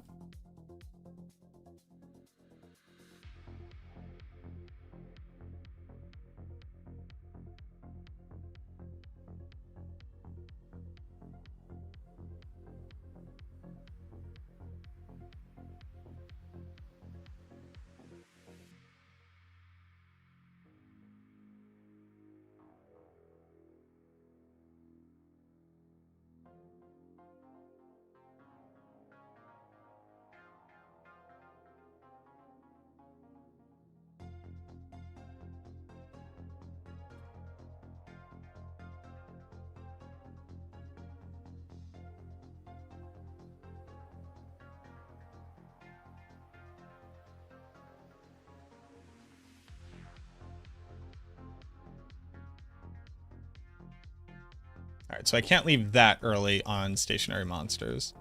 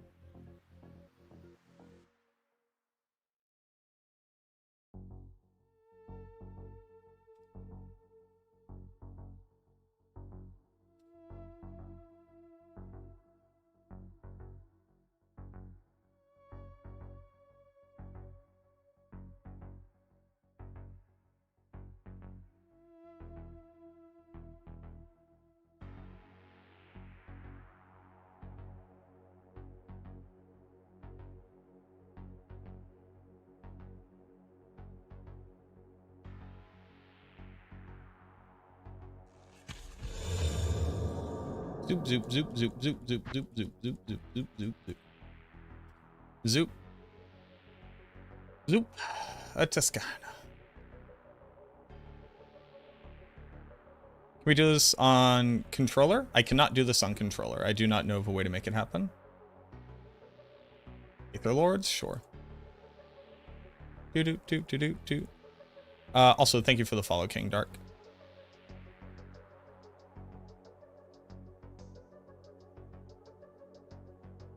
I do not know of a way to make this work on controller, sadly. Stagger this man. And this man's whole career.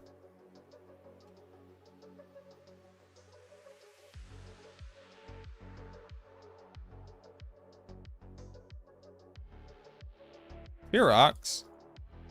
Bring the men over here to Fearox.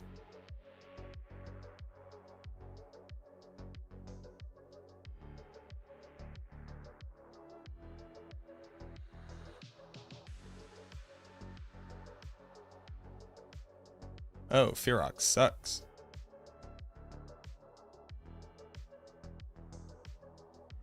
Ferox is dead. Boop, boop, boop, boop, boop. And an Aether Fiend. Rawr.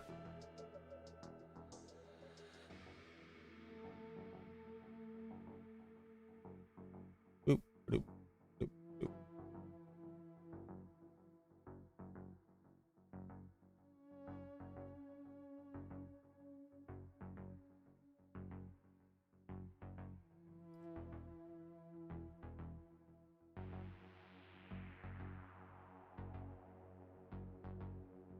Zoop. Retesting.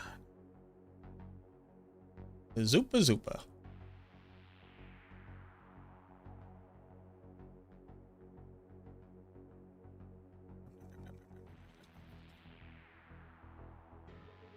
Zoop.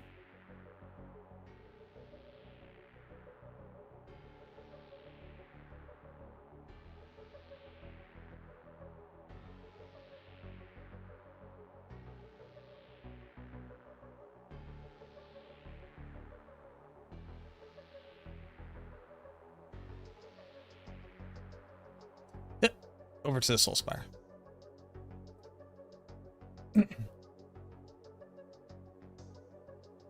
Hit. Over to the Soul Spire. Quick. Gimme. I don't think I got it, though. Also, just like no Aether Fiends spawned that wave. That was weird. Or, Aether Lords, rather.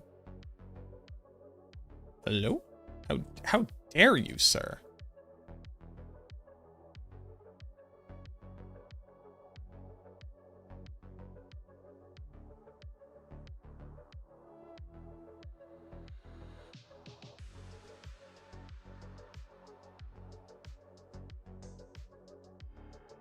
There are a lot of things that they could do. I think looking at any one system and being too myopic to be like, how can this very specific system be modified? All gets answered by the same question of, what if more of our skills impacted the output of more of our skills?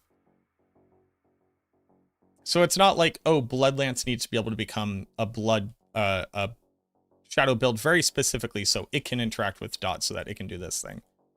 What if it was just, while, like, when overpowered recently, dots applied at twice the rate? Like, oh, okay, now it's like, do you know what I mean?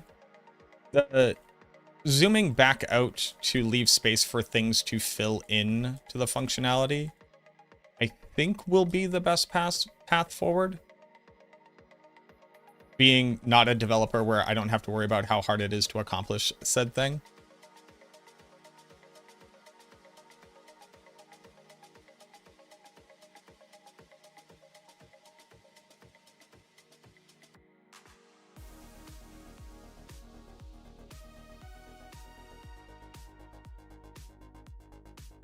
Oh, rip.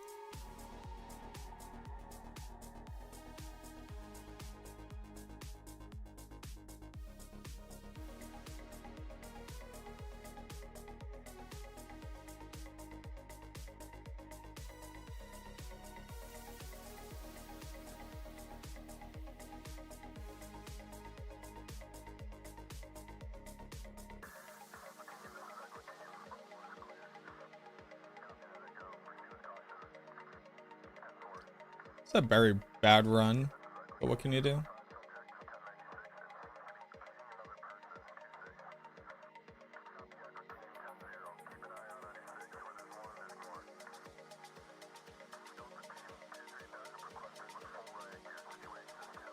My hand is starting to hurt, so I just like can't play this build anymore.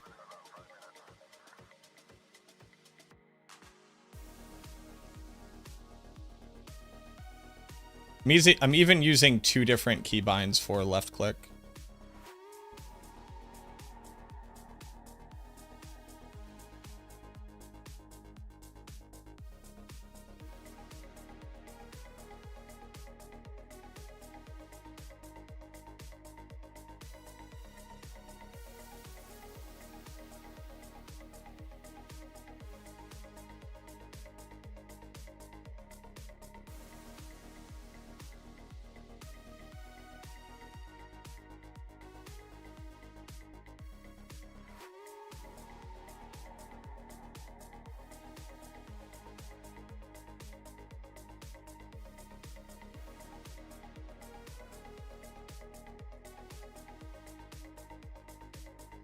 I'm here to stagger you, friend.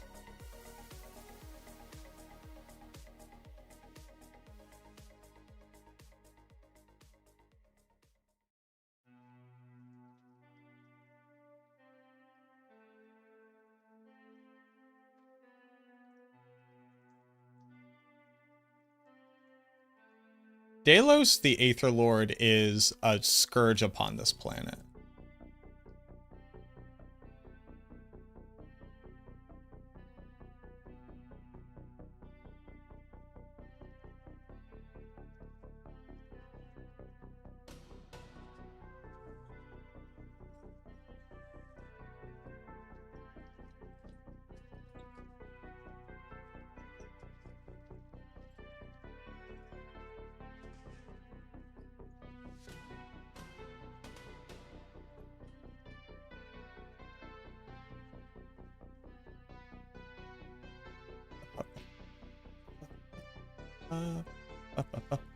Oh no, the bad man. Come along, bad man. You have to come with me as I kill other things.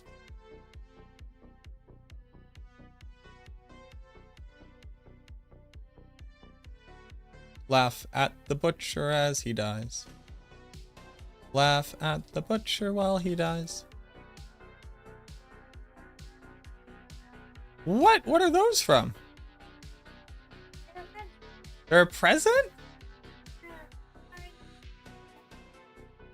Oh, thank you, Radons. My girlfriend got me 3 packs of the Bloom Burrows set of Magic the Gathering.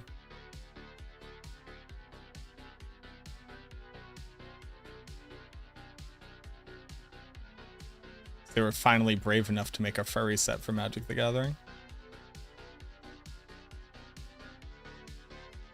We don't get banned for playing this. You will not get banned for playing this.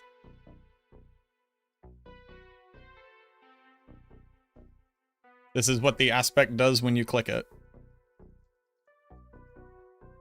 They can disable the aspect, but I doubt they very much care about this right now. They have significantly bigger fish to fry. Disappointed they didn't ban the One Ring. The One Ring has like a huge amount of counterplay to it. I don't think the One Ring is restrictive in a meaningful way.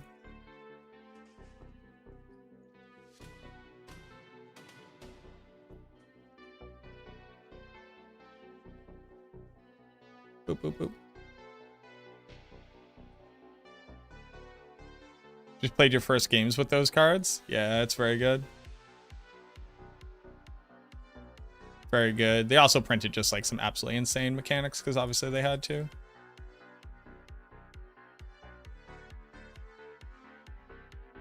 Draron, the Aether Lord. Daniel, the Aether Lord. How many Aether Lords can I spawn? How many Aether Lords is too many Aether Lords? Alright, Aether Lords, come together. What?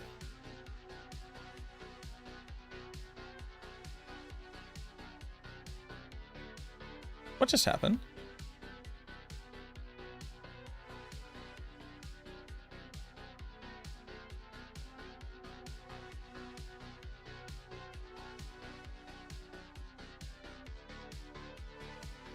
I must have misclicked. All right, come along, Aether Lords. Get over here.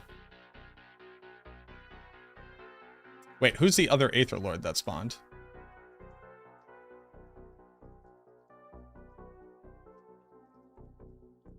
Come along, Aether Lords.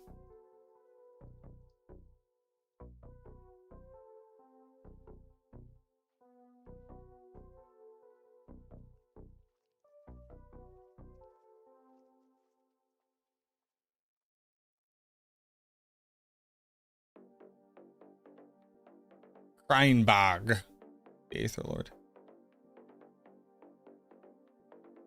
No. So what had to have happened was that I had let go of the click button and was just clicking shift. You gotta be clicking both of them at the same time, but I have carpal tunnel and holding both of them down hurts my hand. Dude, I got Elspeth, the little guy, Elspeth.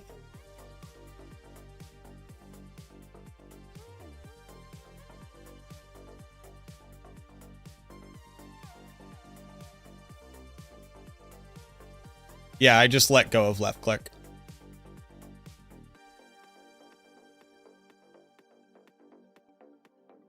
Right.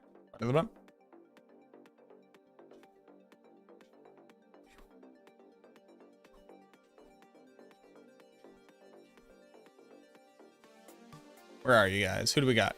Maffer, Brem, Wyand. All right. Come on over here. Maffer will hang out with Brem. Will Wyand also hang out? That would be so cute. Come hang out. Come a little bit closer. Oh, yes.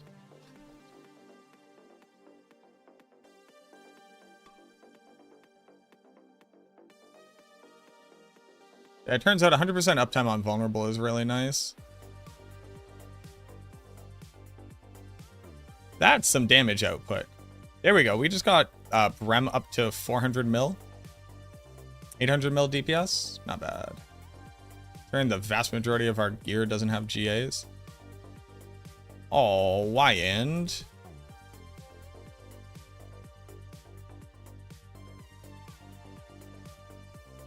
Wyand. Where'd you go? Oh, no, get staggered next to them all. No, you idiot baby. Yeah.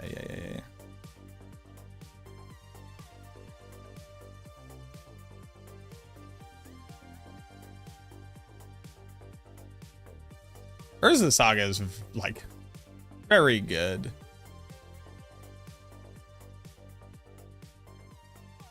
Get over here. Zoop. But I don't follow competitive, really. I just play EDH with CEDH budgets.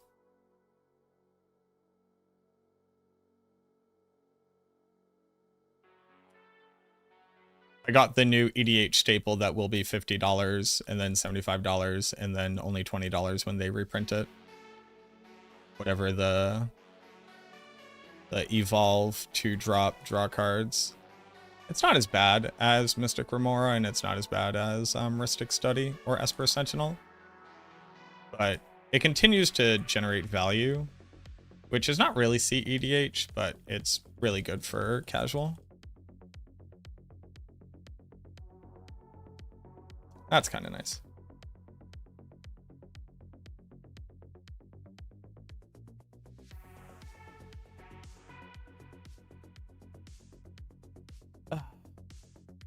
Just got your first dual land? Big. I, last year, or the year before that? Last year? A little bit, I think last year. I just took a bunch of value I had and went to my card dealer and said, turn this into one of each dual I need for Breya. So it's Underground Sea. What was it? Underground Sea, no, hold on. Underground Sea, Tundra,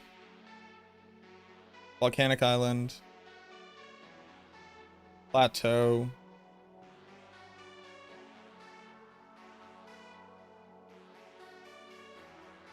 How many are there? Red, blue is Volcanic Island. Black, blue, Underground Sea. White, blue, Tundra. Black, white, Badlands. How many do you need for 4-color?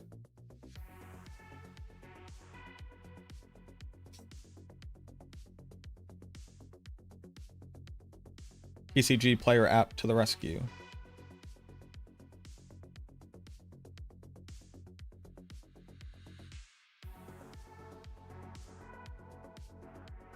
My EDH Breya deck is currently $3,700. It's Underground Sea, Volcanic Island, Tundra, Badlands. Scrubland was the one I forgot. Scrubland. Then I have other great inclusions there as Transmute Artifact is at 400. Dogmoth's Will, Metalworker. Expedition Bloodstained Mire, Chrome Mox. I have Balin's Tomb for my Ancient Tomb. Expedition Marsh Flats. I have Borderless the One Ring. Look, what do you want from me? Foil Etched Demonic Tutor from Strixhaven. Mana Vault from 5th edition. Mox Amber with the retro frame from Brothers War. Fierce Guardianship. Mana Confluence, Cyclonic Rift, Inventor's Fair. Can we talk about Croc Clan Ironworks being a $31 uncommon from 5th Dawn? Calm down. Smothering Tide, Sensei's Divining Top, Scalding Tarn, Sacred Foundry, Opposition Agent, blah, blah, blah, blah, blah. I have an unlimited Basalt Monolith.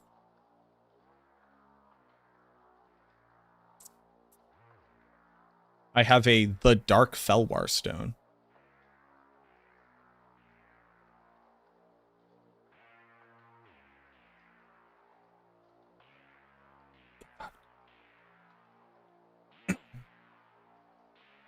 I have Onslaught Chain of Vapor. Did they reprint Chain of Vapor? They had to have.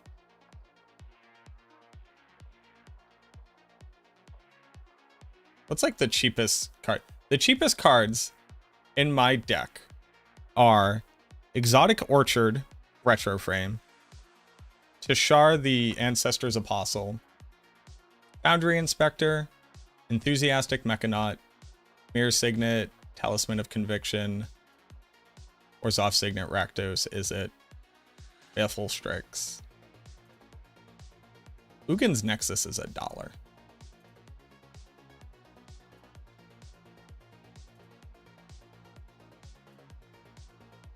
You know what I mean?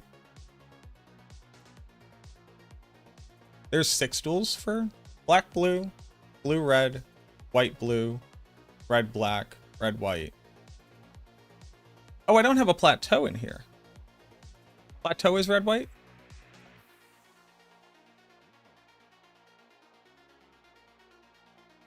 Plateau is red, white, right? I don't have a plateau. God damn it.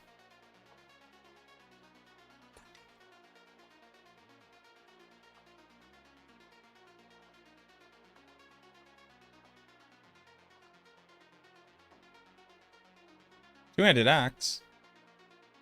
With damage over time, let's go!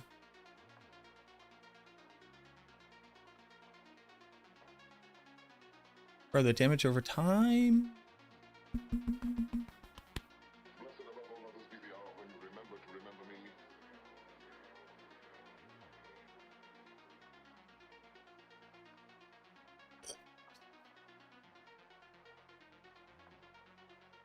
I'm going to let you pray for me tonight.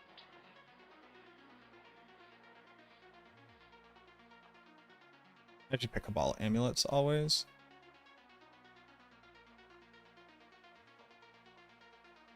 You shall die exquisitely.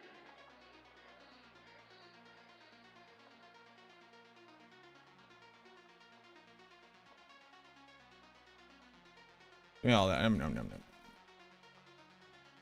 Nom nom nom. Here we go. Nom nom nom. Nom nom nom. Get a ring.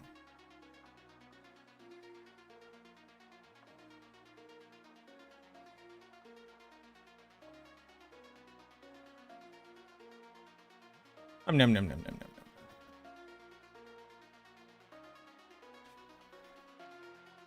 Let's go.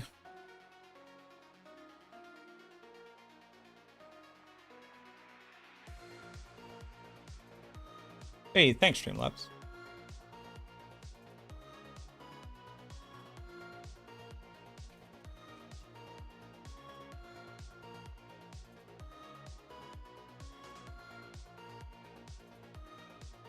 Greedies.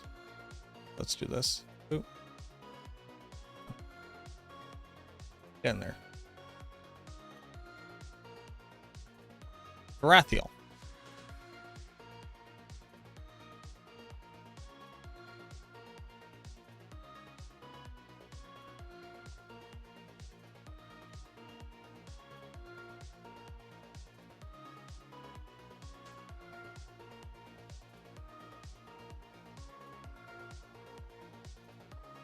Well, we're rolling it.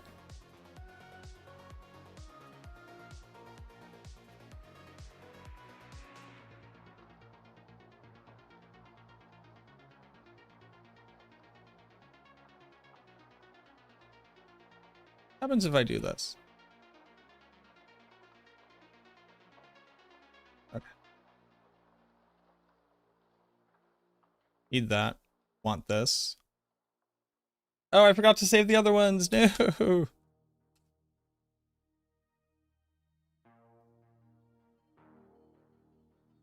Tempering these.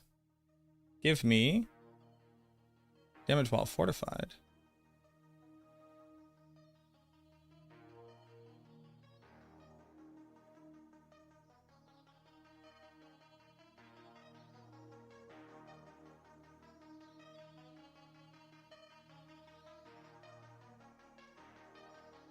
So that's better.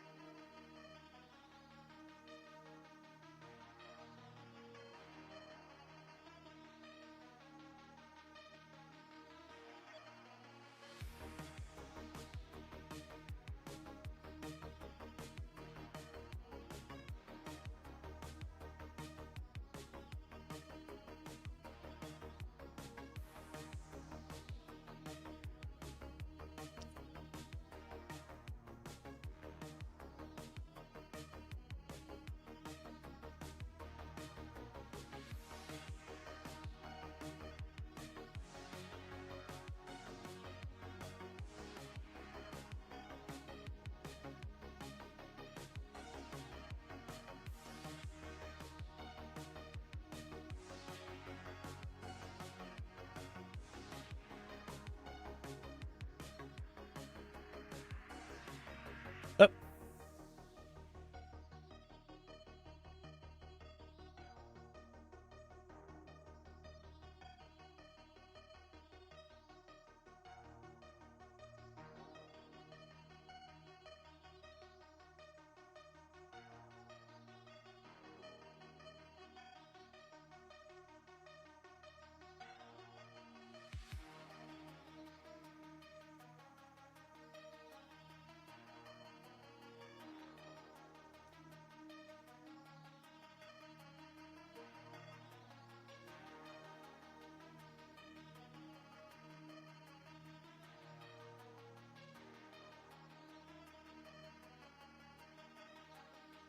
Nice.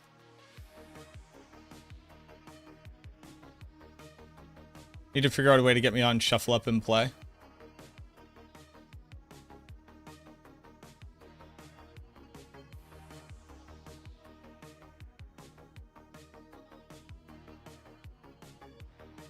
Just completed. How big of a jump is T6 to C7? I mean, fairly large. Yeah, it's 20 monster levels. So like a decently large amount. It's kind of hard to quantify that. Bro, let me have it. Before I go any crazier, I guess let's temper this thing.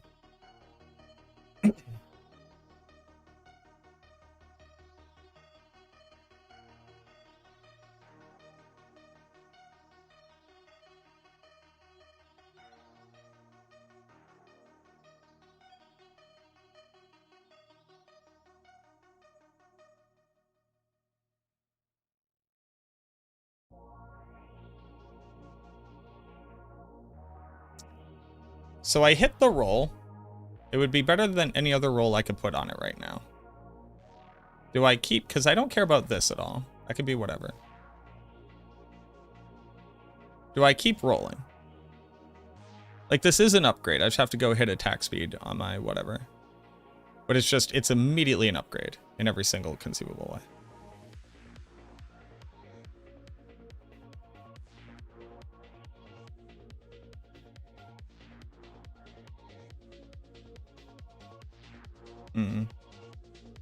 So you find Requiem aspect? Ripper Dipper.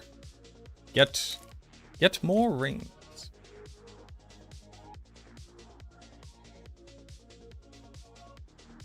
So unless you're on like hardcore hacking it, just go run one.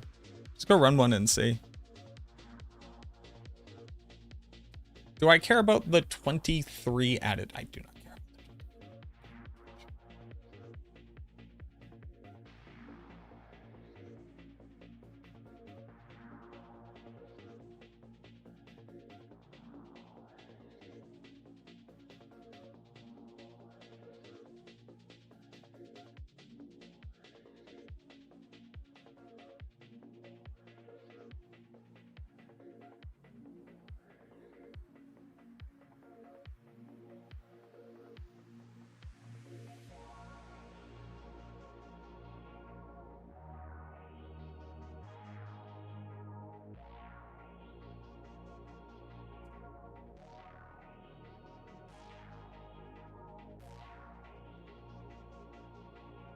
Masterworking this cost things too?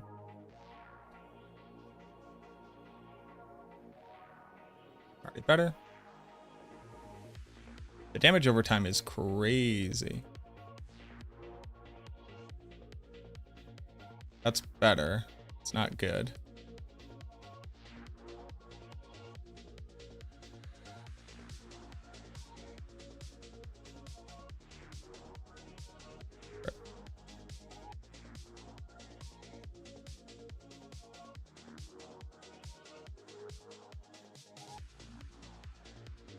Alright, both of these are upgrades that are just like waiting to be upgrades.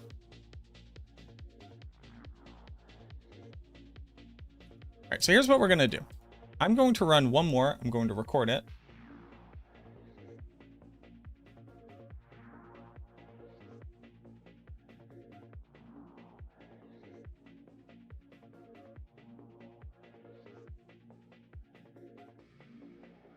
We're gonna record it. We're gonna do it. We're gonna make the video about it. And then we go.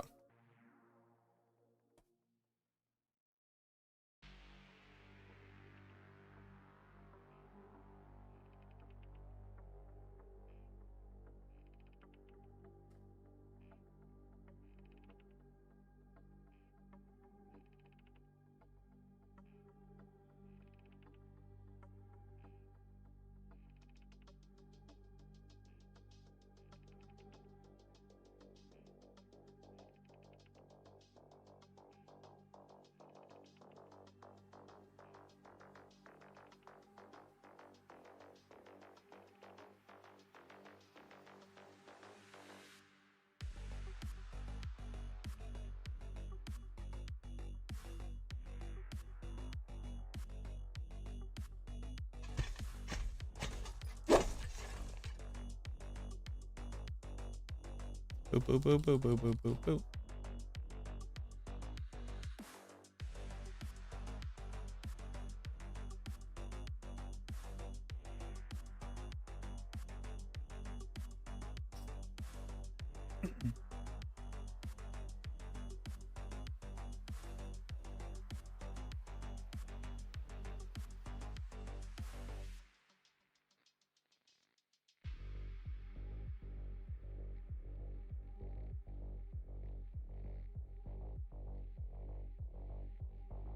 Do do do do do do do do do do do do do.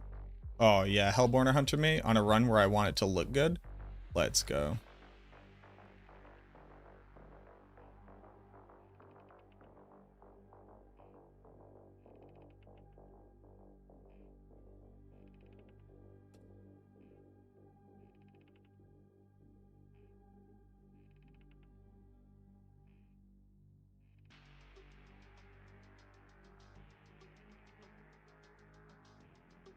Do do do do do do do do do.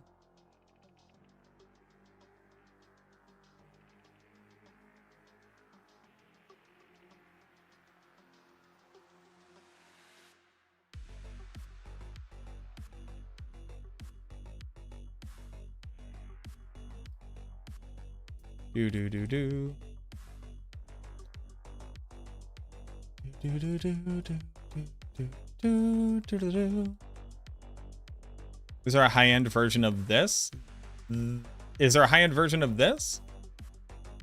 This is the highest end version of this that I can currently create with the gear that I have.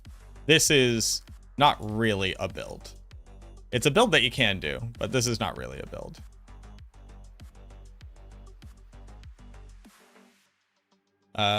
Bone Spirit and Blood Surge are the builds you want to be looking at.